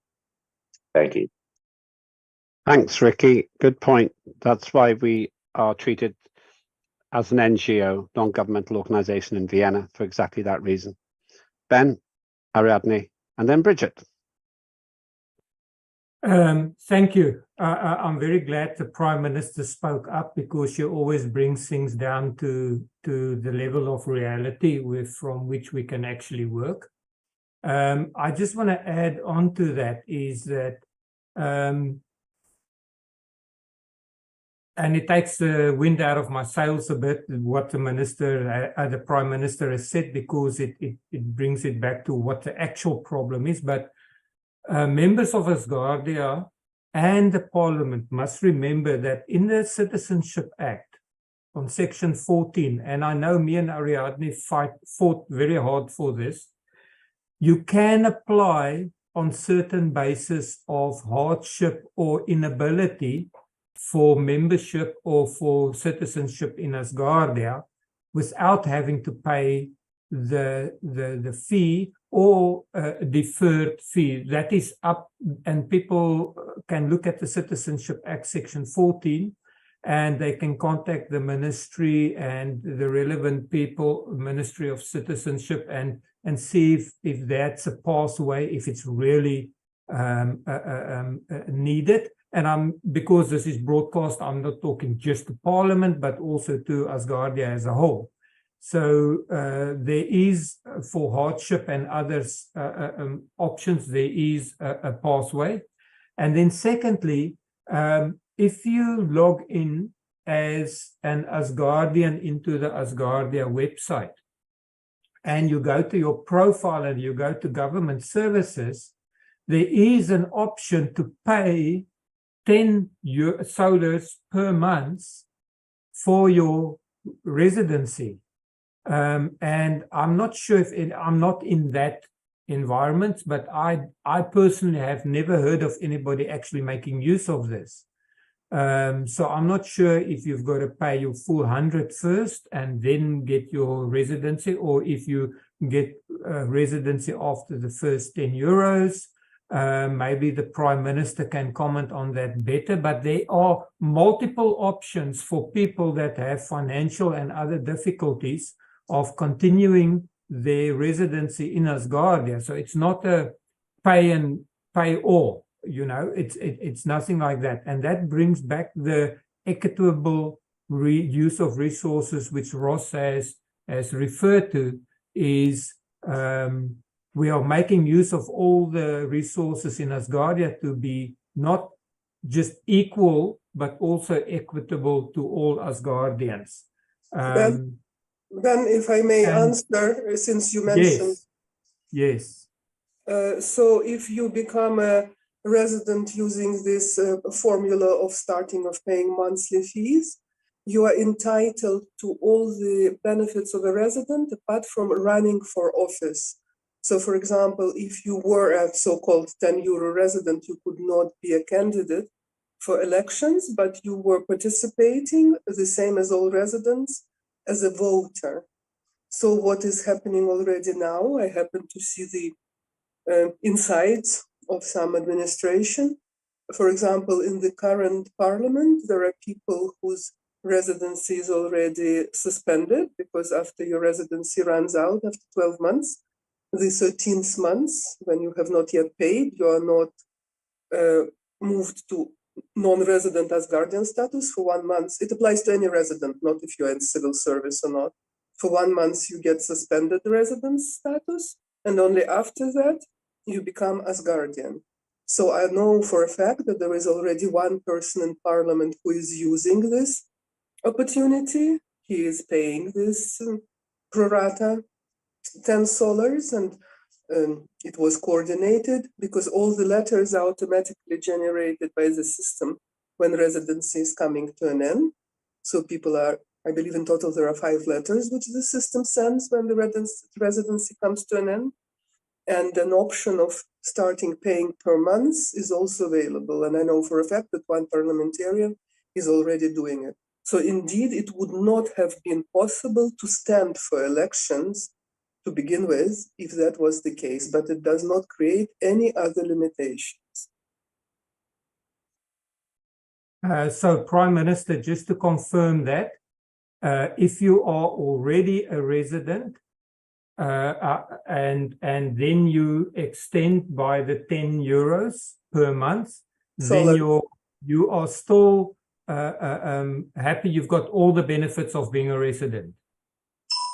These are 2 separate things. Yes, if you are a resident to begin with, even if you start from scratch with 0 and you start the 10 solar, dear listeners, if you hear euros, it's because the exchange rate is 1-to-1, but we only operate in solars, which is national currency of Asgardia. So if you start from 0 to 10, you become a resident with entire benefits package, apart from the right to take elected or high-level civil servant positions. But for the rest, there are no limitations. And if you are already, as a resident, fully paid resident, elected as a parliamentarian, you continue, then you can also just make sure you're extended, because by the Civil Service Act, you cannot be in a civil service position if you are not a resident. So political positions are only applicable to the residents. In the future, to citizens. It's just the moment we don't call it citizens, because that would happen when we achieve mutual recognitions, and the citizenship will be signified by having a passport which permits you real travel. That's why we're very serious about the term citizenship. That's why it's not happening yet. So if you are already a parliamentarian and you want to extend by using the monthly solar fee, you are entitled to do so. Thank you. Thank you very much, Ben. Prime Minister. Thank you very much, Prime Minister. That makes it very clear. And then I just want to comment on non-profit organizations. I'm not sure in other countries, but a lot of the countries where I've been working with, the term non-profit organization doesn't mean the organization cannot make a profit. What it means is the profit cannot be distributed to the shareholders of the organization as dividends. It has to be used inside the organization again. So people are sometimes very hesitant to create a non-profit organization because they say we can't make a profit. No, you can make a profit. It just cannot be distributed as dividends to shareholders. It needs to be used in the organization. And when the organization closes, then that assets of the organization has to be transferred to a different organization that does the same things. It cannot be paid out to people as a profit or as a benefit. So that is the main goal of non-profit organizations. They can make a profit, but you as a person cannot profit off the income from an organization. They cannot distribute dividends. I think in France it's the same, in South Africa, in Germany, in the UK, and a lot of other countries. I'm not sure about the US, but that is the general purpose of a non-profit organization. Thank you. Thank you very much, Ben. That's very helpful and also always very informed. I'm going to go to Ariadne, John, and then finally Bridget to summarize and summate what she's had. Ariadne. Gracias. Bien, yo creo que se ha abierto un abanico de Thank you. I think we have opened a lot of possibilities. If you are a parliamentary already, you can pay $10. Then you continue ahead because you're already here. And you have, the compromise of continuing your payment. and the association of the idea of an association where we can distribute the money in an internal way. Yes, it's positive because technically it wouldn't be to finance something external, and it would be like a piggy bank for internal purposes for that kind of thing.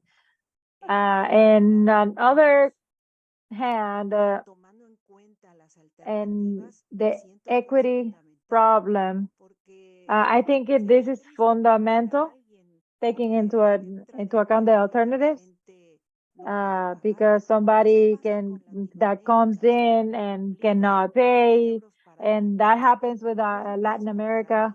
What implies 100 euros for somebody in Europe is not the same for people in Latin America, and that opens a window of probabilities and possibilities. I think that is not really bad to think about all this. I think it can start like our Prime Minister said, like helping 101. Maybe in the future it can grow. When we talk about ministered money, we can see interesting things. Maybe not now, but in the future we could see something great. But maybe analyzing the compromise of that we all have to achieve this. Thank you. Thank you, John. And then I'll leave it to Bridget to summarize our debate. John, you're our last speaker. Okay, thank you. Yes, I wanted to comment. I think I might have been misunderstood a little bit, both in Slack and maybe here. When I said that we create an association, I was really meaning, like the Prime Minister said, in-house association. I think, and Ben can correct me if I'm wrong, but I think that if we keep everything in-house to include the exchange of money, which would be solars, that the only thing that association would need to be registered through is the Asgardia.trade website. And the reason I say association, because the details that the minister said about working out who's going to manage, or the management details and the administrative details can be worked out in that association itself. You would actually have to appoint officers, and you would have to come up with a bylaws and whatever that distinctly tell what the limits are. Now, when I was in Trade and Commerce Committee, I offered to pay people's resident fee throughout my committee, and I paid it out of my own pocket. But what we're talking about here is a much larger scale. And those people I think I had 2 people actually take me up on the offer, and they both paid me back, and they paid me when they could. But on a much larger scale, 150 parliament members, I don't think that process is going to work, unless the individual committees want to do it within their own committees. That might work. But on a larger scale, with all parliamentarians, you might want to come up with something more organizational. And that's why I suggested an association, but keep everything in-house within Parliament, and keep as far as the financial part in-house as well, only solars, only dealing with solars. And I think that we can do all that and the only thing we would have to really do, because the ASAC does give us the ability to do that, is register through the Asgardia.trade, just so there's a formal process for it. And that was my idea. All right, thank you. Thank you, John. I'm going to go to Bridget. Oh, no, Kate, Ross, briefly, and then we'll go to Bridget. Yeah, just briefly, I just wanted to say that was my understanding as well, from John, was to keep it as, it's solar. So we don't need to worry about, you know, any international monetary laws or anything like that, because we're all just trading within our own ecosystem. So yeah, I just wanted to just echo what John was saying there. I still think it's a good idea, and I wouldn't mind actually pursuing it to see where it goes. Ben, you got 15 seconds. I just want to reply to what Jason has said. I think that needs to give me a little bit more than 15. All right, fair enough. Jason, the money that is brought in into Asgardia is the only money that we can use to spend in Asgardia. So it's very important for us to manage the income into Asgardia, because we want to grow Asgardia. And I realize what your question is. I'm not going to name it here now, but think carefully about how we spend, especially what Ross said, equitable use of resources. I hope that's the answer for you. Thank you. You did do it in 15 seconds. Maybe 30. Thank you. Thanks, everybody. Let's go back to the lady who initiated this debate, the chair of citizenship. That's Bridget. I'm afraid I lowered your hand. Sorry, I did that by accident before. Oh, it's all right. It's all right. One thing is, I had forgotten about the act to allow membership for parliamentarians whose residences have expired. So I do apologize for that. I do believe that many parliamentarians do not know, or I should say, did not know of this provision, and therefore a reminder should be put out for parliamentarians that if there is such a problem, that there is a way out. Linda did understand fairly well that this is an internal thing where we parliamentarians would donate voluntarily, not forced, to a fund for other parliamentarians to assist. Yes, they could, for people who can afford it, put in the solar month to month, but as one individual pointed out, what's 10 solar or 10 euro in Latin America, for example, or in some areas of Africa, for example, is not the same as 10 solar in the United States or in Europe. So that can be very difficult for individuals who are already extremely low income, but who, you know, are extremely valuable assets. Well, everybody in the world are extremely valuable assets, to be candid.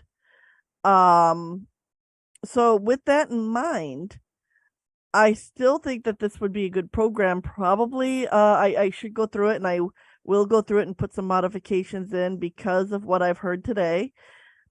But the reason I stated for the Ministry of Finance to run this is I think it should be someone outside of Parliament, or someone who doesn't have a whole ton of skin in the game, to, you know, to use an old phrase, so that it is run as fairly as possible. And I also agree with Linda that there does need to be some stipulations as to applying for this fund if it is approved, where someone would have to actually write out the reason that they cannot, you know, afford the other two methods, which would be the small amount each month, or you know, or why they would, you know, why they don't have enough solar for any reason, really. So it can be kind of a case by case basis. And again, it was pointed out as well that it is not, you know, 100 people a day or 200 people a day. This is a on occasion thing as well. So one thing people need to understand, that we're not looking to simply pay for every single parliamentarian here. We're looking to assist those parliamentarians who are in real need. Thank you. Thank you for your discussion points, and hopefully you have enough feedback from this team here to be able to make progress in line with that. I am obviously very interested in this myself, and I hope that we can discuss this directly at the Executive Congress. Thank you, everybody. That was an additional item, which I really appreciate. There's one more committee item before I announce the results. We have 27 minutes left. We might use it, but I doubt it. And it's just one question which we need to resolve. And Sarah Clark's raised it, and she's right to raise it. Where do we put health? We are not going to start a new committee right now. So we need to think of where we would put it. And Sarah's very keen on doing some work on it. So I've been looking obviously at this, and I just think that we need to make a decision about where health exists. It seems to me that there are only three places it could exist: science, citizenship, or possibly in terms of equity and resources, but I think that's a bit of a stretch. I personally think it should be under citizenship. I don't want to have a long conversation now, but I do want us to have a long conversation on Thursday. So let's take a brief view on this now, but I will limit it. I don't want to have a long conversation. Ricky. Yes, last Parliament, I did put forth a proposal to create a 13th committee and ministry to deal with health and medical in that. So that might be also another alternative. That would be the solution, but we can't do it now. So we need to think about where health comes in. Health is really expensive, and it's a really expensive thing to do. It costs billions in the United Kingdom, but we still need to discuss it. Isn't it currently under citizenship? Well, I think that's where it should be, but I welcome other views now. And then I want to put this on the agenda for our next question and answer session next Thursday. Ben. Thank you. I think the first question should be, do you want to make health a governmental issue, or do you want to keep it a private issue? Some countries have governments which manages health, and then some countries have private institutions which provides health services. I'll always promote trade and commerce, and my personal thinking is that governments follow on from what communities and citizens do in their private capacity to provide services for those that doesn't have the ability to engage with what's already going on there. As an example, right in the beginning, no government was in charge of providing or making sure that citizens had good drinking water, because everybody had lived close to a river or they could get access to good drinking water. And only when communities started having problems getting to good drinking water did governments start stepping up and inserting themselves into that type of thing. So my personal thinking would be is there's a good reason why there's not a Ministry of Health, is because the government at this point in time, in my personal opinion, cannot do that in a distributed environment where we are currently. But somebody could form a private company and provide those health services, and then show that because it works in some areas, it could also work in other areas.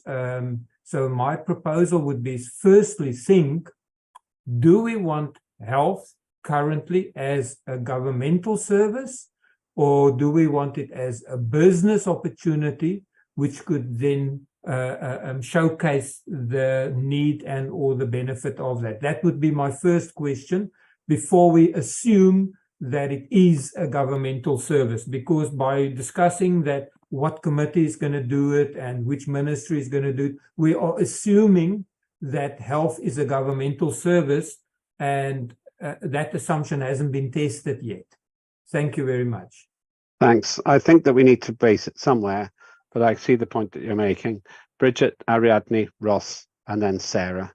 And then I want to continue this discussion on Thursday next week. Bridget. Yes, I'm going to be pretty blunt here. When it comes to health, I think it should be under citizenship because part of citizenship is not only recruiting people and retaining people, but also maintaining the health of the community. Or as some people put out, science, because health and science also goes hand in hand. Also, I would strongly suggest in the future when Asgardia does go to space that health is a government rather than private. And I'll tell you why. You look at the United States, which is 100% private for-profit healthcare system. People who are homeless or have very little money will sometimes be put into the street, even in their hospital gowns, simply because they're homeless and have no money, and they'll die out there because they're rejected, because they have no money and no way to pay for their health care. People will go bankrupt, lose their home, lose their jobs, lose everything, just because someone got sick or someone got hurt and they were not able to pay the exorbitant amount that the hospitals and doctors were paying. People in the United States, people who live overseas, believe it or not, to go to a hospital and have a baby, just the simple action of childbirth, you're looking at hospital bills upwards of $30,000 to $40,000 US. And if you have complications, you're looking at a price tag of over $150,000 to $200,000 US for the hospital birth. So you look at other areas like the UK, I've been told it might cost you, a couple hundred maybe. But in the United States, it is incredibly expensive. There are health insurance programs to insure against that. But for me, for example, I am paying almost a full 1/4 of every single one of my paychecks to maintain my health insurance, which of course, hurts me because then I can't afford other things. And I can't afford, some necessities. I'm glad I'm married or I'd really be up a creek. So when it really comes to healthcare, I do believe it should be government, because when you look at what's happened in countries where it is profit over people, where it is a private for-profit, you start seeing abuses like that and it gets bad. It gets really bad. Yeah. I work in medical records. I've seen this. In fact, I do see it every single day. It's part of my job. So I'm just telling you what I see and experience every single day as a part of my job. Thank you. Thank you. Brief comments from Ariadne, Ross, Sarah. Well, Ariadne, Ross, John, and then finally Sarah. And we will continue this next Thursday. Ariadne. Bien, yo creo que hay que separar. Yes, I think that we have to separate very good citizenship. We contemplate the social medicine. And right now, we don't have the resources to apply it in the cities. People that live in the cities, people that have to pay for the costs of their services right now. But that would be social medicine. And regarding the medicine, for the technology in space, that is completely different, and that is another area, which is the investigative area. I suppose that citizenship or science should have a specific place to treat these issues. To see the Sarah's blog and the website of Asgardia, I see that she is more into the research and the work that she presents in the articles of her blog. She talks about the technological ways of medicine, special medicine. So it is a great difference. So thank you. Thank you, Ross. Thank you, Linda. I'll try to keep this brief, although it's not very, I mean, it's quite complex, but I'm going to be a little bit contrarian, and I'm going to say that at the moment we don't need a dedicated committee for this. The reason for that is we cannot offer healthcare services. We simply can't afford it, and we have no scope for it in Asgardia at the moment. The rest of the medical functionality that could be offered can sit under the existing committees we have. For example, medical research, science, youth and education, health education, manufacturing, medical equipment. So we already have a lot of committees, and each of the committees can look after their respective elements of healthcare. In the future, if we are in a position to offer health, to our people, then I would say that would sit under equity. And the reason for that is because access to healthcare should be something that is equitable. And yeah, I think it's way too early to get into a discussion about private or government. But right now, the quickest way to get healthcare would be private, because we can start setting that up now. We've got the infrastructure for it already. So yeah, that's my 10 cents. So I'm going to just sign off with that, and we can talk about it more on Thursday. Okay, John, Ricky, and then I'm closing the debate with Sarah. John. Yes, well, unfortunately, Ross just stole my 9 cents. Good. So, I have nothing else to say because he just stole my 9 cents. All right. I admire exactly what he just said. I admire your brevity. Ricky, and then finally Sarah. Well, if nothing else, even though we can't offer healthcare, we could possibly be involved with R&D as far as health and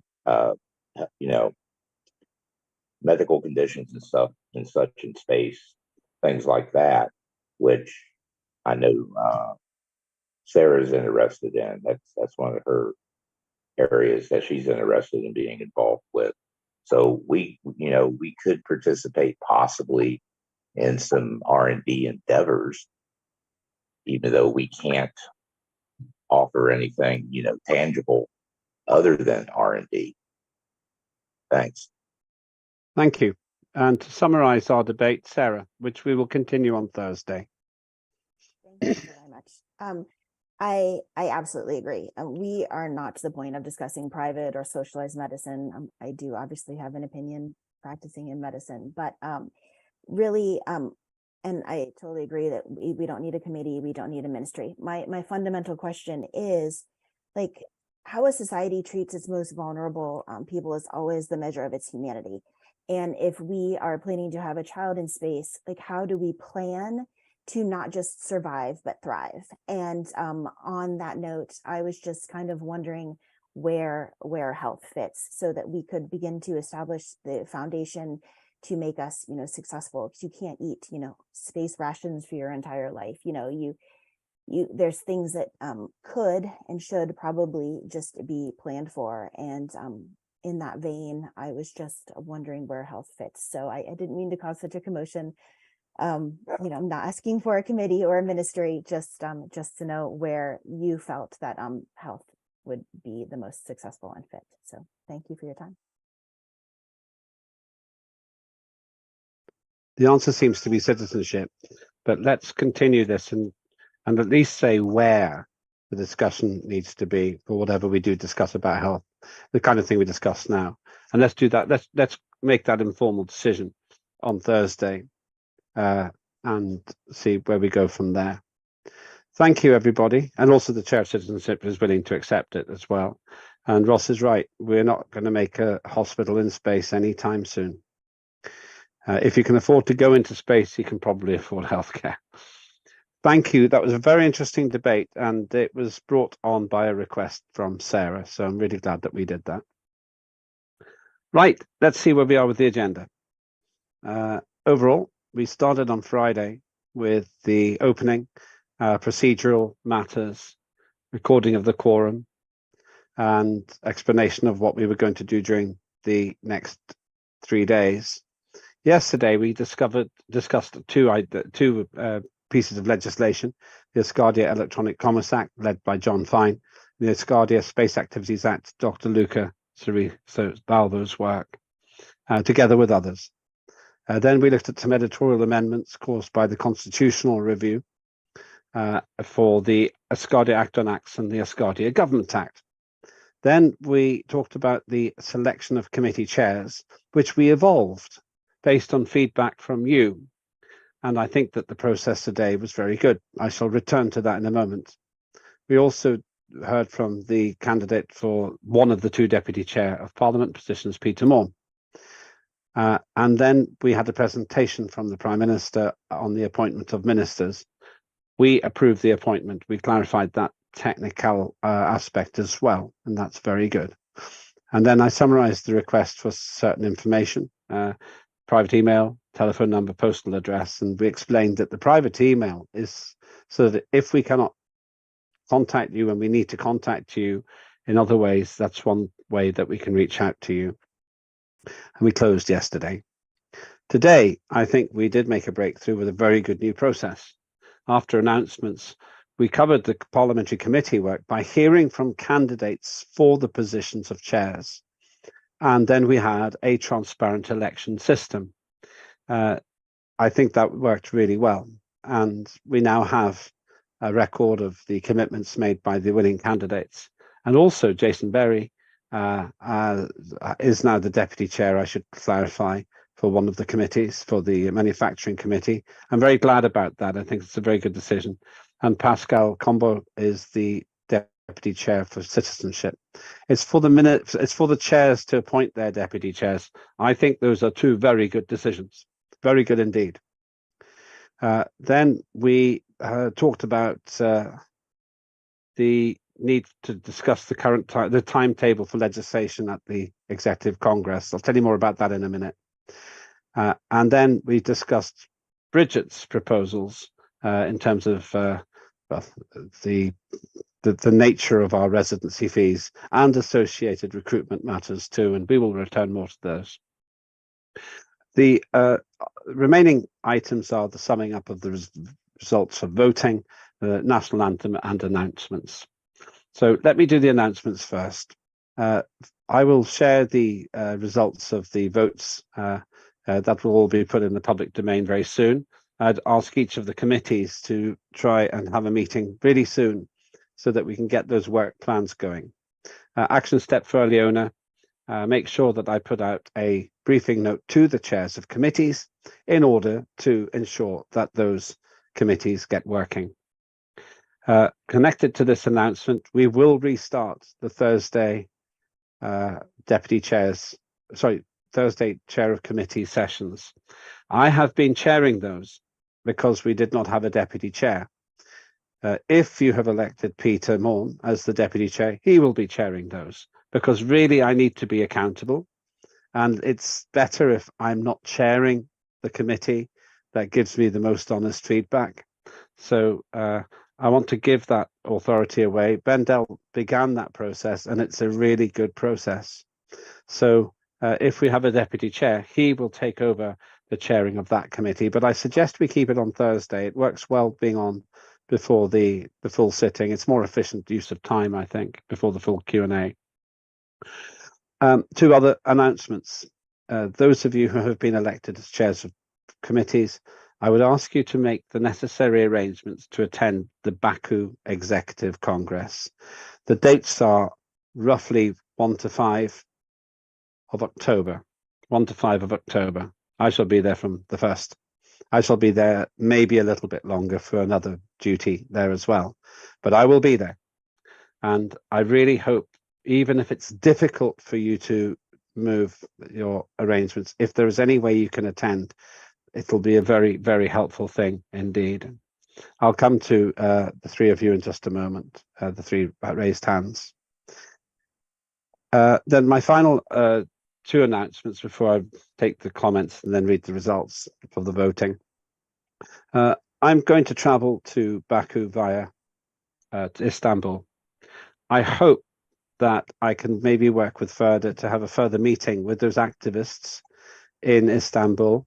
As I said when I was there the last time, I see Istanbul as an excellent regional headquarters for our work in Asgardia. And so on the 30th of September, which is a Saturday, I hope provisionally to arrive about 1300 in Istanbul, and I'll continue my journey to Baku the next day. So if that is useful, then look to Ferda, because she did a fantastic job of organizing the previous visit, then maybe I can do something to activate some of those individuals that I met. You don't need to tell me now, it's some way off, but that's my hope, that I can use my journey to Baku usefully to help to serve you in any way I can in Istanbul. And then the final thing to say is that now we've got the committees, let's get moving. Let's do what I promised to try and do when you re-elected me as the chair of Parliament. Let's turn our ideas into action.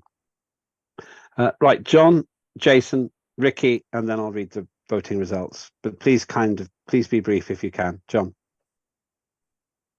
Yes, I just wanted to say those that may not have Slack and whatnot, and that are actually listening right now on the Trade and Commerce Committee. I did post in Slack some information. One of the things I want to do first is get my officers in place, and I'd like to know who is actually interested in that. I will be sending that out in email too. But any information you send me, I would prefer you send it to me in email. I don't want anybody's information being posted on Slack or even in this forum, because that would negate security, and the email is secure. So but anyway, I will be sending that out on email, and I've already put it on Slack. Thank you. Thank you, John. And your deputy chair next, Jason.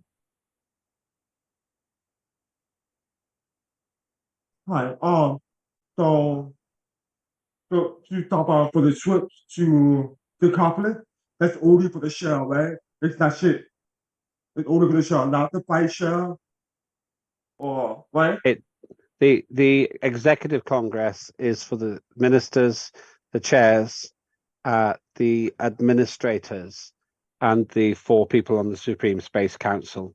I'm looking to see if we have the capacity to accommodate other people. At this point, I can't confirm that because I think there's limited space. In some cases, when the chair cannot attend, then sometimes we have a deputy chair attending instead. That is one of the reasons it's important the deputy chairs are in place. I can give you more information, all full information on Thursday, Jason and co. So you'll know for sure then. Okay. The physical sitting is for everyone, and I'm hoping we will have a full physical sitting for everybody next year. Ricky. Yes, I explained to you my situation as far as being able to attend, and so since it will be also zoomed, right? Yes. Okay. Yeah, if it wasn't for that, I'd definitely be there. That is fine. I understand your exceptional situation there. I'm going to talk more about what the options are, but we will have a Zoom capacity as well, which we're very good at doing.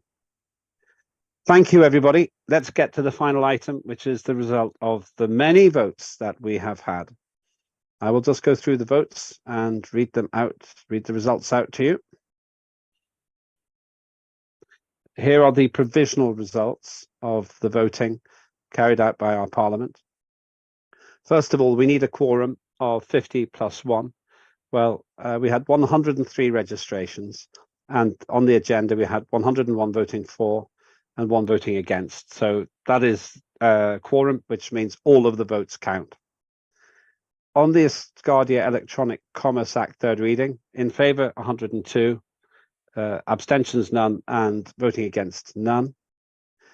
Asgardia Space Activities Act third reading, in favour 98, no abstentions and 3 against. So that's passed. Congratulations to that is to Luca. Asgardia Electronic Commerce Act. Sorry, I got those wrong. Asgardia Electronic Commerce Act in favour 102, with 0 abstentions and 0 against. That's passed at third reading. Asgardia Space Activities Act, third reading, in favour 98, abstentions 0, voting against 3. So that's passed. Editorial amendments to Asgardia Act on Acts, 98 in favour, no abstentions and 3 against. So those are passed. And the editorial amendments to Asgardia Government Act, 98 in favour, no abstentions, 2 against. So that's also passed. Endorsement of the selection of committee chairs, in favour 97, no abstentions, 3 against. So you have endorsed the process we used. Now moving on to the appointments. Appointment of Minister of Science, 100 in favour, 1 abstention, no one against. So the Minister of Science is approved. Appointment of Minister of Finance, 99 in favour, none against, no abstentions, 2 against. So the Minister of Finance is approved. Appointment of Minister of Citizenship, 101 in favour, with no abstentions and no one against. So the Minister of Citizenship is approved. Appointment of Minister of Information and Communication, in favour 100, abstentions 1, against none. So he is approved. Appointment of Minister of Trade and Commerce, 98 in favour, 2 abstentions, 1 against. So the Minister of Trade and Commerce is approved. Appointment of Minister of Justice, 100 in favour, no abstentions, 1 against. The appointment of Minister of Justice is approved. Appointment of Minister of Youth and Education, 100 in favour, no abstentions, 1 against. The Minister of Youth and Education is approved. The appointment of Minister of Safety and Security, 100 in favour, no abstentions, 1 against. So the Minister of Safety and Security is also approved. The appointment of Minister of Equity and Resources, 100 in favour, no abstentions and none against. So the Minister of Equity and Resources is also approved. The appointment of Minister of Manufacturing, 101 in favour, no abstentions and none against. So that Minister for Manufacturing is also approved. And finally, the appointment of Minister of Culture, 101 in favour, no abstentions and none against. So the Minister of Culture is approved. On the list of information for the verification process, that's the information that we're asking for. 95 agreed, 1 abstained and 4 were against. So you have endorsed the request for information. And finally, the election of Mr. Peter Morn as a Deputy Chair of Parliament. 100 in favour, none against. Sorry, 100 in favour, no abstentions and 2 against. So congratulations, Peter Morn, you are now the Deputy Chair of Parliament, which means you have to take on that committee on Thursdays. I can't put into words how pleased I am to give you that responsibility. Congratulations, Peter Morn. And with that, we have finished on time. We started at 8:05, sorry, for 5 UTC, and we're finishing at 8:05 UTC. So we've actually done exactly what we said we would do. Well, 2 minutes past 8. Thank you, everybody. Very productive session. Please remember to come on Thursday. Peter, we'll need to talk about your responsibilities. Welcome to the committees, all constituted now. Let's talk about your deputy chairs. Those are very important roles.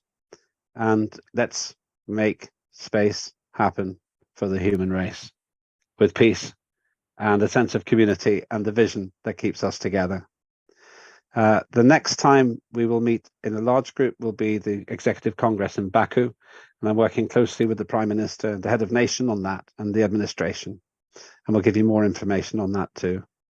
I hope you're really glad that you're part of Asgardia's Parliament. I am delighted and honoured to be part of this, and as many say, it's a family, but a family with a mission, and the mission is above us and for all humankind. I want to thank also our interpreters. They do a superb job for us. I want to extend the number of interpreters to other countries, to other languages as well. Please do feel free to make your feedback and input there. A big request from my team, please send summaries of yourselves to Aliona Fecklina. It's just really essential that you send your data, because we have a book of all the parliamentarians. It's really urgent. Most of you haven't responded who have been asked. We need these biographies for the guide to Parliament. That is really important. We will keep asking. You'll receive a reminder in the next few minutes. Please reply. It will take you 20 minutes, but we need to have that so that we can promote you as parliamentarians. And Aliona does a great job. It takes a lot of time, but we really want to get that finished. So please, when you get the reminder, please respond. That is all we had today. Great to see you all. Thank you to the interpreters all over the world. Thank you to you all over the world. And as you can see, many people do Zoom, but we do digital democracy better than anyone else on the planet. And we'll do it better than anyone else off planet in the near future.